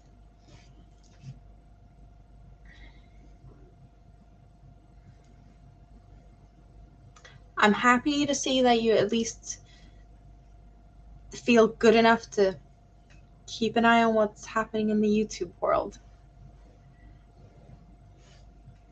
But I hope you feel better. It's 8:45 for you. It's almost 4 o'clock in the morning for me. I probably should sleep. I'm not going to. But it is what it is.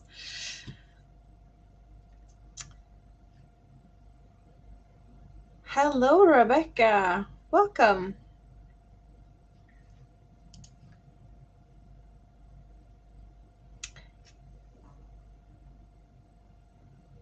Yeah, we hope that Kim is feeling better after some sleep.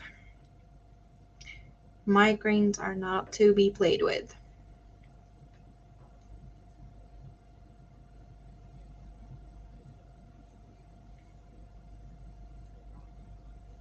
That can be really annoying. I never really had like migraines in that way, but I've had a couple of like I remember one time when I had a migraine when it was so bad that I even considered going to the hospital because it was just terrible. My mom called the hospital and they're like, "That's probably just a migraine." And I thought I was gonna die. Half my face felt numb, like my tongue, half of the tongue was just gone. And I was like, yeah, this is not how it's supposed to be. Like, I've never been like this before. Like, losing half your body and headaches, so terrible. Like, I was in the one side of the house with doors closed, and on the other side of the house, someone was typing on a keyboard, and I could hear it. And I was like, no, I, I can't take it. And they were like, no, it's probably just the migraine. Take some meds and relax. Don't want to have that happen again. Well, I'm happy to bring a face to my name, even though it took a lot of effort to step out of the comfort zone and end up here. So it's not as scary as I thought, and the chat is always just wonderful. So I don't see this being the only time. Even though my all of this is temporary and this is probably the best background I will have for some time. Yeah, it is what it is. Smoked some meat for the in-laws and parents for the holidays. Mm-mm. Yeah, I'm not in any way, shape, or form jealous of your migraines. I just hope it gets better for you. That's yeah, that's all we can do. We hope that you feel better. Yes.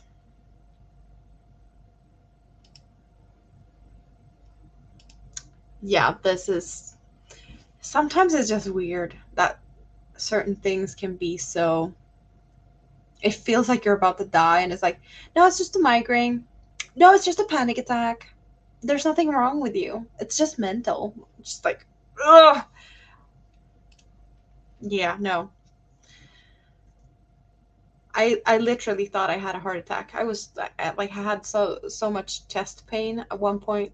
Like I think it was 4 o'clock in the morning. I woke up and I was like feeling so bad. I couldn't even walk into the ER because I was in pain and just felt so bad.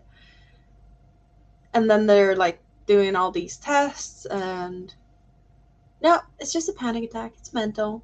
if you have more issues, then call the psych ward or something, call the psych doctors. It's like, okay, so what do I do now? No, well, we can't do anything for you. Yep.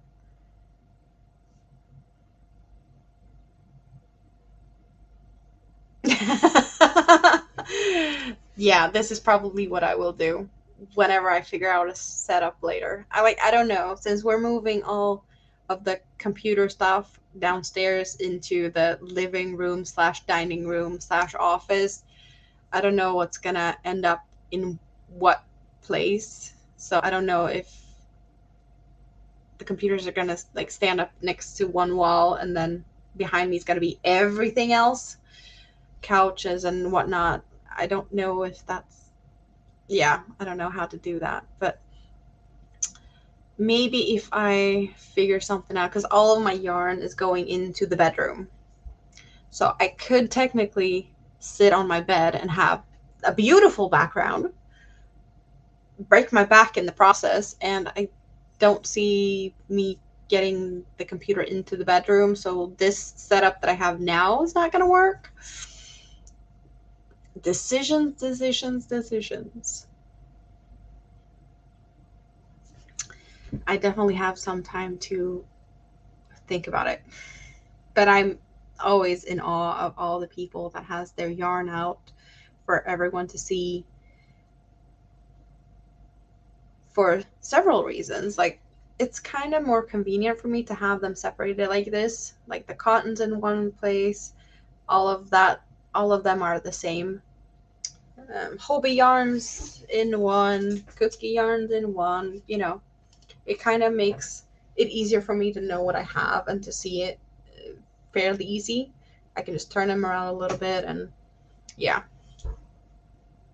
But also, like, everything feels like it gets really dusty in my place. I clean and wipe down the surfaces, and it's like dust everywhere. And I don't want all the yarn to become too dusty. So it just feels like it's easier to keep it clean in these boxes.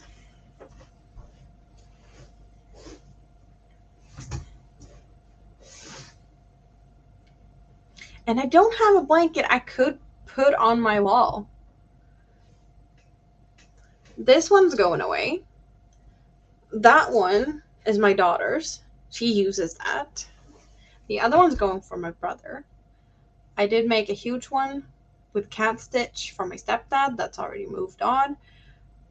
So that one's at his place. And the green and pink one I made in cookie yarn is already out the house too. So I don't have a blanket that I could do that with. Because I don't have a blanket. Well, I do have one blanket that I could use for that purpose. But I don't know. Because it's probably gorgeous to everyone, but it's a scrap blanket with a lot of leftovers from a lot of people. And it's not finished. It's probably never going to be finished. It's also huge. But to me, no, I wouldn't say it's basic. It's a mosaic type blanket. Um, yeah, no, like I do have that one. That would be the only option. But I don't think it's not me.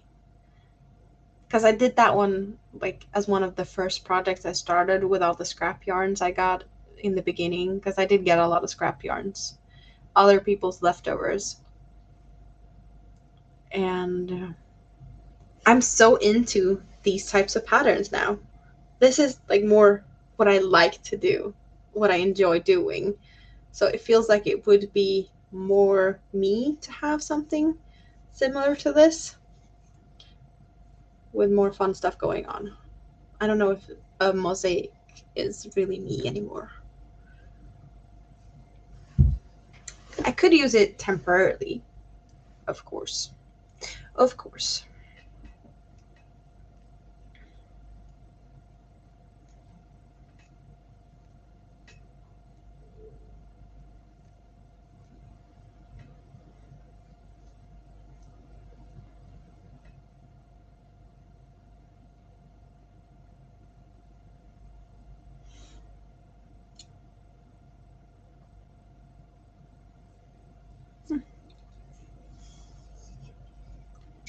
So what have we? Closer to 4 hours. This is... How long are your streams, Dawn, when you're doing the ones that you like just keep going? I've been here for 3 hours and 40 minutes plus. I can most likely say that the watch hours I get from this is more than like what I have in a regular month. That's weird. Weird. It's been going so much up and down. But I have been very inconsistent in posting and whatnot, so I only have myself to blame.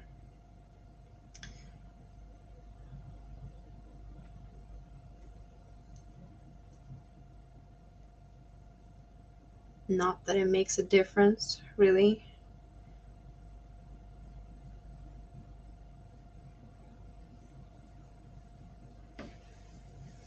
I'm just having fun here.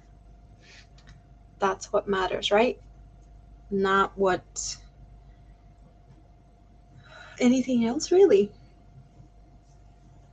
I'm so used to having my hair in a ponytail. I don't know what to do with it, but I don't know where my ponytails are at, or like the rubber bands or whatnot.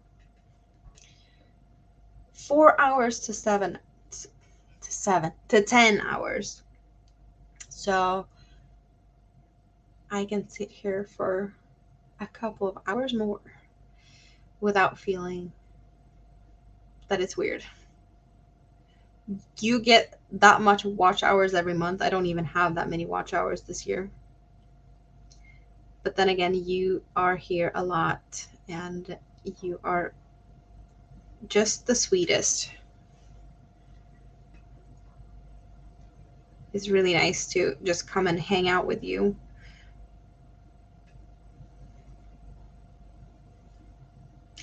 There's a few downsides with the setup I have right now that I like. If I would invite someone to hang out here, I would have to figure out how to hear them without having noise being all crazy. Because on a normal day, now I managed to figure out the camera has a built-in microphone, but if I was to hear, I would look like this, and this doesn't really look good, or at least not to me, because then I have everything here. But that's usually what I look like on a daily basis. When I'm watching you, I look like this. But yeah, I figured I don't need it when I'm just sitting here. If I'm talking to someone, yeah, I would need that.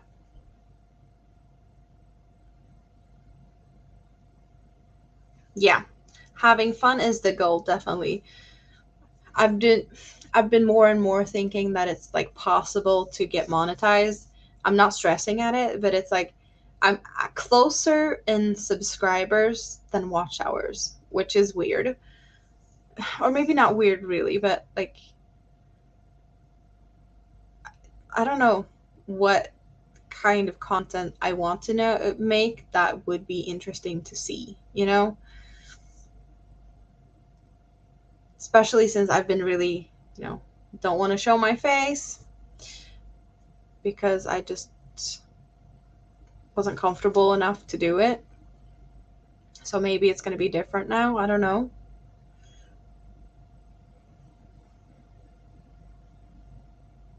Oh, you have the watch hours. You need more subscribers. Good for you. Yeah, you also have the new lower criteria thing to meet up to, or like to get to. I don't know if or when YouTube is gonna launch that like worldwide or whatnot, but I still assume that I will have to go for the 1,000 subscribers and 4,000 watch hours to get monetized. But I do have the subscribers already if they would lower the criteria for like the light monetization version. So that's just, yeah, I need the watch hours mainly. But yeah, I'm still low on subscribers for that part anyway. So I'm not stressing it. I'm just happy to have found so many new friends as of recently, because that's why I started my YouTube channel. I don't have a lot of people to talk to on a daily basis whatsoever. Definitely not about yarn, which is my hobby. So I just needed to find a place to share my hobby, really. And that's where it all started. If I, for some reason, or, would be able to get a little bit of cash back by getting monetized, that would just, go into probably buying more yarn and have more yarn to talk about, and, invest in that stuff. It would just be nice to have a hobby that kind of pays a little bit for itself. Also, for the fact that I'm really not good at selling my own stuff. I'm very I'm very vocal about the fact that I really hate it that crafters undersell themselves. That's just no. For me, that's a no. If you can't value the work you do and get the price that it's worth, then it's not worth selling. That's why I don't sell stuff. But I really wish that that would change. Not that I would sell more, but like that the view, not just that people are thinking, oh, I don't want to pay that much for something that's handmade. It's also that we need to be like, I spent this much money for material. It took me this long time to make it. It's worth something. And not be like, oh, people don't want to pay this much. It's not worth this much. Yeah, it's not worth this much because you're not letting them know what it's worth. It took you this long. It was this much material. If you'd have an hourly rate of whatever lowest wage you have legal, or if, stated lowest wage hourly, and you took the time to figure out what did it cost um, to buy the material, and not just like, oh, I bought this on sale. Well, if someone asked you to replicate it and you cannot get that yarn on sale, you need to pay full price, then you also need to make sure that that's a part of the calculation, that whenever you look at it, it's like the yarn cost this much at full price. That's what the starting price should be. Because if you need to replicate, that's how much it's going to cost you. And be like, maybe you're not going to be able to get as much as it's worth, but at least open the eyes, not just on yourself, like how much would it cost, but also to like let the world know that this is not something cheap to make. There's value in this. A lot of these things, like my blanket over there, it's something that can, if it's treated good, it can last a couple of generations if you take care of it. You know, I'm just I just hope that sometime in the future that people would be more respecting of crafts in this way, If you look at some of the more manly crafts, woodwork, metalwork, there's no issues. People are like, oh, it costs that much. Of course, I'll pay that much for a carving or something that's welded or whatnot. Why are we not worth the same? Because we're spending time and money to buy all these materials. It takes time to learn new stitches, to learn new techniques, just as well as it takes time to learn all the other crafts,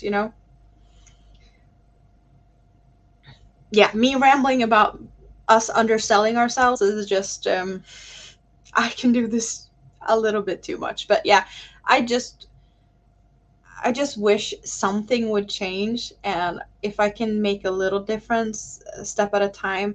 I'm not saying that like everything has to change overnight, because that's not going to happen. But I do have like I've started to measure some of the things. Like I have timed some of the work I've done. I do have an app. I don't remember the name of it, but I have an app where you can put in the cost of the material, and then it times you have to start and stop whenever you're crocheting and not, but so you have the time it takes to make the item. And then you can also like add to it if are you selling is it like resale or wholesale, or it adds to it.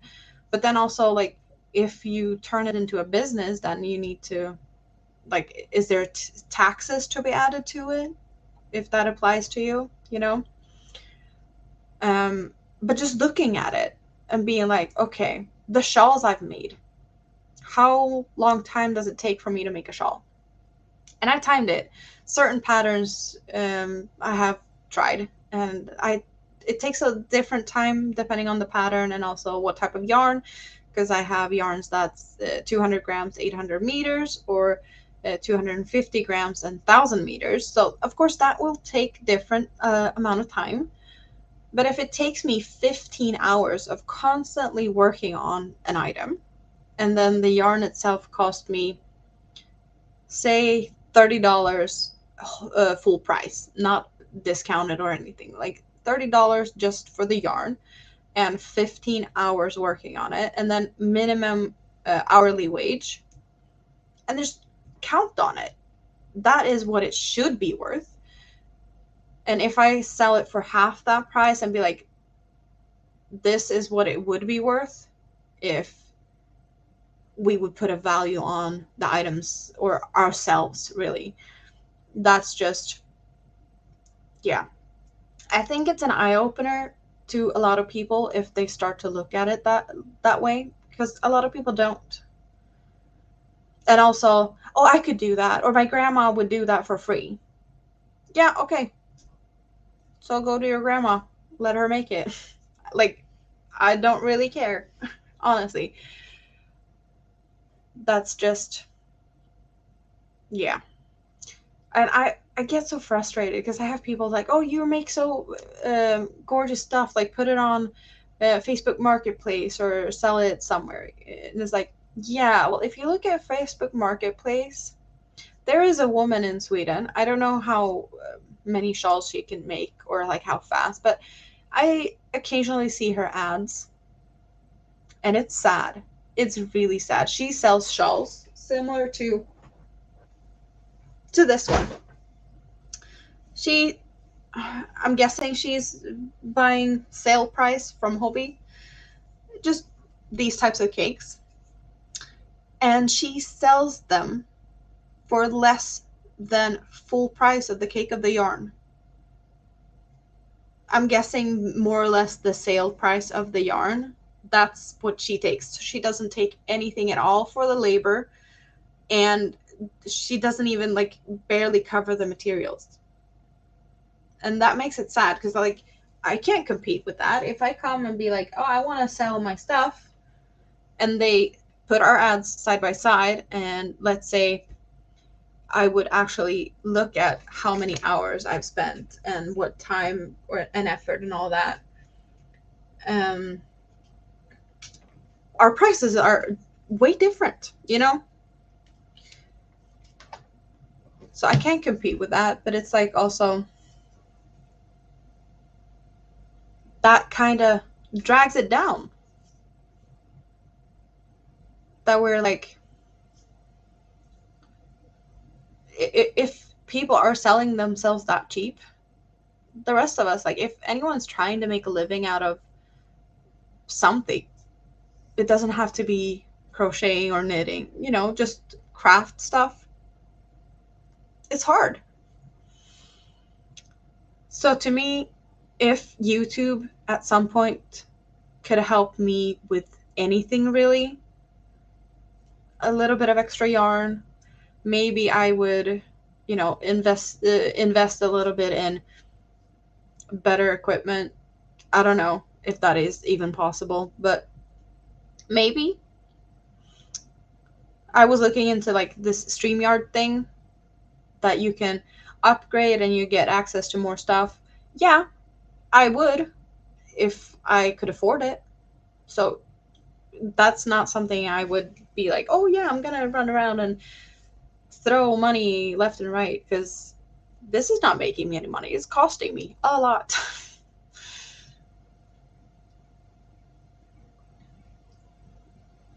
Yeah, mislabeled stuff. Oh my god. Secondhand stores.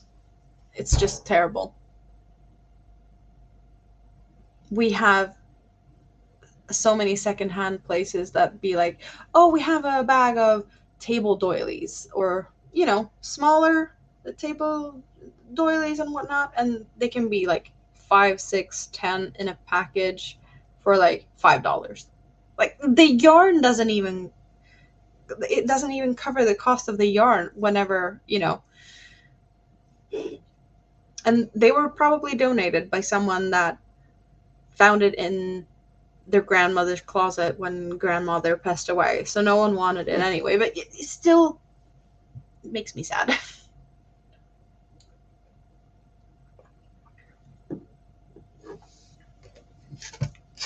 My phone has cooled down. It's not too hot anymore. Now we can charge. And I can actually get a little bit information about that app maybe. And a little bit about what things would cost. I know I timed the owls. I have all the information on the owls, what it would cost if I would actually have, you know, um, if I would sell them for an hourly wage that is at a decent level, material cost. And also, that app was not just like you can put the yarn in it, you can also put, like, I have stuffing, two different kinds of stuffing. I have the white fluffy stuffing, and then I also have like some heavier plastic beads or something in the bottom. So, like plastic pellets or something. And I could put everything in the app. I weighed everything, so I know how much yarn I used by weight, how much yarn or stuffing I used by weight of the different kinds, and everything. I just put it in here. And the owls at the price, conversion rates are a little bit, but I would, let's see, which one is the cheapest? So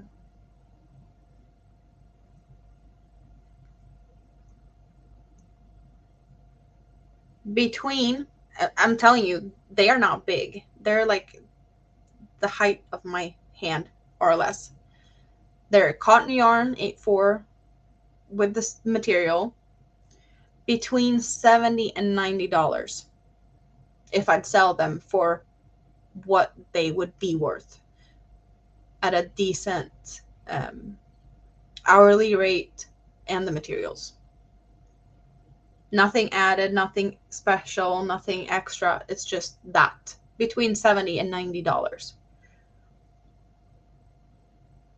And that is not what you would find at any market booth. Like, the prices would be totally different. For something for that much money would be like huge when you come to stuffed animals. Most likely in like chunky yarn, and yeah.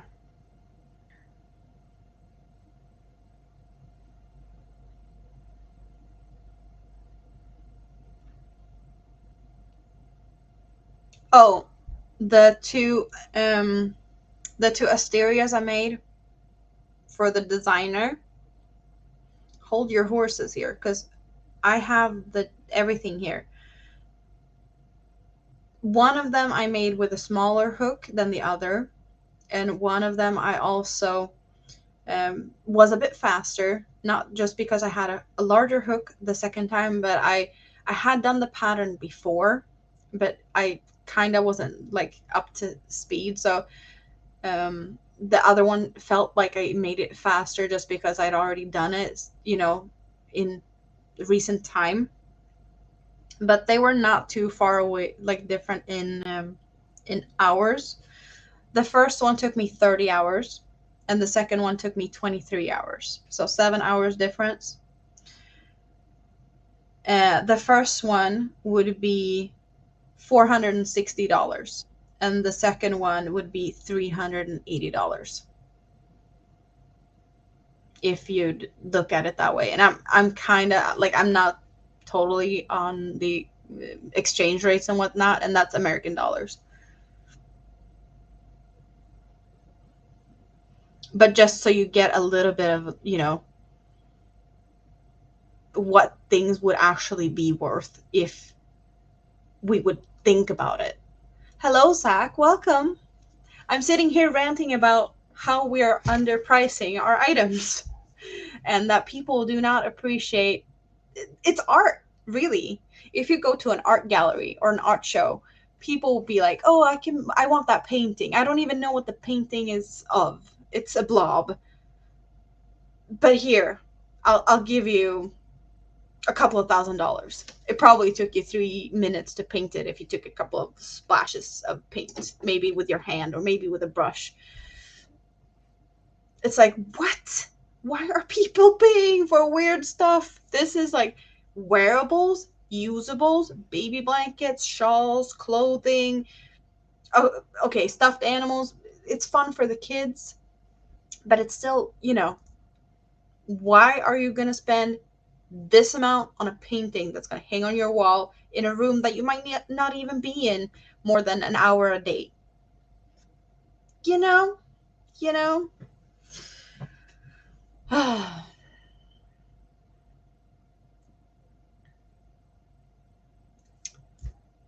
Splotch art just irks me. Sorry.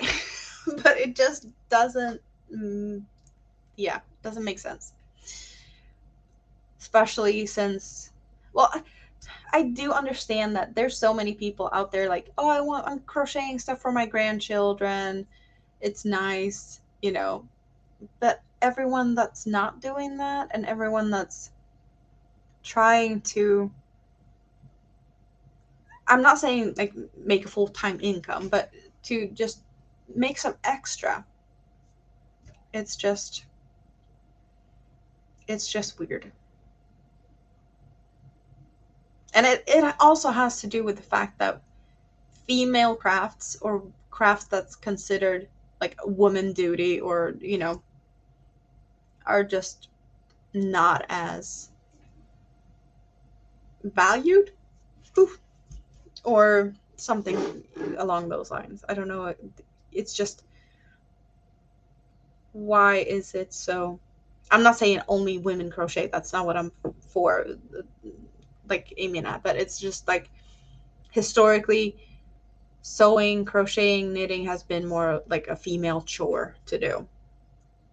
Yeah. Charge higher and say you're the next Louis Vuitton. That's what I'm trying to. I'm trying to make my brand here. I'm the Scraptastic Crocheter. It sounds very luxurious, don't you think? Probably should have thought about the name of the channel a couple of times extra before, Scraptastic doesn't sound too high end in my ears. But it is what it is. I have put myself in this boat and now I have to row it to shore. Or something. But yeah, the app I'm using when I calculate and whatnot is called crochet.land. And it has a cute giraffe as its logo. Yeah.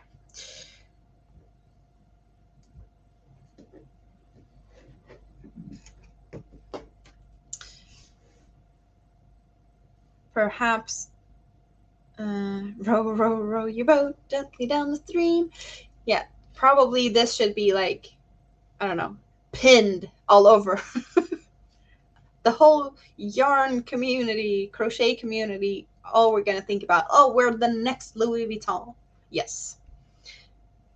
Aim for the stars and you might end up on the moon. That's like halfway or something, right? Yeah, and also sustainability. That is one big thing here in Sweden.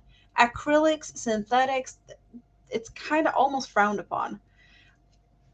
That is all polyester, all recycled yarn. I at least have something good going with that yarn. I'm not saying it's the best, but I love myself some soft acrylics. I'm not gonna say that I don't, but cotton yarns definitely works better here, and animal fibers, because Swedes overall is kind of yarn snobbish, because there's a lot of people here that's being like, climate change, environment, plastic is bad for you. Um, so it's like, yeah, I'd say my budget doesn't always say go buy fancy yarn. It's like, go buy cheap polyester. Yes, that's how I roll. Like, seriously, the yarn down there, that was a bargain. But it's um a synthetic blend. I think it's wool also. But they were like totally getting rid of that yarn. It's not made anymore, and I think that there was some issues with the batches as well, because they were like giving it away more or less. I paid, I don't know, here it's cheap, but like $1 a skein, that's like a bargain here. And they're kind of big. I think it's like 100 grams wool blend. But that's like some of the cheapest yarn I've ever managed to get. Like, I have some of these cotton ones. They're the 8-4, similar to the Hobie Rainbows and whatnot, but a different brand. And I did buy 100 balls of yarn, and it was like a good price because it was like that many. I think I paid $80 for 100 balls of 50 grams. And that was one of the like bigger bargains I've done. Like that, I still have like that yarn was, it's probably been there for 3 years. Upcycling and sustainability are all the rage. I love this one here. I made this out of upcycled tears of despair. Yes. That sounds like someone with a black heart. Yep.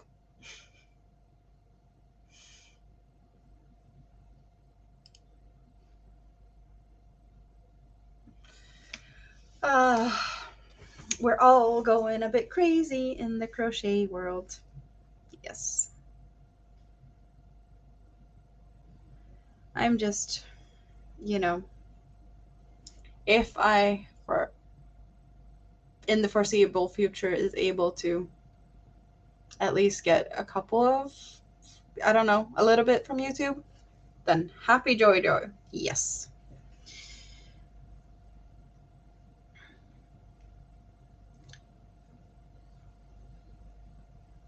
It would be really nice. But to get there, the road is long and bumpy. Hopefully, I can do this more often, and maybe that will make a difference. Since I have been having limited time to sit down and actually make videos, and I will have less of that opportunity the next few weeks, because both the kids are going to be home, and that leaves me no time to do anything, because when they're sleeping, it's like, okay, now I need to find time to clean, because they make a lot more mess when they're home than when they're not. And now they're going to be home for, well, both of them at the same time for like 4 weeks. If I consider a couple of hours a night and just try to get my relax mode, that's probably what I'm gonna have. So how's the packing going? Do you have a lot of boxes still to fill? Or are you somewhat of, you know, closer to finish than when you started, halfway past yet?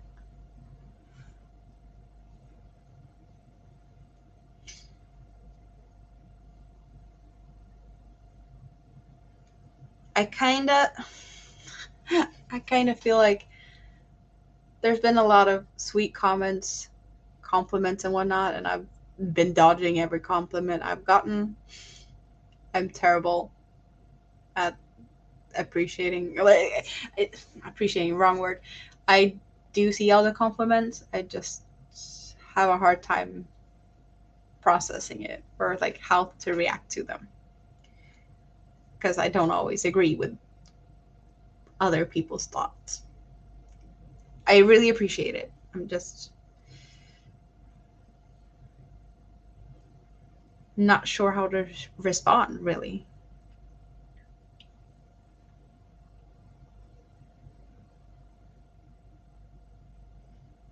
So as long as I stay on live here and chit chatting, you might keep packing. Is that what you're saying? Are you trying to get me to stay or are you trying to get me to leave? Do you want me to go so you don't have to pack no more, or do you want me to stay so you get more done?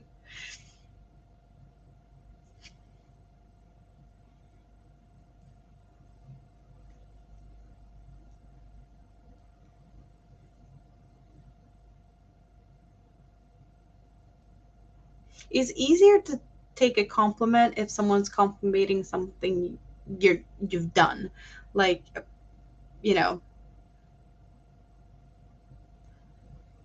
to compliment something that is, oh, you've done a beautiful work, or like nice job with, you know, those kinds of things. That's easier compliments to handle for me. But I'm aware of how I'm reacting or not reacting. I'm just saying that I see what you're saying. I just don't know how to respond.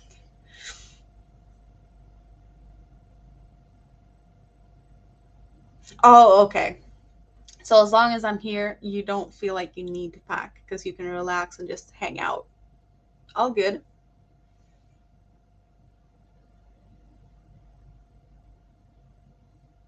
Yeah, I don't know how to respond to compliments sometimes. I definitely appreciate them. That's, it's just hard to.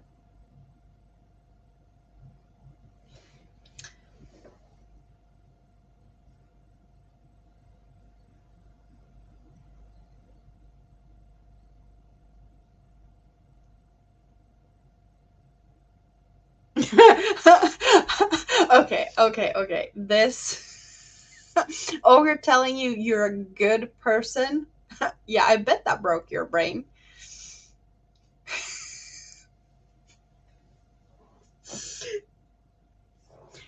I don't know if a compliment of you being a good person from someone like him is that an insult? Like, you're too good for me, or is it? I don't know. Like, in my eyes, a person like him, more like band hardcore, kicking his own teeth out more or less on stage. I don't see. I don't know how I would see that. I would be honestly like, what? Am I too good, or like am I not bad enough for you, or does that make sense? But it's just like, I don't know. To me, that would really mess up my brain because I would not be like, I no. If someone with a big black heart comes and says that you're a good person, that would be like when you pet a kid on their head, like, now you've been good, or like good boy to a dog.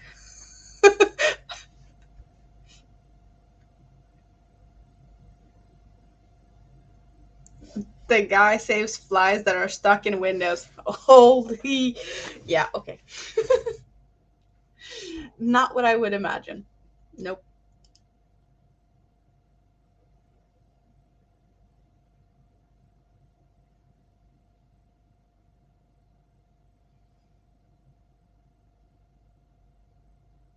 Yeah, like I'm not saying that he didn't mean well. It's just like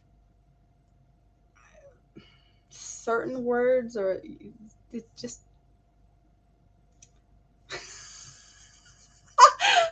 He's obsessed with Disney. Oh, yeah. No,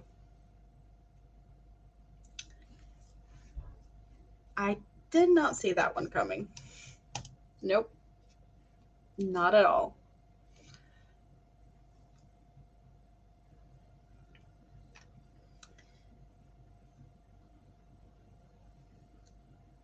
Not even a little bit. But then again, a lot of guys are hard exterior and soft interior. Not a very uncommon thing. So I'm just Disney. Yeah, did not see that coming.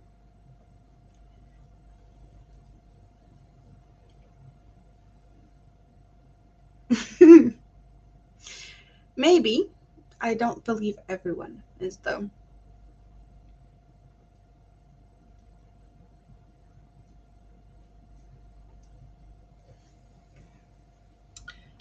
4:30 a.m. Sun is coming up, or it wasn't really dark to begin with, but it's definitely lighter and brighter outside now.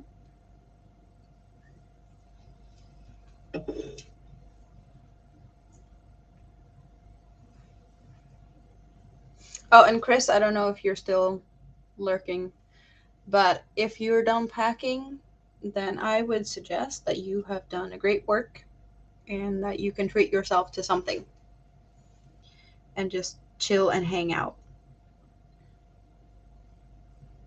Maybe a beverage of your choice is a good suggestion.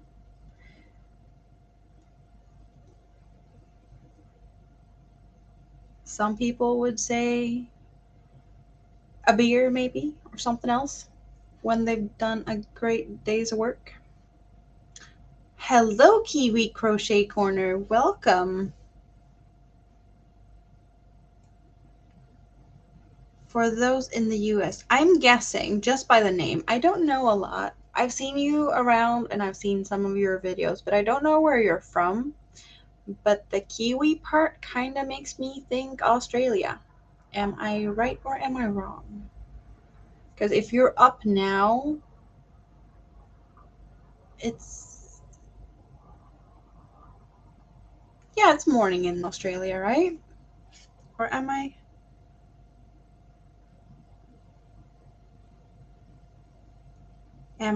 thinking wrong? I don't know.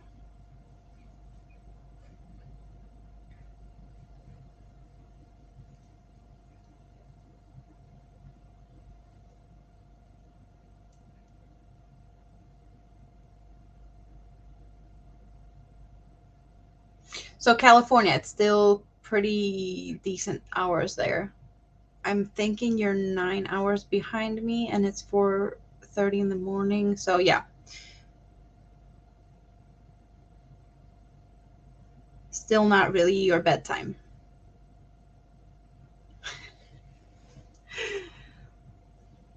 Well, Chris, I'm not afraid of saying like go get a beer because I would definitely have something when I'm not on stream. I had a couple of days ago. I was like, maybe I should start a live stream, and then I opened something, and then I was like, no, I'm not gonna stream tonight because who knows where that's gonna end. So yeah, nope.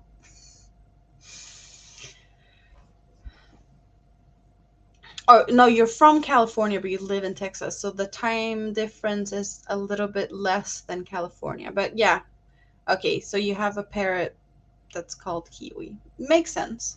Makes sense. But it could have been what I was thinking as well. Because isn't there a bird in Australia that's like a kiwi bird or something, like a little thing? Or am I just, yeah, I'm thinking too much. Yes. I'm always thinking too much. I overanalyze. I have a lot of random facts that I don't mind sharing. And I have a lot of weird opinions. But yarn is fun. Okay, so New Zealand has the kiwi birds. Yeah, I'm not totally out on deep water here. And yeah, good.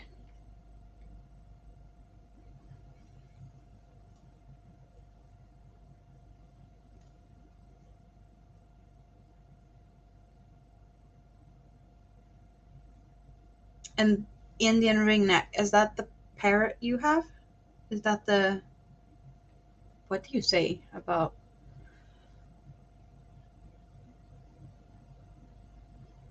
now I'm totally losing my words.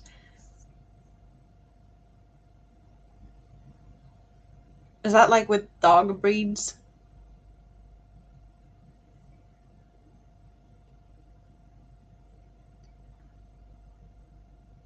Like the type of parrot?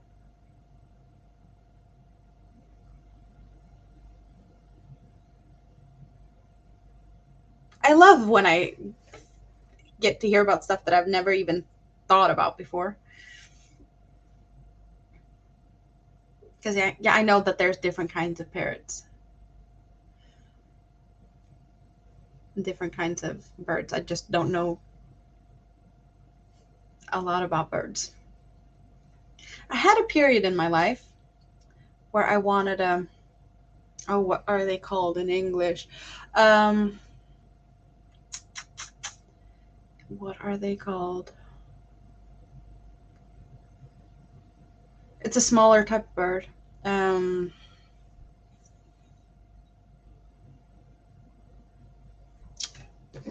let's Google. Let's Google.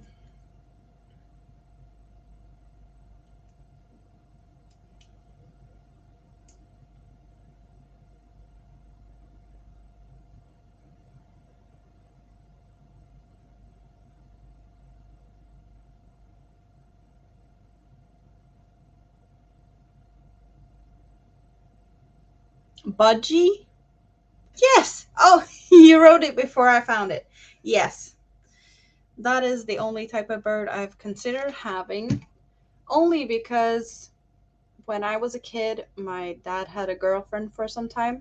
She had two kids, and one of the kids got one um, for a birthday.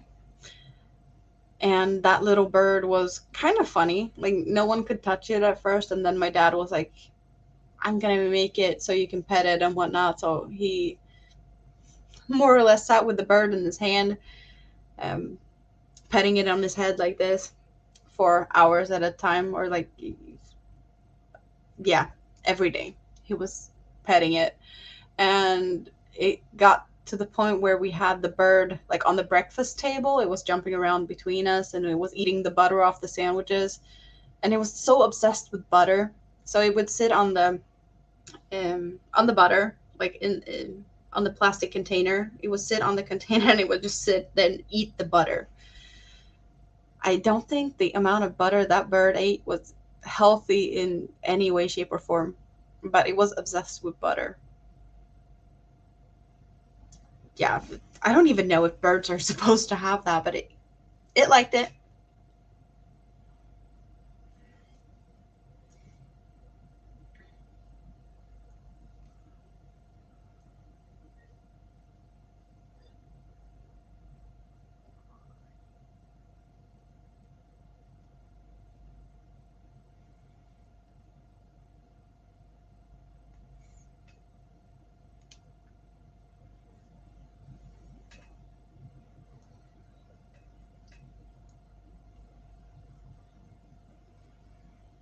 That bird. Yeah. drive everyone crazy.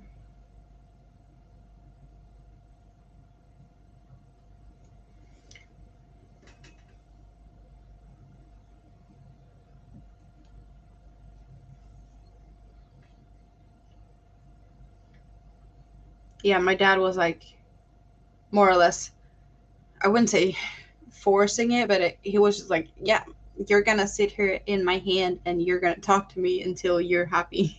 And, you know, about being petted. And you're just gonna become tame. And that's how it's gonna be. I honestly don't know what happened to the bird, where it, like, when in time it disappeared, if it died or if it got given away to someone else, or I have no idea.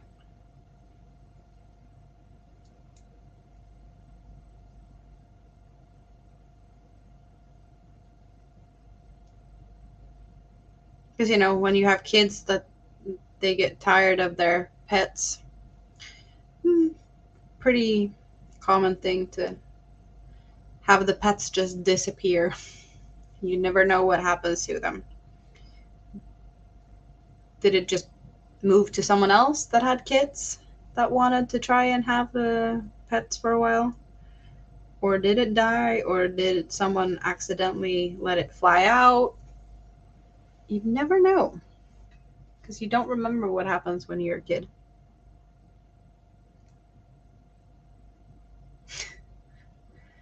Yeah, that can happen when you have, yeah, throwing at the window. I don't think that's the best way to get rid of an animal, but I guess, yeah, it's one way, not recommended.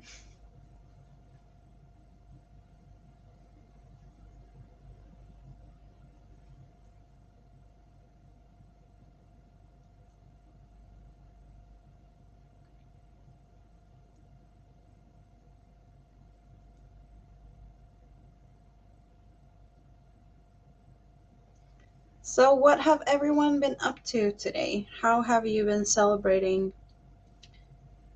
4th of July? Fireworks, crocheting, barbecue with friends, packing up house.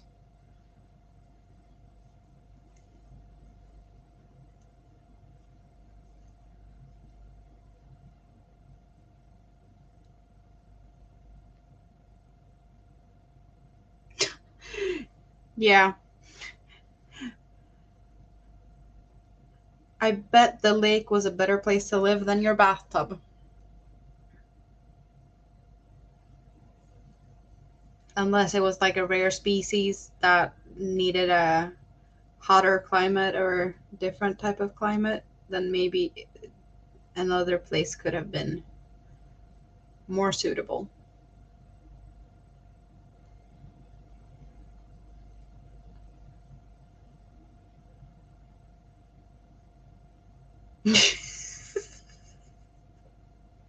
Yeah, I would probably do the same. Like every time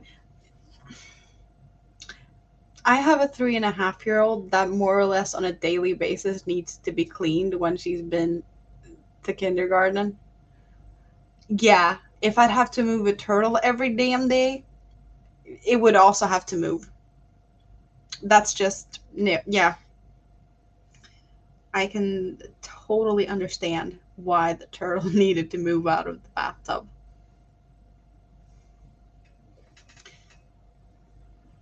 So, Dawn, what did you have for dinner today, if you had any?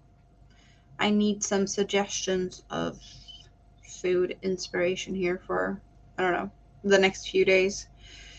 I don't know what to cook because I've been just very meh about it. So I guess it's because of the rain. I've been looking forward to some barbecue, and it's been like no barbecue when it's raining because no one wants to stand in the rain and deal with all that. We had a lightning storm the other day, also. Definitely not the time to barbecue.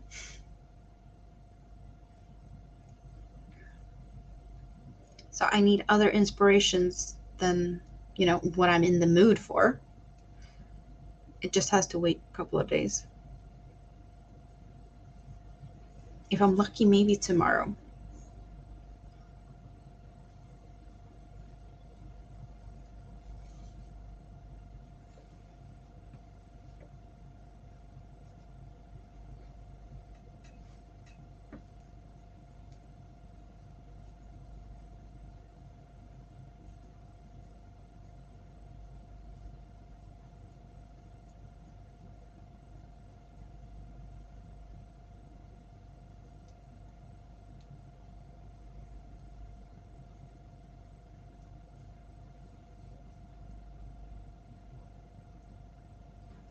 So I am the movie.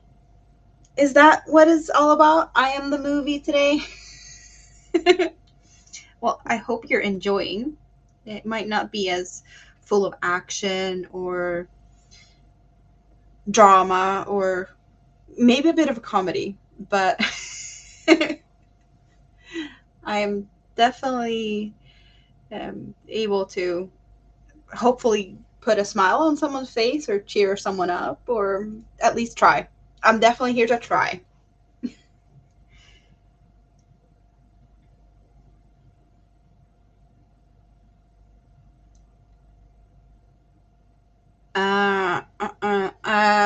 The chat is. I should be fully open to, like, I don't have any restrictions that you have to be like subscribed or anything. So I don't think that should be a problem. If you're able to open the chat so you can see it, you should be able to type in it. Is the chat in a different place on the tablet? Like, I don't know how it looks on a tablet really. Is it like in the app or is it on the web page? Because that could be, I don't know if there's a difference if you open YouTube in the YouTube app or if you go to like the web page and see if that works maybe. I don't know. Chicken, avocado, rice, spinach, cucumber. Well, I would definitely say that that's a dinner right there. It's kind of a salad, chicken salad with rice. You just need a sauce if you don't like it drier side. The avocado can be mixed up with some spices maybe or herbs, and I would not have a problem with maybe a bit of yogurt or sour cream or something to make it a little bit creamier. Mayo, if you're into that. I'm not a fan of mayo. I prefer, but yeah, I definitely see that as chicken salad ish.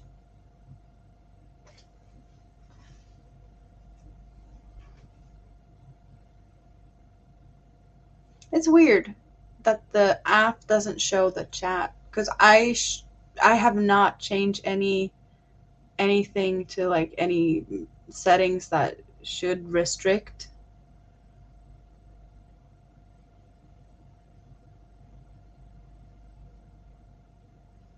Herbs, lemon, and pepper. Yeah, definitely. The lemon would make it a little bit saucier. So you got your dinner there. It's easy. I would definitely eat that.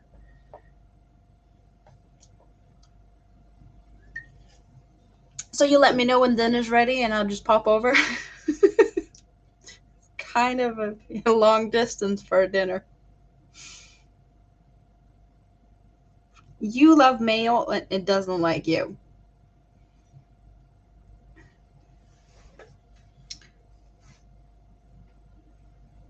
Night winter. If you already ran off here, I'm sorry I didn't say it in time. I got stuck in the cooking here.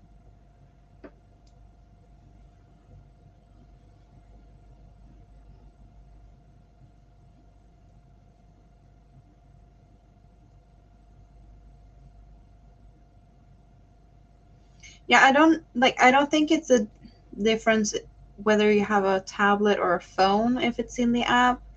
Is it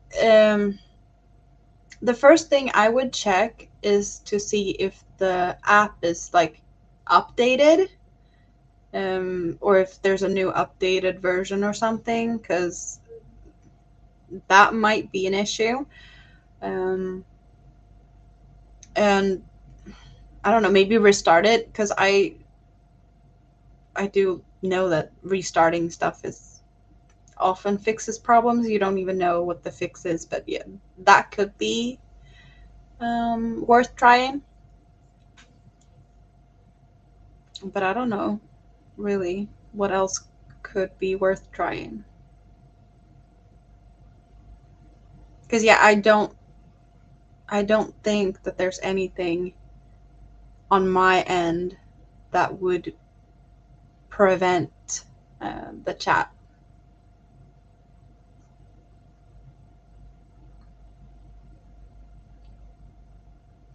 Thanks, Don. I'll be hurrying over. It would probably take, I don't know, way too many hours flying. Dinner is gonna be cold, and yeah. I don't have any child restrictions. It's just the setting is it's not made for kids, but it's not like preventing kids to see it. It's just not like made for kids. But I don't think that would be. Oh, you mean child restrictions on the tablet? No, but there is a couple of settings on YouTube. Either you put your content as made for children, not made for children, but also not restricted from children, and 18 plus. And I always choose that it's not made for children, but it's also not anything that would be harmful or anything like that. Um, Most of the time, there's nothing on my channel. Like, we're talking yarn, okay? Occasionally, I might talk about stuff that is maybe hard to talk about, but yeah, it's just mental health and whatnot. Probably shouldn't be like for children, but there's, yeah, I don't I don't know exactly how it works with that, like not made for children, but also not to be restricted from children. I think that's one of the more common settings, because it's not kid content, but it's also not 18 plus.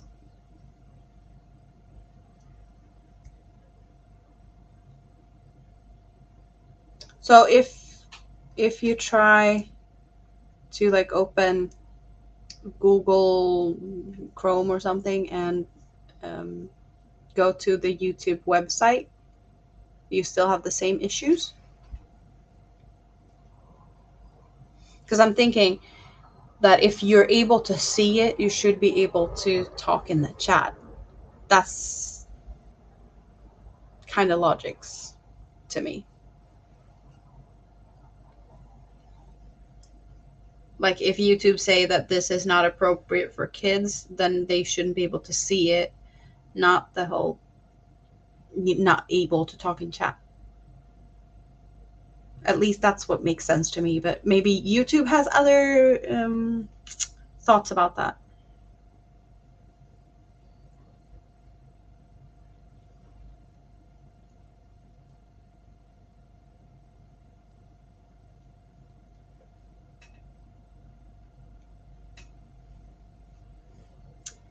Yeah, it's sad to know that there is issues, but I don't know. I don't know what could be a good way to solve it either. Well, I say hi.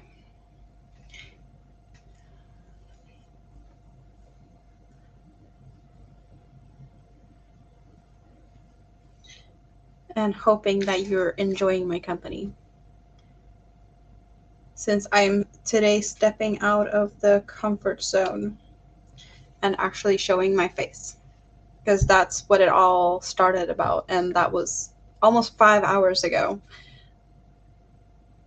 I'm in Sweden. I'm in Sweden. It's 5 o'clock in the morning. And in about an hour and a half, I'm probably going to have to leave if I haven't left already because it's going to be too noisy when the kids are up. Yeah.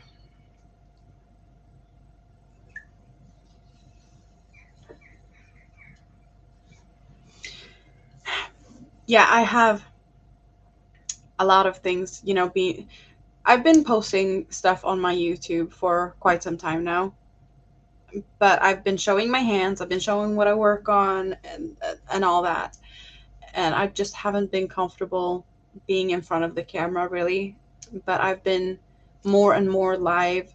I've been more and more like talking to Dawn, talking to other people, and seeing a little bit more behind the scenes of how their setup is working, how StreamYard's working, Nightbot.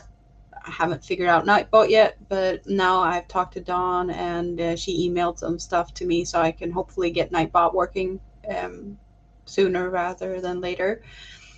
But it's like, I don't know, I'm probably putting too much pressure on myself to not being able to relax about it and also be like, it's not as good as some other content creators. And if it's not up to that standard, then it's why bother? And I've pretty much been like that for all my life. That I am, if it's not good enough, or if I don't think I'm gonna be up to this standard, I'm not even gonna start it. And that was like that's how everything's been. And I think that's also a little bit like I've worked through this in therapy. I have some strange relationships to my parents, and I have I've always had like um, performance anxiety. That's one part that I've been like, I am not like, if I can't do it this good, don't start, because I'm only going to be disappointed or disappointing someone else. And that is not where I want to be. I don't want to have those restrictions on myself. But at the same time, I also had a little bit of I'm going to try and make my channel grow. And I'd be like, if or when I get to 1,000 subscribers, I'll show my face. And figured I'd do something about that so that it would be like maybe a way for people to be encouraging, as well as like maybe it's out of curiosity, they're going to help me grow my channel. But I'm also feeling a little bit like, because I'm not showing my face, a lot of people are like not relating in the same way, and they might not come back because they don't like, other people are more like, oh, I know this person, I know this face, this is what I want to see. So I've been like battling myself. Am I thinking about this the wrong way? Is the whole like, if I get to 1,000 subscriber, I'll show my face, is that the way to go? um and I've been more and more feeling like maybe it's not, because I see other channels growing faster. I know that I'm not on a good schedule with uploading videos. There's been breaks in how I do stuff because um, it's just kind of, I don't know. life happens. I've been really up and down in how I've been feeling. Um, I've been trying out different meds. I'm feeling better for a period, and then something happens, and then I drop down to something else, and it just, I spiral because I'm feeling like, oh, I haven't downloaded or uploaded anything for a week or two or something. And then I was like, the weeks keep going, and then I'm feeling like I need to share this. I have something to actually share now. And that's when I sit down and do something. Usually it's just yarn hauls because it's easy. I don't have to think. But I can't just buy yarn to like dare to post on YouTube, if that makes sense.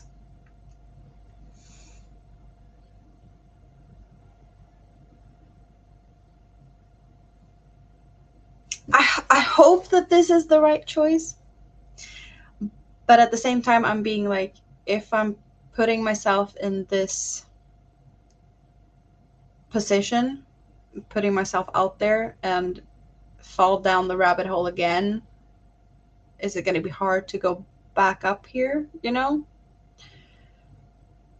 But I'm really seeing a lot of new people here, and I'm thinking also it's because I've been active in other people's chats and being able to spread my channel in other people's chats, and getting new people to find me that way, because I've definitely been getting a lot more subscribers faster this way than, I don't know, the time I've been posting on YouTube. And I think I've been posting for, is it 2 years? A year and a half? Something like that. I don't remember exactly. Like, I've had the channel for a long time, but I haven't had, like, I didn't post anything on it. I've just, been logged in and commenting on other people. And I think a lot of people did that. Um, so yeah.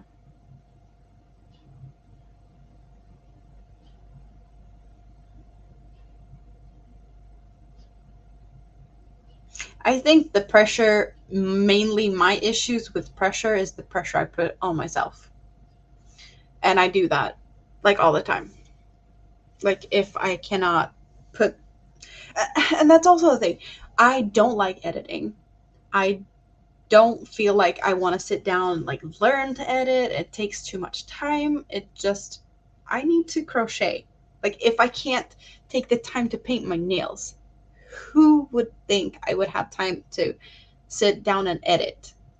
That's just, no. And I think this concept with lives is a lot easier to just, record in the moment, or just like come in here and talk straight away, and not just sit and hope that someone's going to comment on a video, because there's videos that there's no comments, there's no thumbs up, there's, and I cannot expect people to look at every video and you know have time to comment, because I don't comment on every video I see. A lot of times I'm watching a video, and then it goes to the next, and it goes to the next, and it goes to the next. I still watch. I watch all the commercials. I watch everything, but I'm too busy crocheting. I don't have time to type in the chat or give thumbs up, or like, if sometimes I do, but not on every video I see.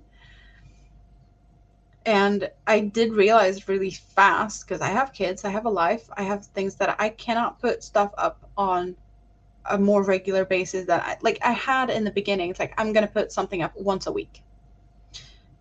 And I didn't.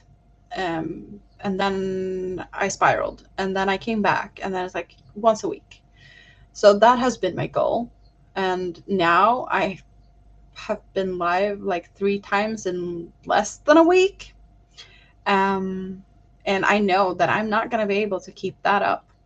So I'm just going to be happy with whatever I managed to do.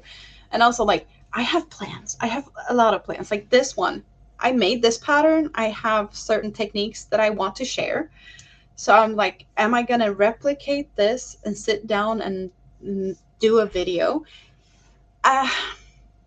No. but I might do several videos without editing, and like, this is how I start row 1 to 5, and then I do a new video, how to join the sleeve, or like, uh, and that's another video, and then I'm gonna put them in a playlist because I don't need to cut, I don't need to do all the editing stuff or whatnot. And I figured maybe that's more what works for me to make, but I don't know if that works for people to look at. So I don't know. I can stand up. You don't have to ask me twice. We have 2 cakes of cotton. It's the Dahlia, and this is one colorway, and this is another colorway. So they're 2 different cakes. It's not like I've reversed it or anything. So this one starts in green, and then it goes down to red-ish pink. And on this side, it starts with yellow, and it just ends in green. And it looks the same in the back.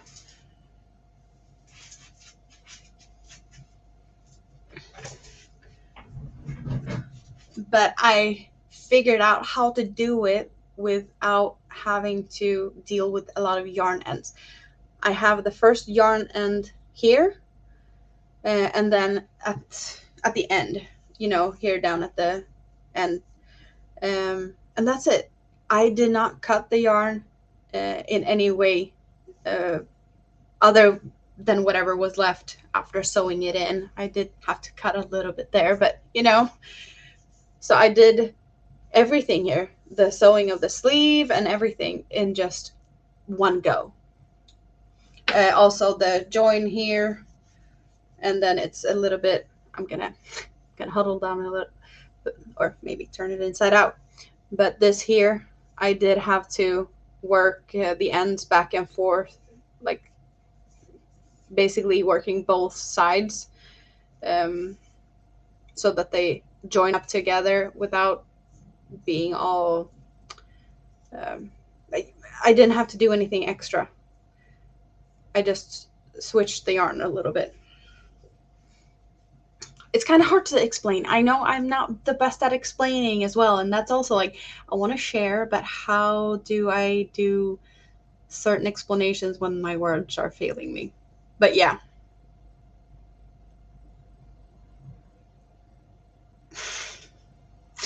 You were alive when flip phones were a thing? And she said that to you. Flip phones was a thing. You know what? This might be surprising, but mobile phones was not something that was, for everyone when I was a kid. That was like a luxury, new thing. Same with, computers in everyone's house. Not everyone had computers in their house when I was a kid. Oh, rotary phones. Yes, that's what I grew up with. My dad had one in each room, even one in the bathroom, and that was pink. And he had an extension cord, so he could walk around with that thing.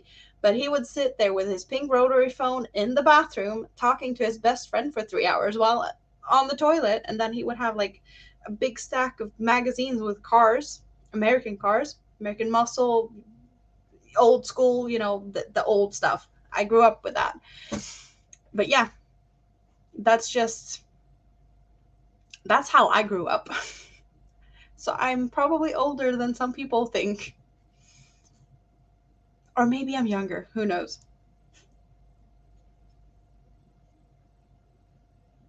Okay, so we're the same age. Kinda, almost. I'm probably a little bit older than you. Just a little. Maybe a year or so.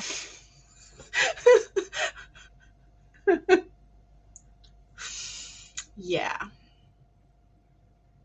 Yeah, like I had my first phone when I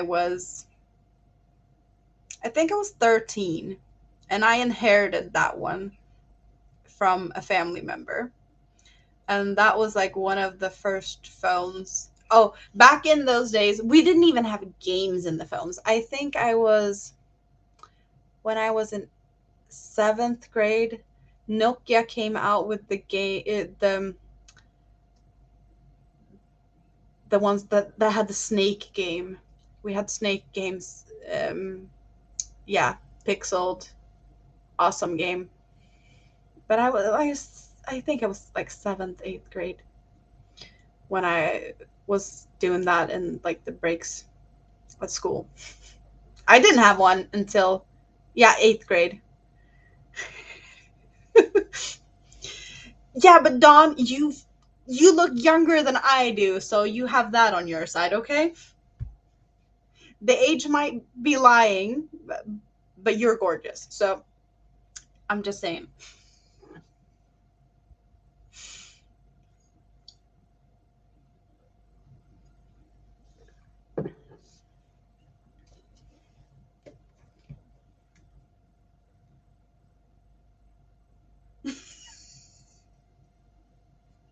Stone underwear. I've clearly missed out on something because I don't know what that reference is for. But yeah, might be because I'm Swedish. I blame everything I don't understand on the fact that I'm Swedish and I don't understand the culture of other countries or whatnot. But I do.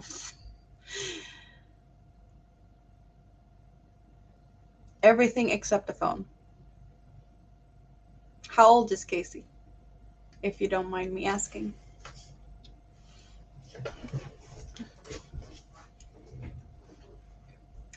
I have a 12-year-old that has way too much things that he don't need. Underwear made out of stone? Highly doubt it. Itchy wool, maybe? I hear someone's up walking. Hopefully, that door that you can't see won't open and someone comes in very underdressed. There's a risk. If that happens, I guess I don't know what to do. I'll sit here with my hand.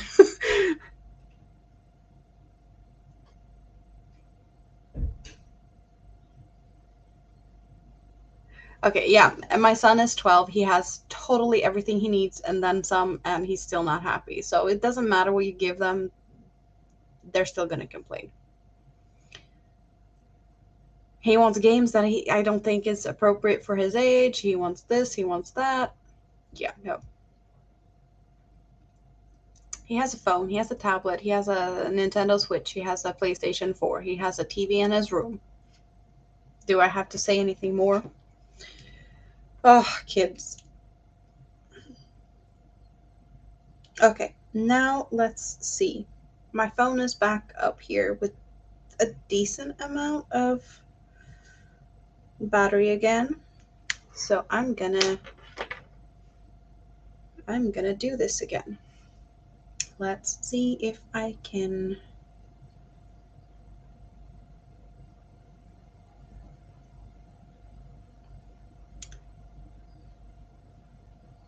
It's the third time I do this. But yeah, I need a new phone. I'm not stressing it.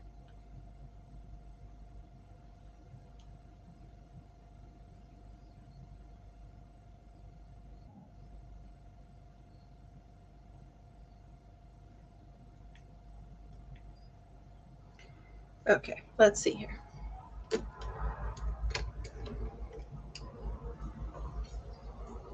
Phone in place. And there we go with that one and that one. For those who's actually here to see some crochet. I'm not just talking. It's just the fact that my camera, which is also my phone, has a crappy battery and overheats. So I cannot charge while it's on, which is sad. But I did figure out how to do this, at least to have two cameras going, even though one is only for a limited amount of time. So now I can do more blanket work.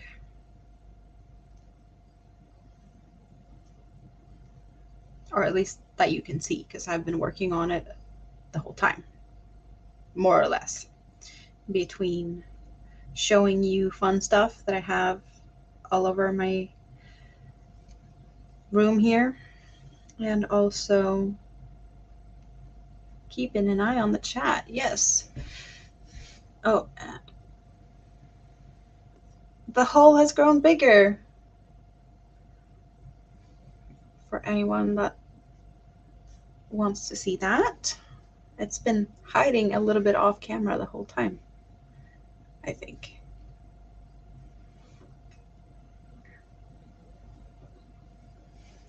Oh, thank you. Well, I hope that you enjoyed this, and also hope that it was worth the little time that you took away from movie night. It was really nice having you here. It's been really fun to talk to a lot of people that I haven't talked to before in this way. Like, I've seen a lot of people in other people's chats and we've been talking, but it's not the same. I do understand that. Like, I know faces, but I didn't share mine, so it was about time.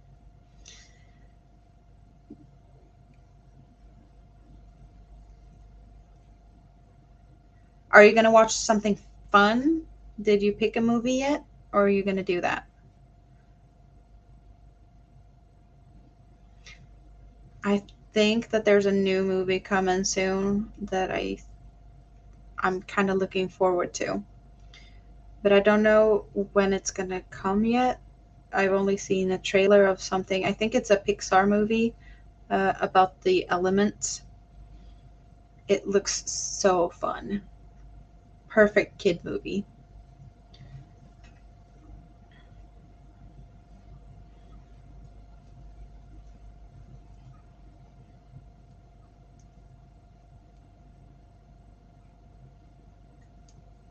So, Chris, are you in a relaxed mode now? Done packing?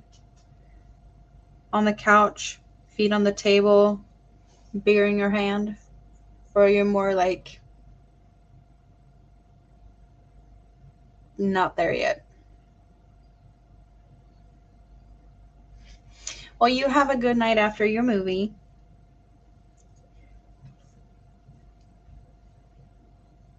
And Casey as well, of course.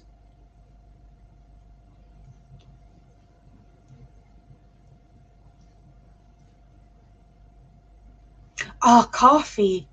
Why didn't I think about that? My plan was to stay awake all night. I might as well just gotten coffee. I took Coca-Cola and water. But yeah. Definitely someone's up. I figured I'd get the camera up so I could, hide half the room in case someone just barges in here. But I should probably get off here soon. I'm not sure who's up, really, so I don't know what to expect. Because certain family members are more prone to not get dressed as soon as they get up, if you know what I mean.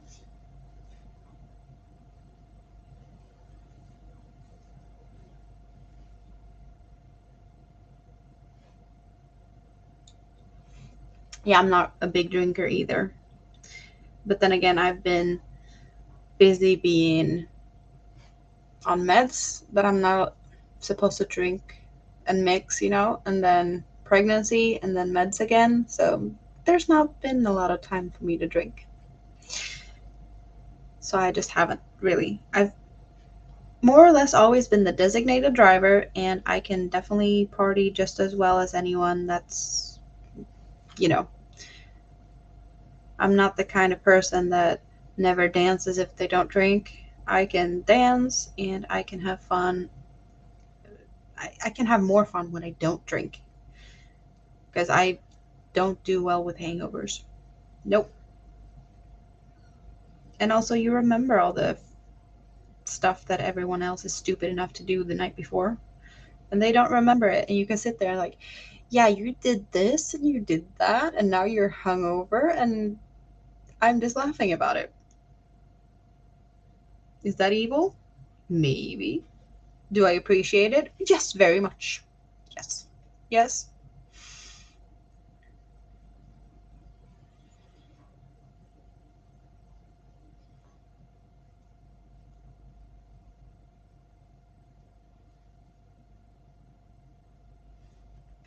And also, I don't like the taste of alcohol really.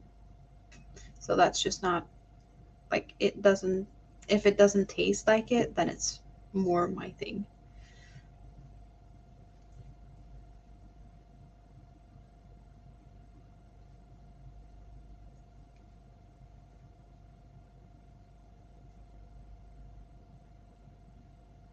And also, drinking and crocheting is a terrible combination because it usually ends up with a lot of frogging the day after if you don't know what to count. Or like if you lose, yeah, they just no, nope, nope, nope. Do not recommend.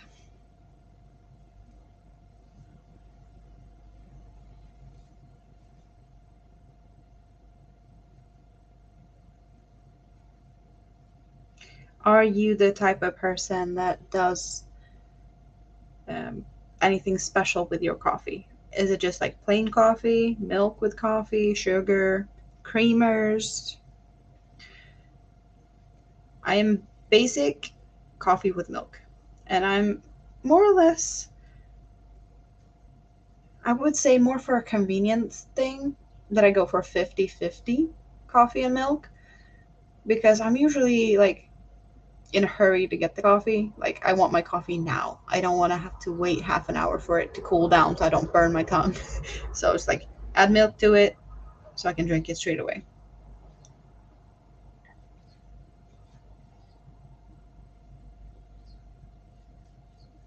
I kind of learned that trick when I was working in an office with fairly short breaks occasionally. That you didn't have time to sit and wait for the coffee to cool down enough.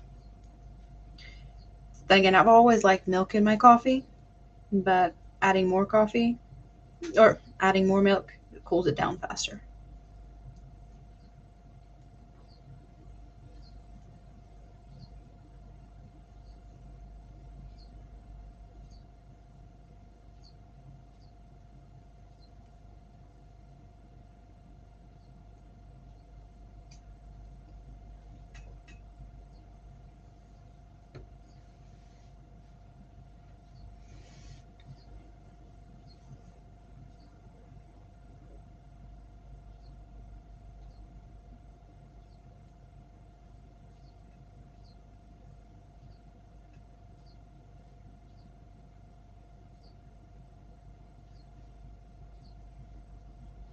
Sounds good.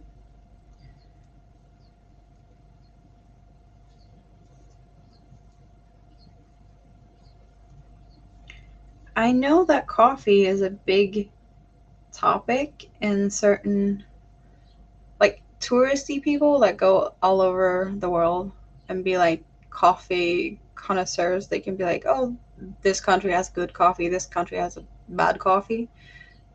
And there seems to be a lot of differences in like how strong people like their coffee. Because I've heard several Americans that think that the Swedish coffee is a lot stronger than they're used to. And I don't know why that is. Like why is there such a difference in coffee like preferences? And Sweden is a really like I think one of the higher countries on the like coffee per capita consumer thing. So like we're big coffee drinkers here. But like why is it so different in the strength in the coffee? I don't get it. I thought coffee was coffee, but nope. Apparently it's not.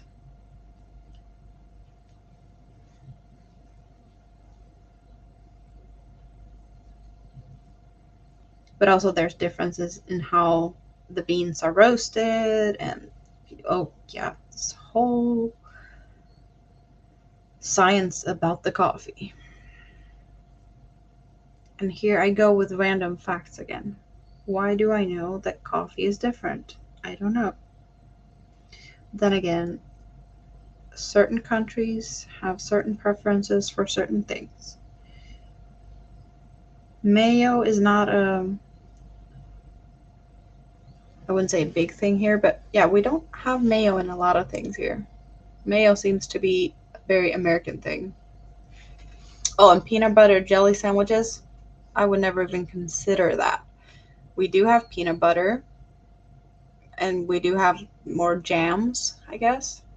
Combining that on a sandwich, it's just sugar on sugar on sugar. I would never give that to my kids. Too much sugar.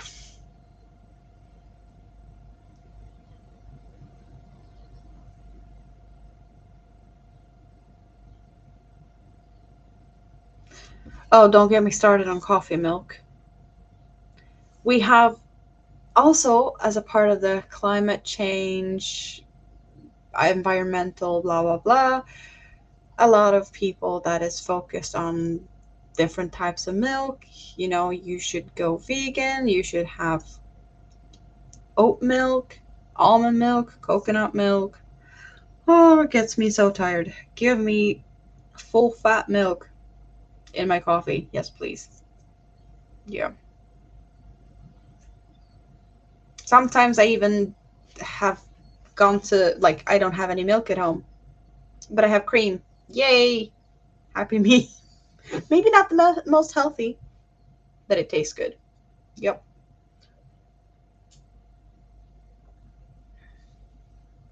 Don't want any other weird stuff. Almond milk, no thanks. Coconut milk, it's good with chicken, not in my coffee. Am I picky? I don't think so. Yeah. I just, yeah, I should probably wrap this up because I will have to go for the pattern. So this is how I just leave my stuff. I put a stitch marker in the last stitch, and then I usually just put the hook in the yarn. I'm not going to run away just yet. I'm going to sit here and chit chat for a bit, and you can just watch this.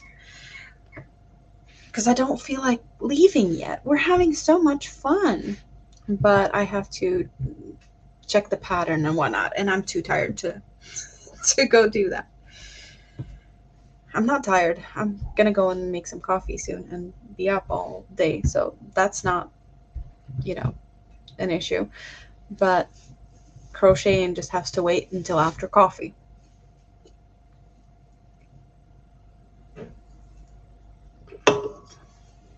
So yeah, I love the texture. There's a little bit of a ridge around here, just like here with the back post. And then we have the puffs, which is popcorns, but their popcorns are like a front post popcorn around a front post that's around these cluster stitches. That's what gives this effect. So there's a three double crochets together cluster, and then there's a front post double crochet, and then there's a popcorn around the front post. You're cooking eggs because you don't want to cook. What happened to the chicken and the rice and the avocado and all that yumminess? You can keep your eggs. Sorry. Eggs is not my favorite. I can eat eggs when it's in stuff, like in pancakes or stuff like that, but I don't like the taste of eggs and I don't like the textures. Nope. I don't. It's like rubber. Who eats rubber? Nope. Ugh, not my thing.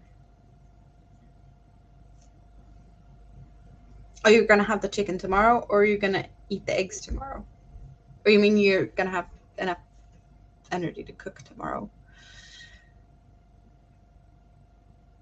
5 hours and 15 minutes. Yeah, I need to give myself a pat on the shoulder here for letting you guys look at me for 5 hours. Yeah. Oh, you didn't run away, so it can't be that bad, right? I'm just kidding. Oh, sorry. I'm not fishing for compliments or anything. I'm just joking. Silly goose me, yes.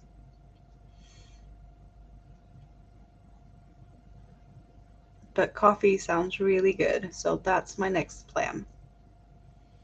Coffee and get some laundry going, and then next on the agenda of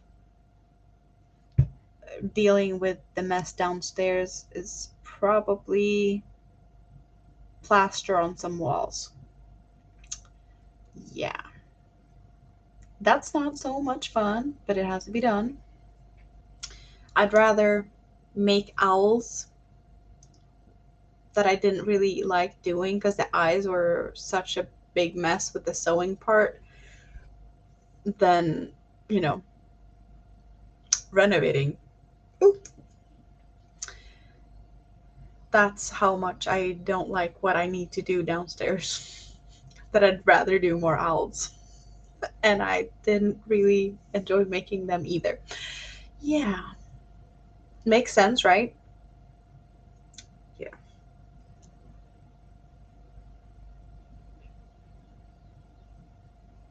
Yeah. Ah,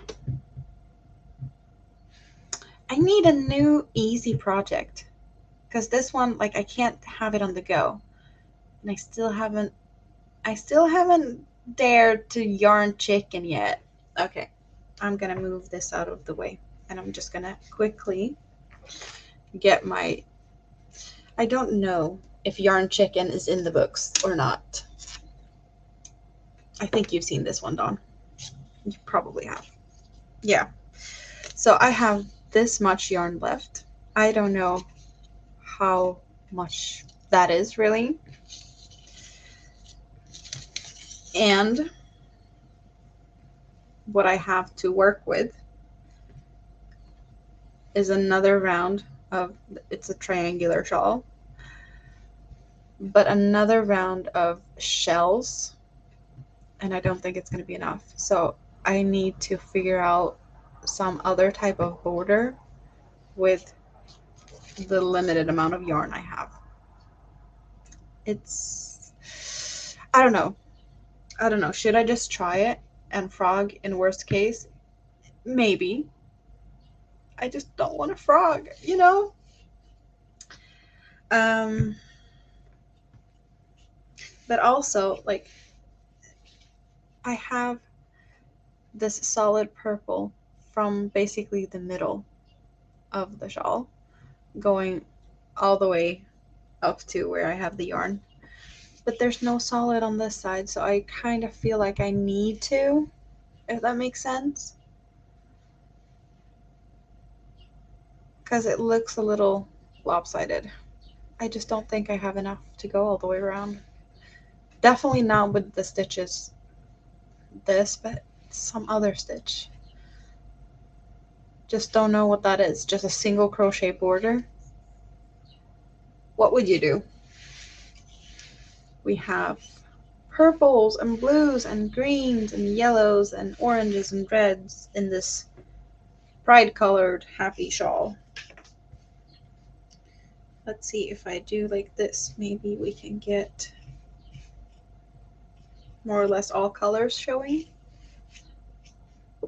Yeah. So I don't know how I'm going to deal with this one.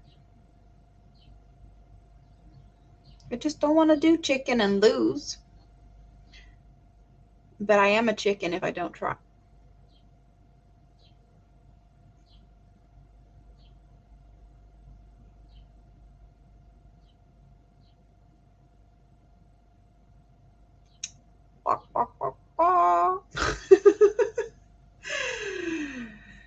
Or maybe I'm just gonna listen to Dawn, but I know you were talking about something else. Chicken will be good tomorrow. So tomorrow is maybe yarn chicken day? Who knows?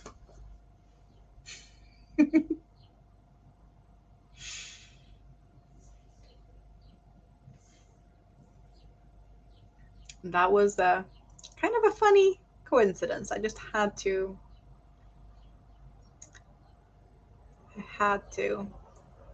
because I noticed.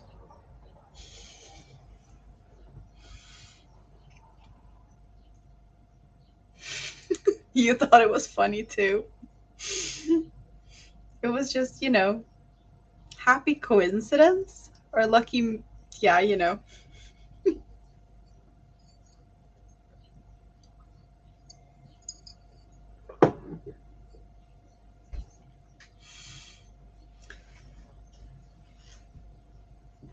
Well, I really enjoyed everyone's company. Maritza, hello. Am I going for yarn chicken? Do you have a suggestion? Okay, I don't know if you saw it.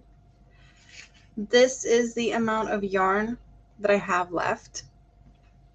Let's get this one out here. Just get the ball band for those curious. So I have Cotton Kings Sultan Deluxe. As most of the yarns on my channel, it's from Hobby. This is colorway 33. I think it's rainbow gem or something like that. It's pride colors. It's happy. It's joyful.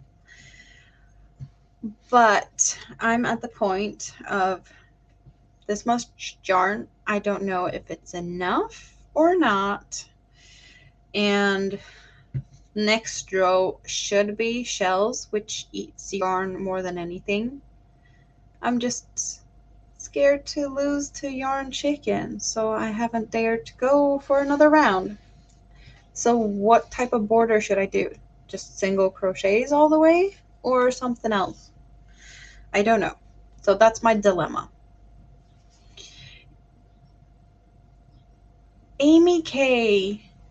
I'm seeing more people popping in here. Is celebrations over? No more fireworks? Here I'm sitting considering leaving because the family's about to wake up. And more people is popping in. I hate to leave when there's new people. There's been so many times where it's like, oh, I've said goodnight to everyone. It's like, more people in the chat.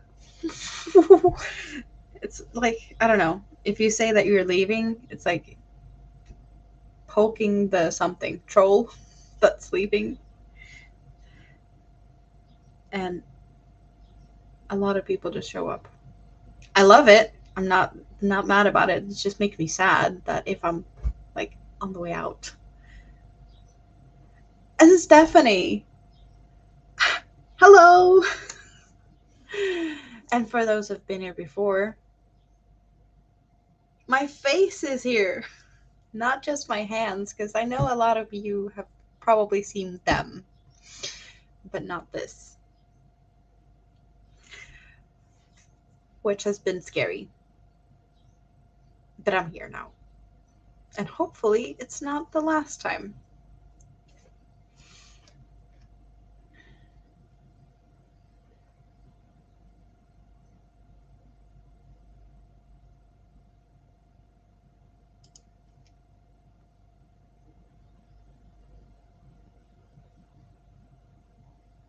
Oh, so the fireworks are getting going now. Yeah, I was just putting this one down here for a little bit, Stephanie, because I've been doing other things. So I can get the other stuff out if you want to see what I've been working on tonight.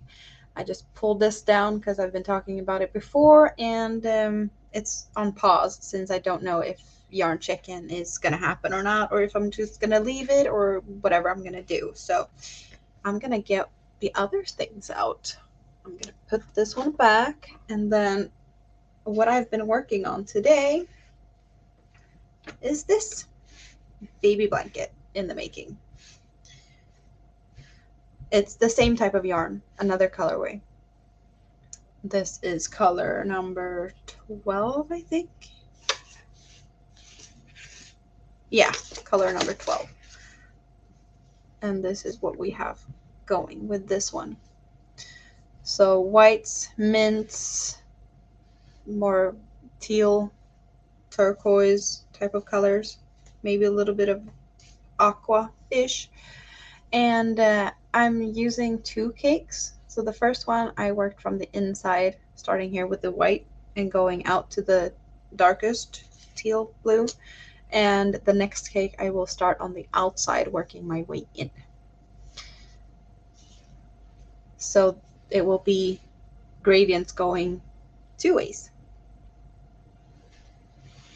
But I have done this pattern before in different color combinations. I've done teal-ish color to white, and then I've done one in pinks, grays, and blacks. Also color changing yarns like this. But I did color control those and cut the yarn at each um, color change. So I would have one long gradient, and in this one I'm going for the inside and then outside gradient.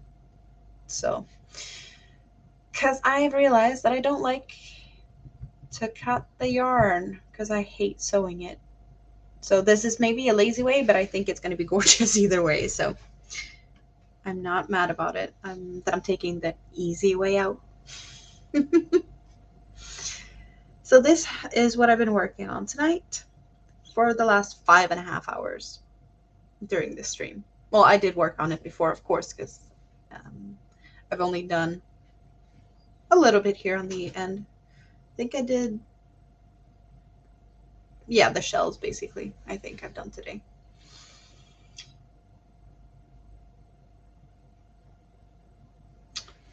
So it's gonna be fun to see this one once it's finished. And this is a baby blanket. I do have a shawl made in the same colorway, exact same colorway. So the shawl is going to the mother. So they have a matching set. So I've been all crazy about the yarn, really.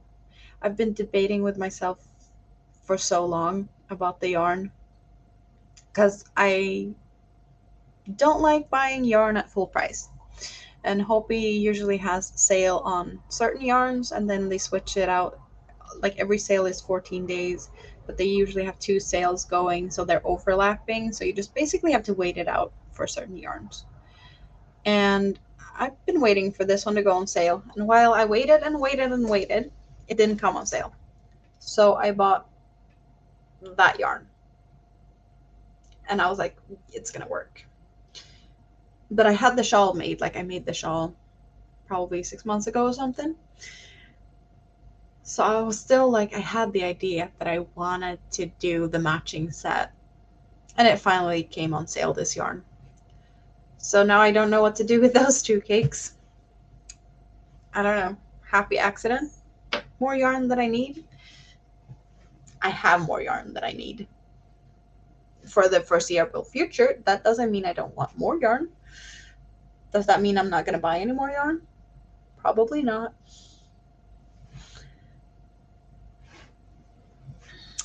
So yeah.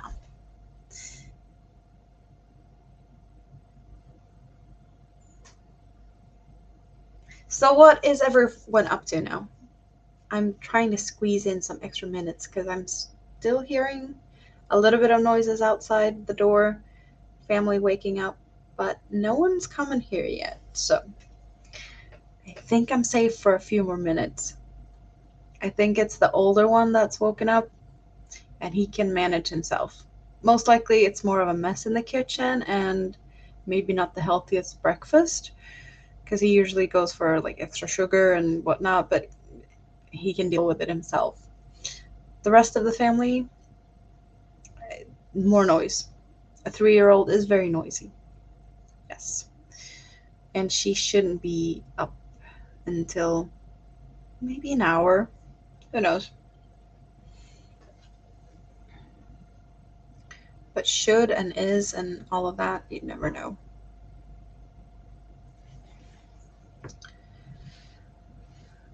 But I know that coffee is next on my agenda when I am going out of here. Because I need some coffee. Yes. Yes, yes, yes. So we have 5:46 a.m.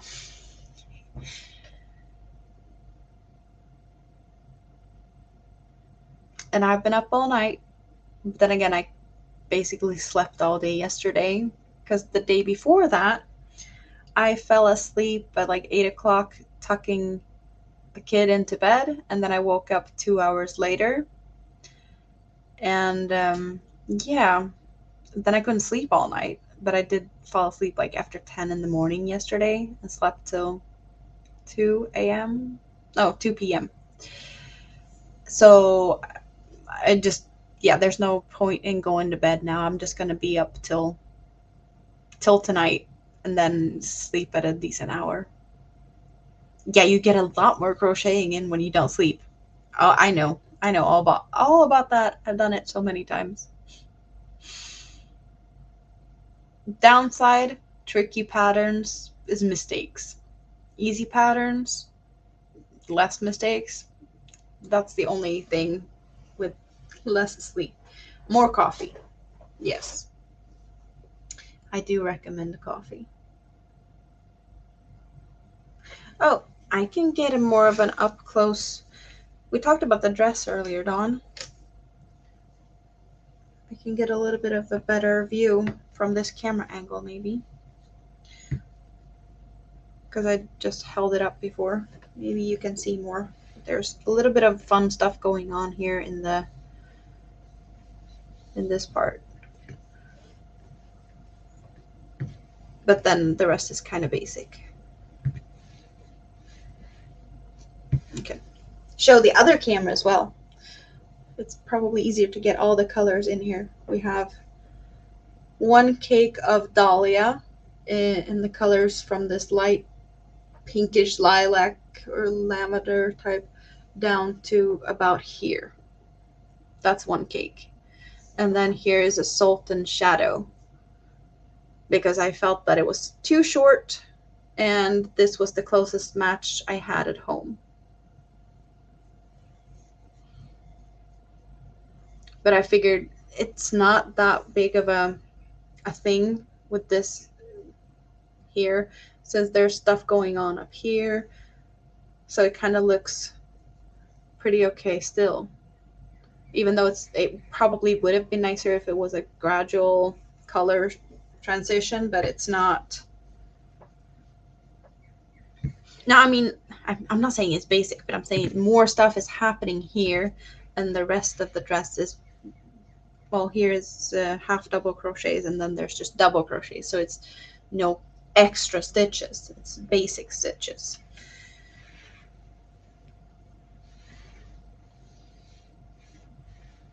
So that's what it looks like when you have it a little bit closer. But yeah, there's puff stitches and there's back post, front post. I think maybe there's stitches in the third loop. Yeah.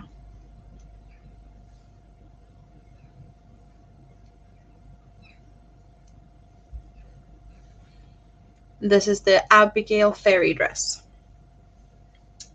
But it's quite big. My 3-year-old is a little bit small for it, really.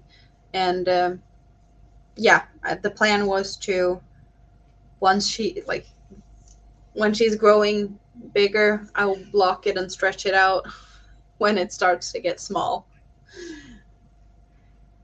But she more or less only uses that dress when she's dancing and she spins around and it just flares out really cute. So it's the dance dress in her eyes. Yeah.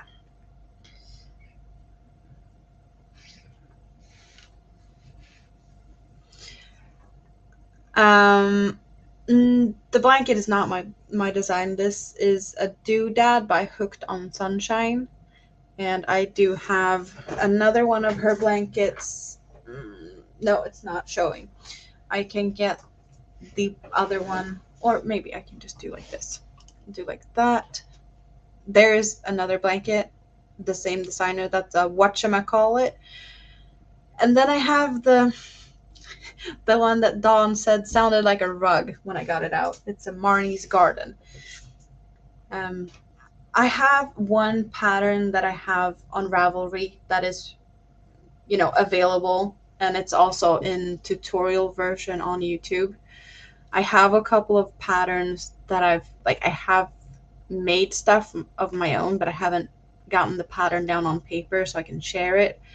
And also I have a couple of half done videos of me trying to make tutorials of items that I've done. Like this is my own making. These are 2 yarn cakes, and I start here and then they end down here. But there's no cutting the yarn. There's nothing else than sewing in the beginning and the end yarns. So it's I figured out like how to join it and all that in one piece. So I figured I'd share the technique somehow, because hexagon cardigans, like how many versions of a hexagon cardigan is there? There's plenty.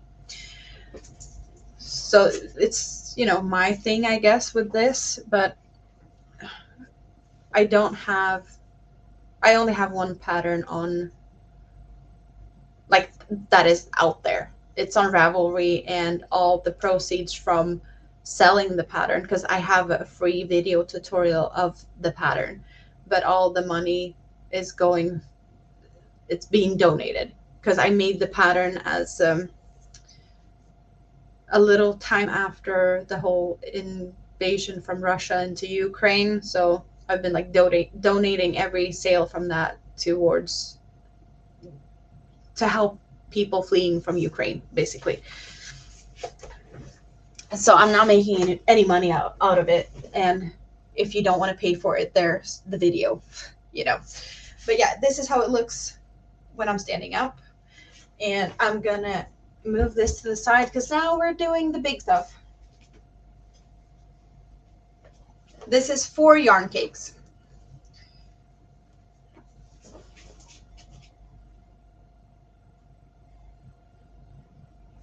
So the first one I worked from the inside of a cake out to the yellow, and then the next cake yellow to pink, pink to yellow, and then yellow to pink. So these are 4 dahlia cakes.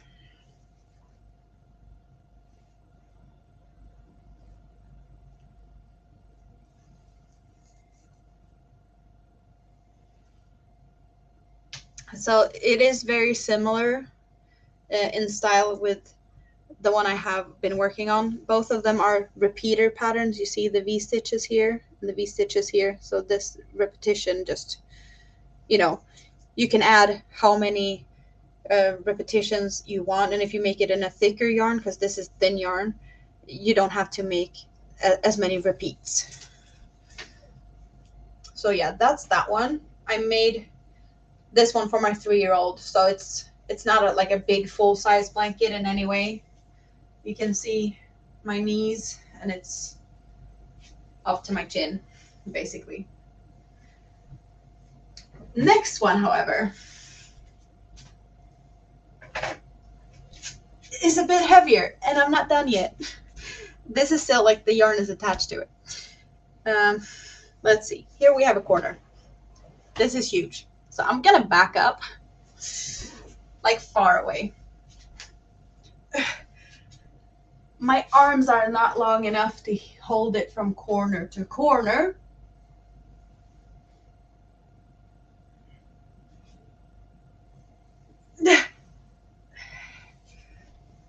You can get a bit of a close-up. So the repeats is, you see these shells here? You have the shells here again. And then again, so all of the patterns that I've made that I have to show here is from the same designer, Hooked on Sunshine, and they are repeater patterns. So you can just repeat it, the section, as many times you want to get as big as you want. And this one is made out of a recycled polyester.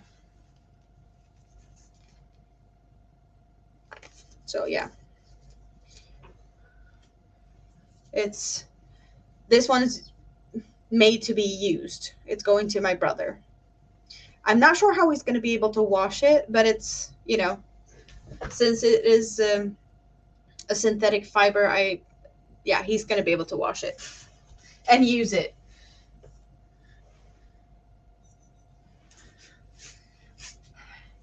But I've heard a couple of times today that it's like a rug. Maybe it is. I don't know.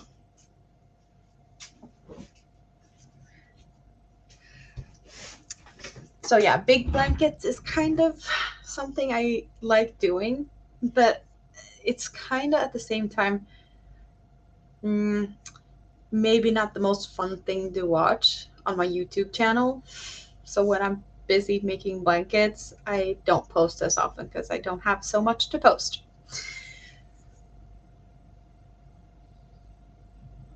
And the big one is on pause now because it's summer. It's too hot to sit under the weight of that blanket, and it's hot. So yeah, that's to be worked on this winter. Let's get that one back so you can see that one again. Yeah, I made another of these, same pattern as the one I did for my daughter, in not this colorway, or like I did in this yarn. Cookie. I used fuchsia, which is pinks, pretty much like this one with darker to lighter, but in pinks, fuchsia, and the limelight, which is green with a little bit of purple, a little bit of blue, a little bit of yellowish greens, a lot of things going on there. But I did use those two colorways, which are gorgeous. And that blanket went to my hubby's aunt and uncle because he is battling cancer right now, and I figured he needed something to warm himself. Battling the meds and chemo just destroys people. You don't really feel good going through that process, but now we thought he would have 5 years. And by the look of it, we are happy if he's here for Christmas this year, but next summer is most likely not. So that's going faster than we expected. So I'm just happy that I managed to get his blanket done and delivered and all of that so he can enjoy that whatever time he has left. And on my community page, I have a shawl. I have a before and after picture of blocking a shawl. Dawn saw it. I did go live on Dawn's channel, jump in. She was live, and I showed it while it was on the blocking mats. I was sitting on my living room floor and showing it off. That one's going to my aunt that's battling breast cancer right now. So why is everyone getting shit going on? It's just crap. So I'm happy that I can crochet away anything, anxiety, and this is therapy. Cuddling and squeezing yarn is therapy. Okay, I can sit like this.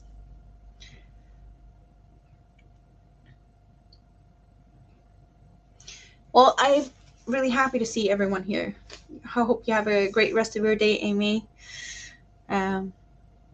There's a lot of things on my channel. I don't know how much stuff I have on there, but there's plenty of stuff. There's yarn hauls, there's plenty of stuff. So if you don't find anything else to look at, you can always check there. YouTube is so full of stuff to look at, so it's usually not too hard to find something.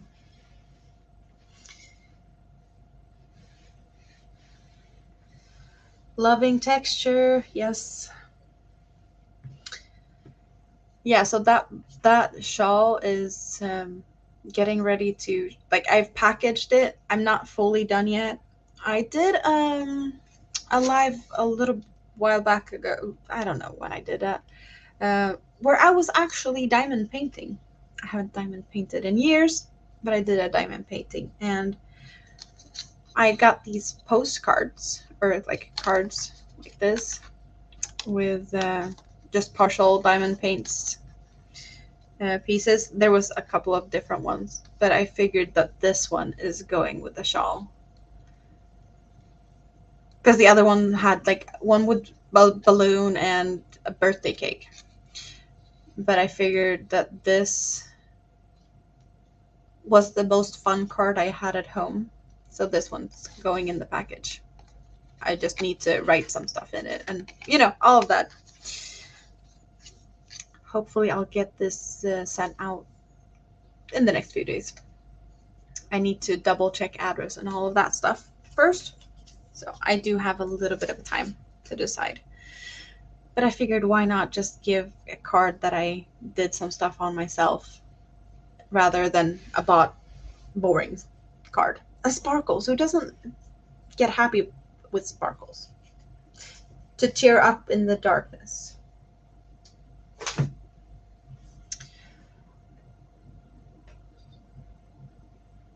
I'm happy that you're feeling better, Rebecca. Yeah, it just feels like everyone's getting something going on.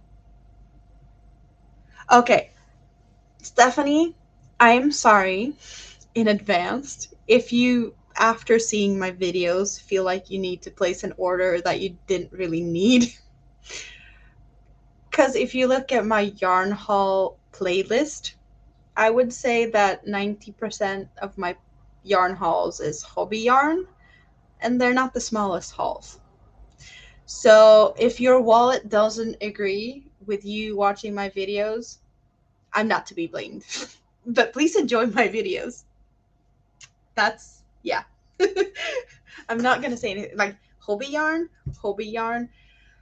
Okay.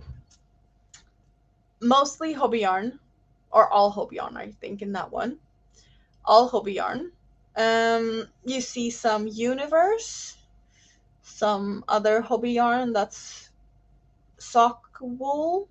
We have colorina, that's not a hobby yarn, but there's a lot of hobby yarns in that one. That's just other people's leftovers. Not hobby yarn. Full of cookie. That's why I had, well, the cookie yarn I had out here, because it doesn't fit. Cotton 8-4, a lot of hobby yarn, not all of it. Not hobby yarn. So yeah, don't blame me if you get all like into hobby yarn. I have most of the stuff that I go for or have plans in that one and that one. So that's mainly my hobby yarns that I use. Oh, and I did actually, I haven't even, this is really nothing, but I did get a cake out to start something to have in the car, but I'm gonna frog it anyway. But this one is out of the box. It's a Halloween cake. I don't know what it's gonna turn out to be. I think this is a better, yeah, the lighting is better because you can see the pink. Here you couldn't really see it. So yeah, whatever I have is just yellow, and I'm gonna frog it anyway. Is this not making you a little bit happy? Yeah.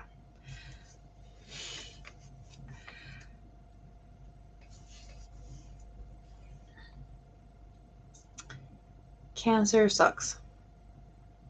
It's just terrible. So many people around me feel like they're, affected. And it just feels like new people.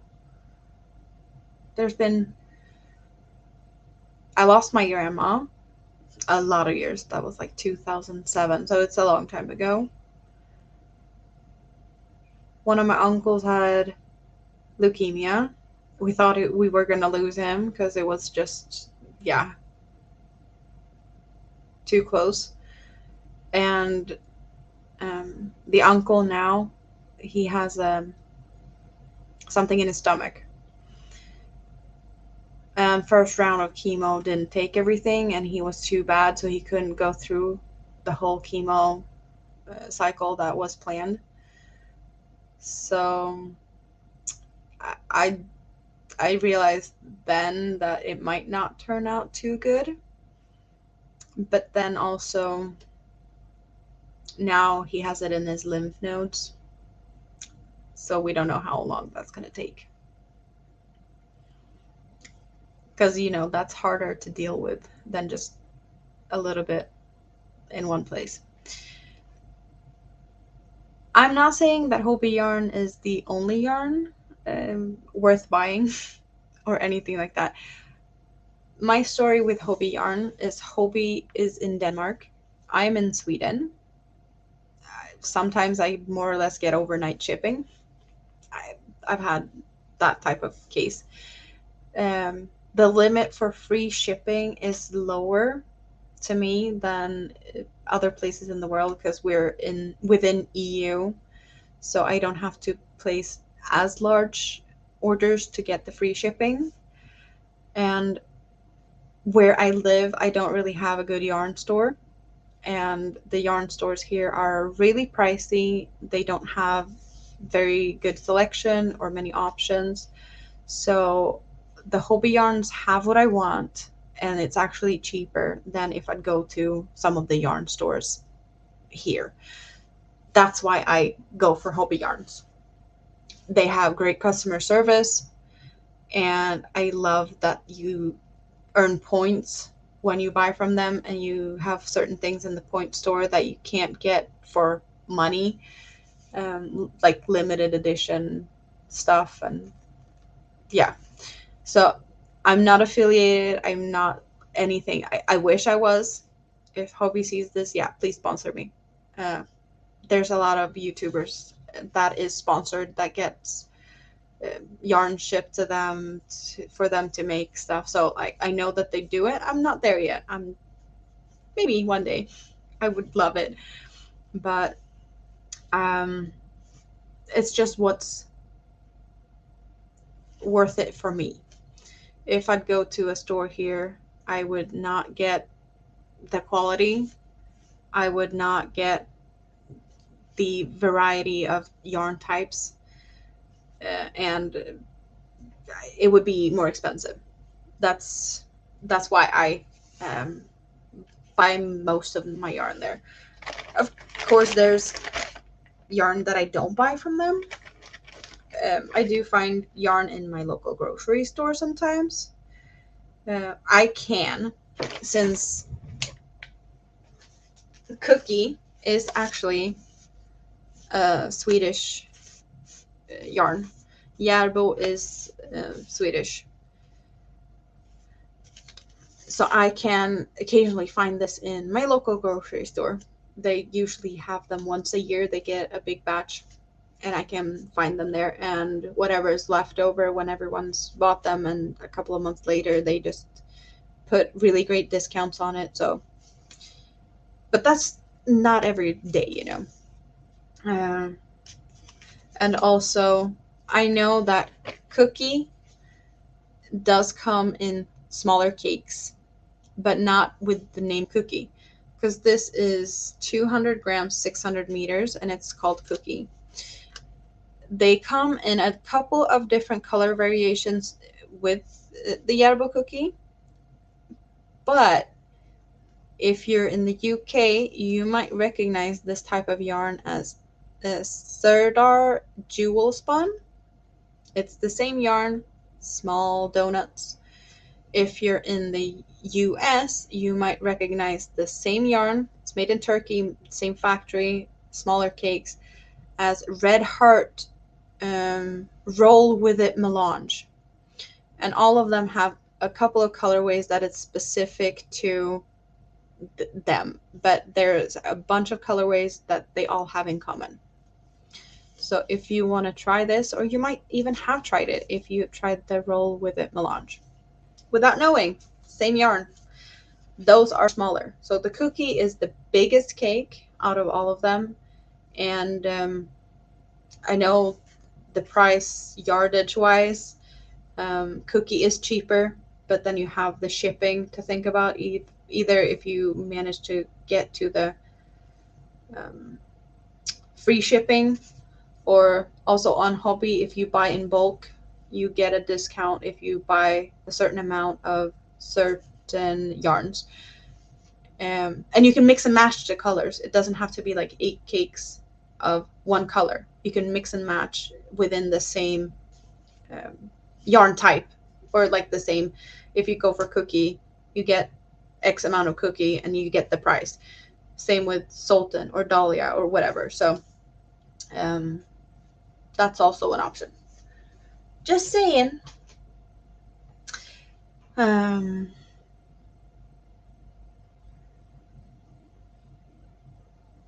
yes, Hopi has Norwegian yarns.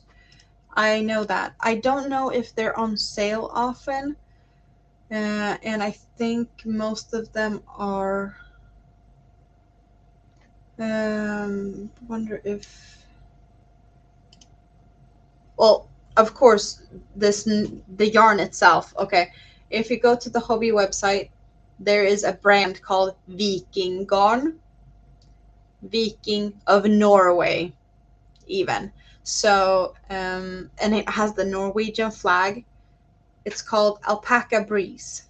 Um, I should be able to post links in my own chat. Can you guys see that one?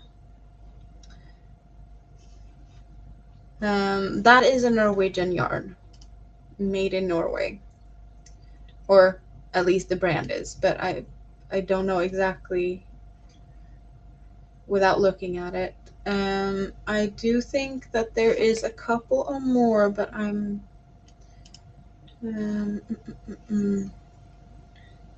no, that one's Danish.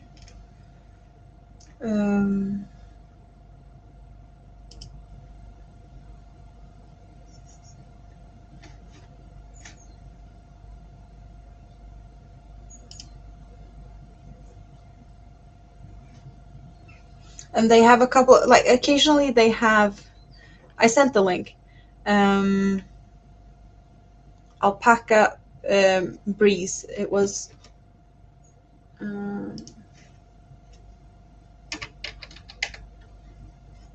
Yeah, okay, you got the link. That's the one I can see, like straight up, that it's Norwegian. But there's definitely other Norwegian yarns as well. But I don't know exactly what's on Hobby, and also, yeah, you can probably get them from other places as well. But Norway, most likely wool. They are a good producer of wool, as well as some cottons.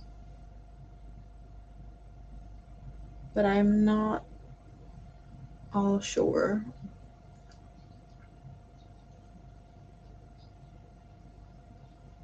Yeah, that's the one I can, like, right now without going through the whole page. Yeah, that's what I could find right now.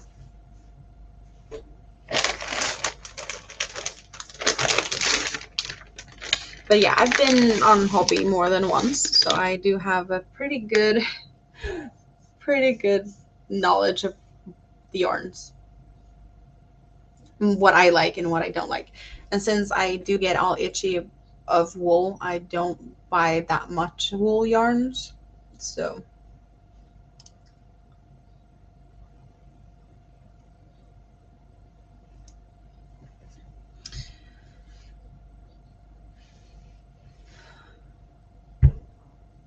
I'm having so much fun.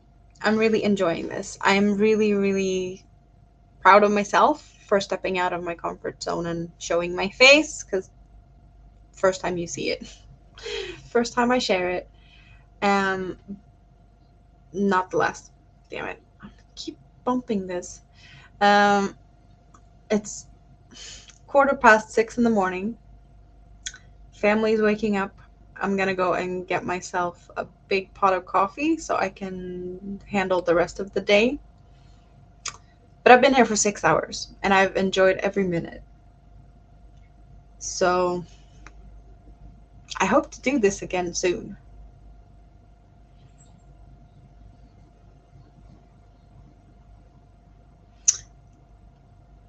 For a pillow that you want to be able to use, I'd say wool is a good option if you don't have kids, if you don't need to wash it often. Um, and also depending on the care instructions of the wool, if it is a superwash wool, then it won't shrink. If you don't go for a superwash, there's the shrinkage, and also,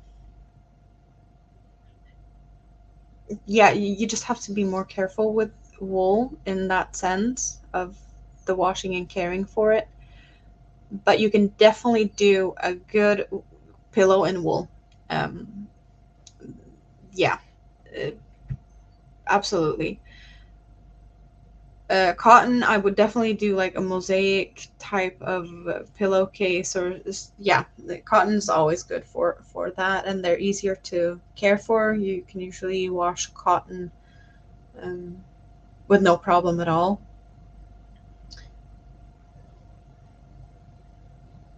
So yeah, either way, I'd say whatever works for you.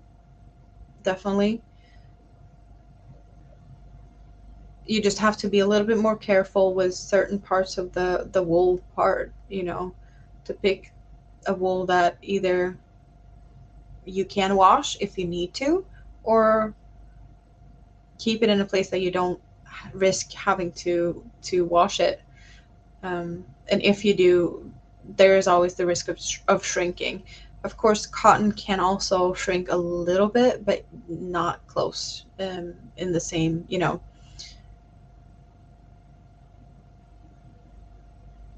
Fancy wool sometimes isn't even itchy. Um, you know, in Sweden, there's a lot of knitted wool sweaters. Um, yeah, you can definitely get away with a good wool sweater, but I'm itchy either way because I can't like tolerate it. Alpaca is even worse for me. I'm totally like allergic to alpaca. That doesn't mean I'm never using alpaca, but I'm stuffing myself with allergy meds and whatnot, and only do short periods at a time with long breaks in between. That's how I have to do it. Same with wool, because I get really itchy, but it's allergies and sensitivity, not the like scratchiness of the fiber itself. So certain of those wool yarns that is really, high quality, you can do a scarf or a hat. Um, Hats are usually less itchy because you have the hair in between, maybe this part here. And if you do a wool hat and it does itch, you can always line it. So if you want to do a fancy wool hat, you can line it if you realize afterwards that, okay, it's itching. There's always, you can work around it. Norwegian knitted sweaters are even more fancy sometimes, most of the time. They're really great knitters. Yeah, coffee is calling me. Thank you very, very much, each and every one of you. And I see thumbs up, and I've seen so many people here today. I'm so happy. And I was a nervous wreck when I started. Look at me now. I'm not so nervous anymore. By the way, the owls are still here, for those of you who've seen it. They're moving soon, I promise. They should have already be gone. Oh, Mama J. Hello. Thank you. I was just about to leave here anyway, so I'm just happy to see you here. And Chris, you're still here. I thought you'd be packed yourself into a box by now. he's moving, so he's packing everything down. So he's been in and out of the chat, and I figured that if he's quiet, then he might be in a box. Yeah, day is starting. But yeah, thank you, thank you, thank you, thank you. I hope to see you guys here soon again. I probably will be here again soon. I just hope that you are here when I am. Okay? So have a great rest of your day.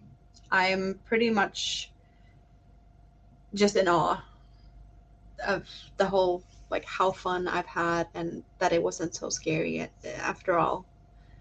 And now everyone has a face to the name. So I guess that's also a good thing. Because these hands are kind of not telling much, right? Playing fetch with a cat.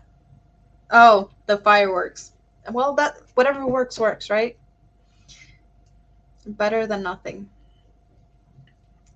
And next time, I will promise to have raided the closet first, because when I finally figured out all the setup and whatnot, the family was already sleeping in bed, and I have so many things that I've never showed anyone that's in my closet that I've made, and I need to get it out into here so that I don't have to wake everyone up getting it so I can show it. So yeah, I'm gonna prep for that next time and be more prepared and plan and all of that stuff. So yeah. I hate saying goodbye. You're so much fun. All of you. Can I just hug you? Thank you. Have a great rest of your day. It's probably not that many hours left. I'm just starting mine. I've been up since 2 p.m. Bye.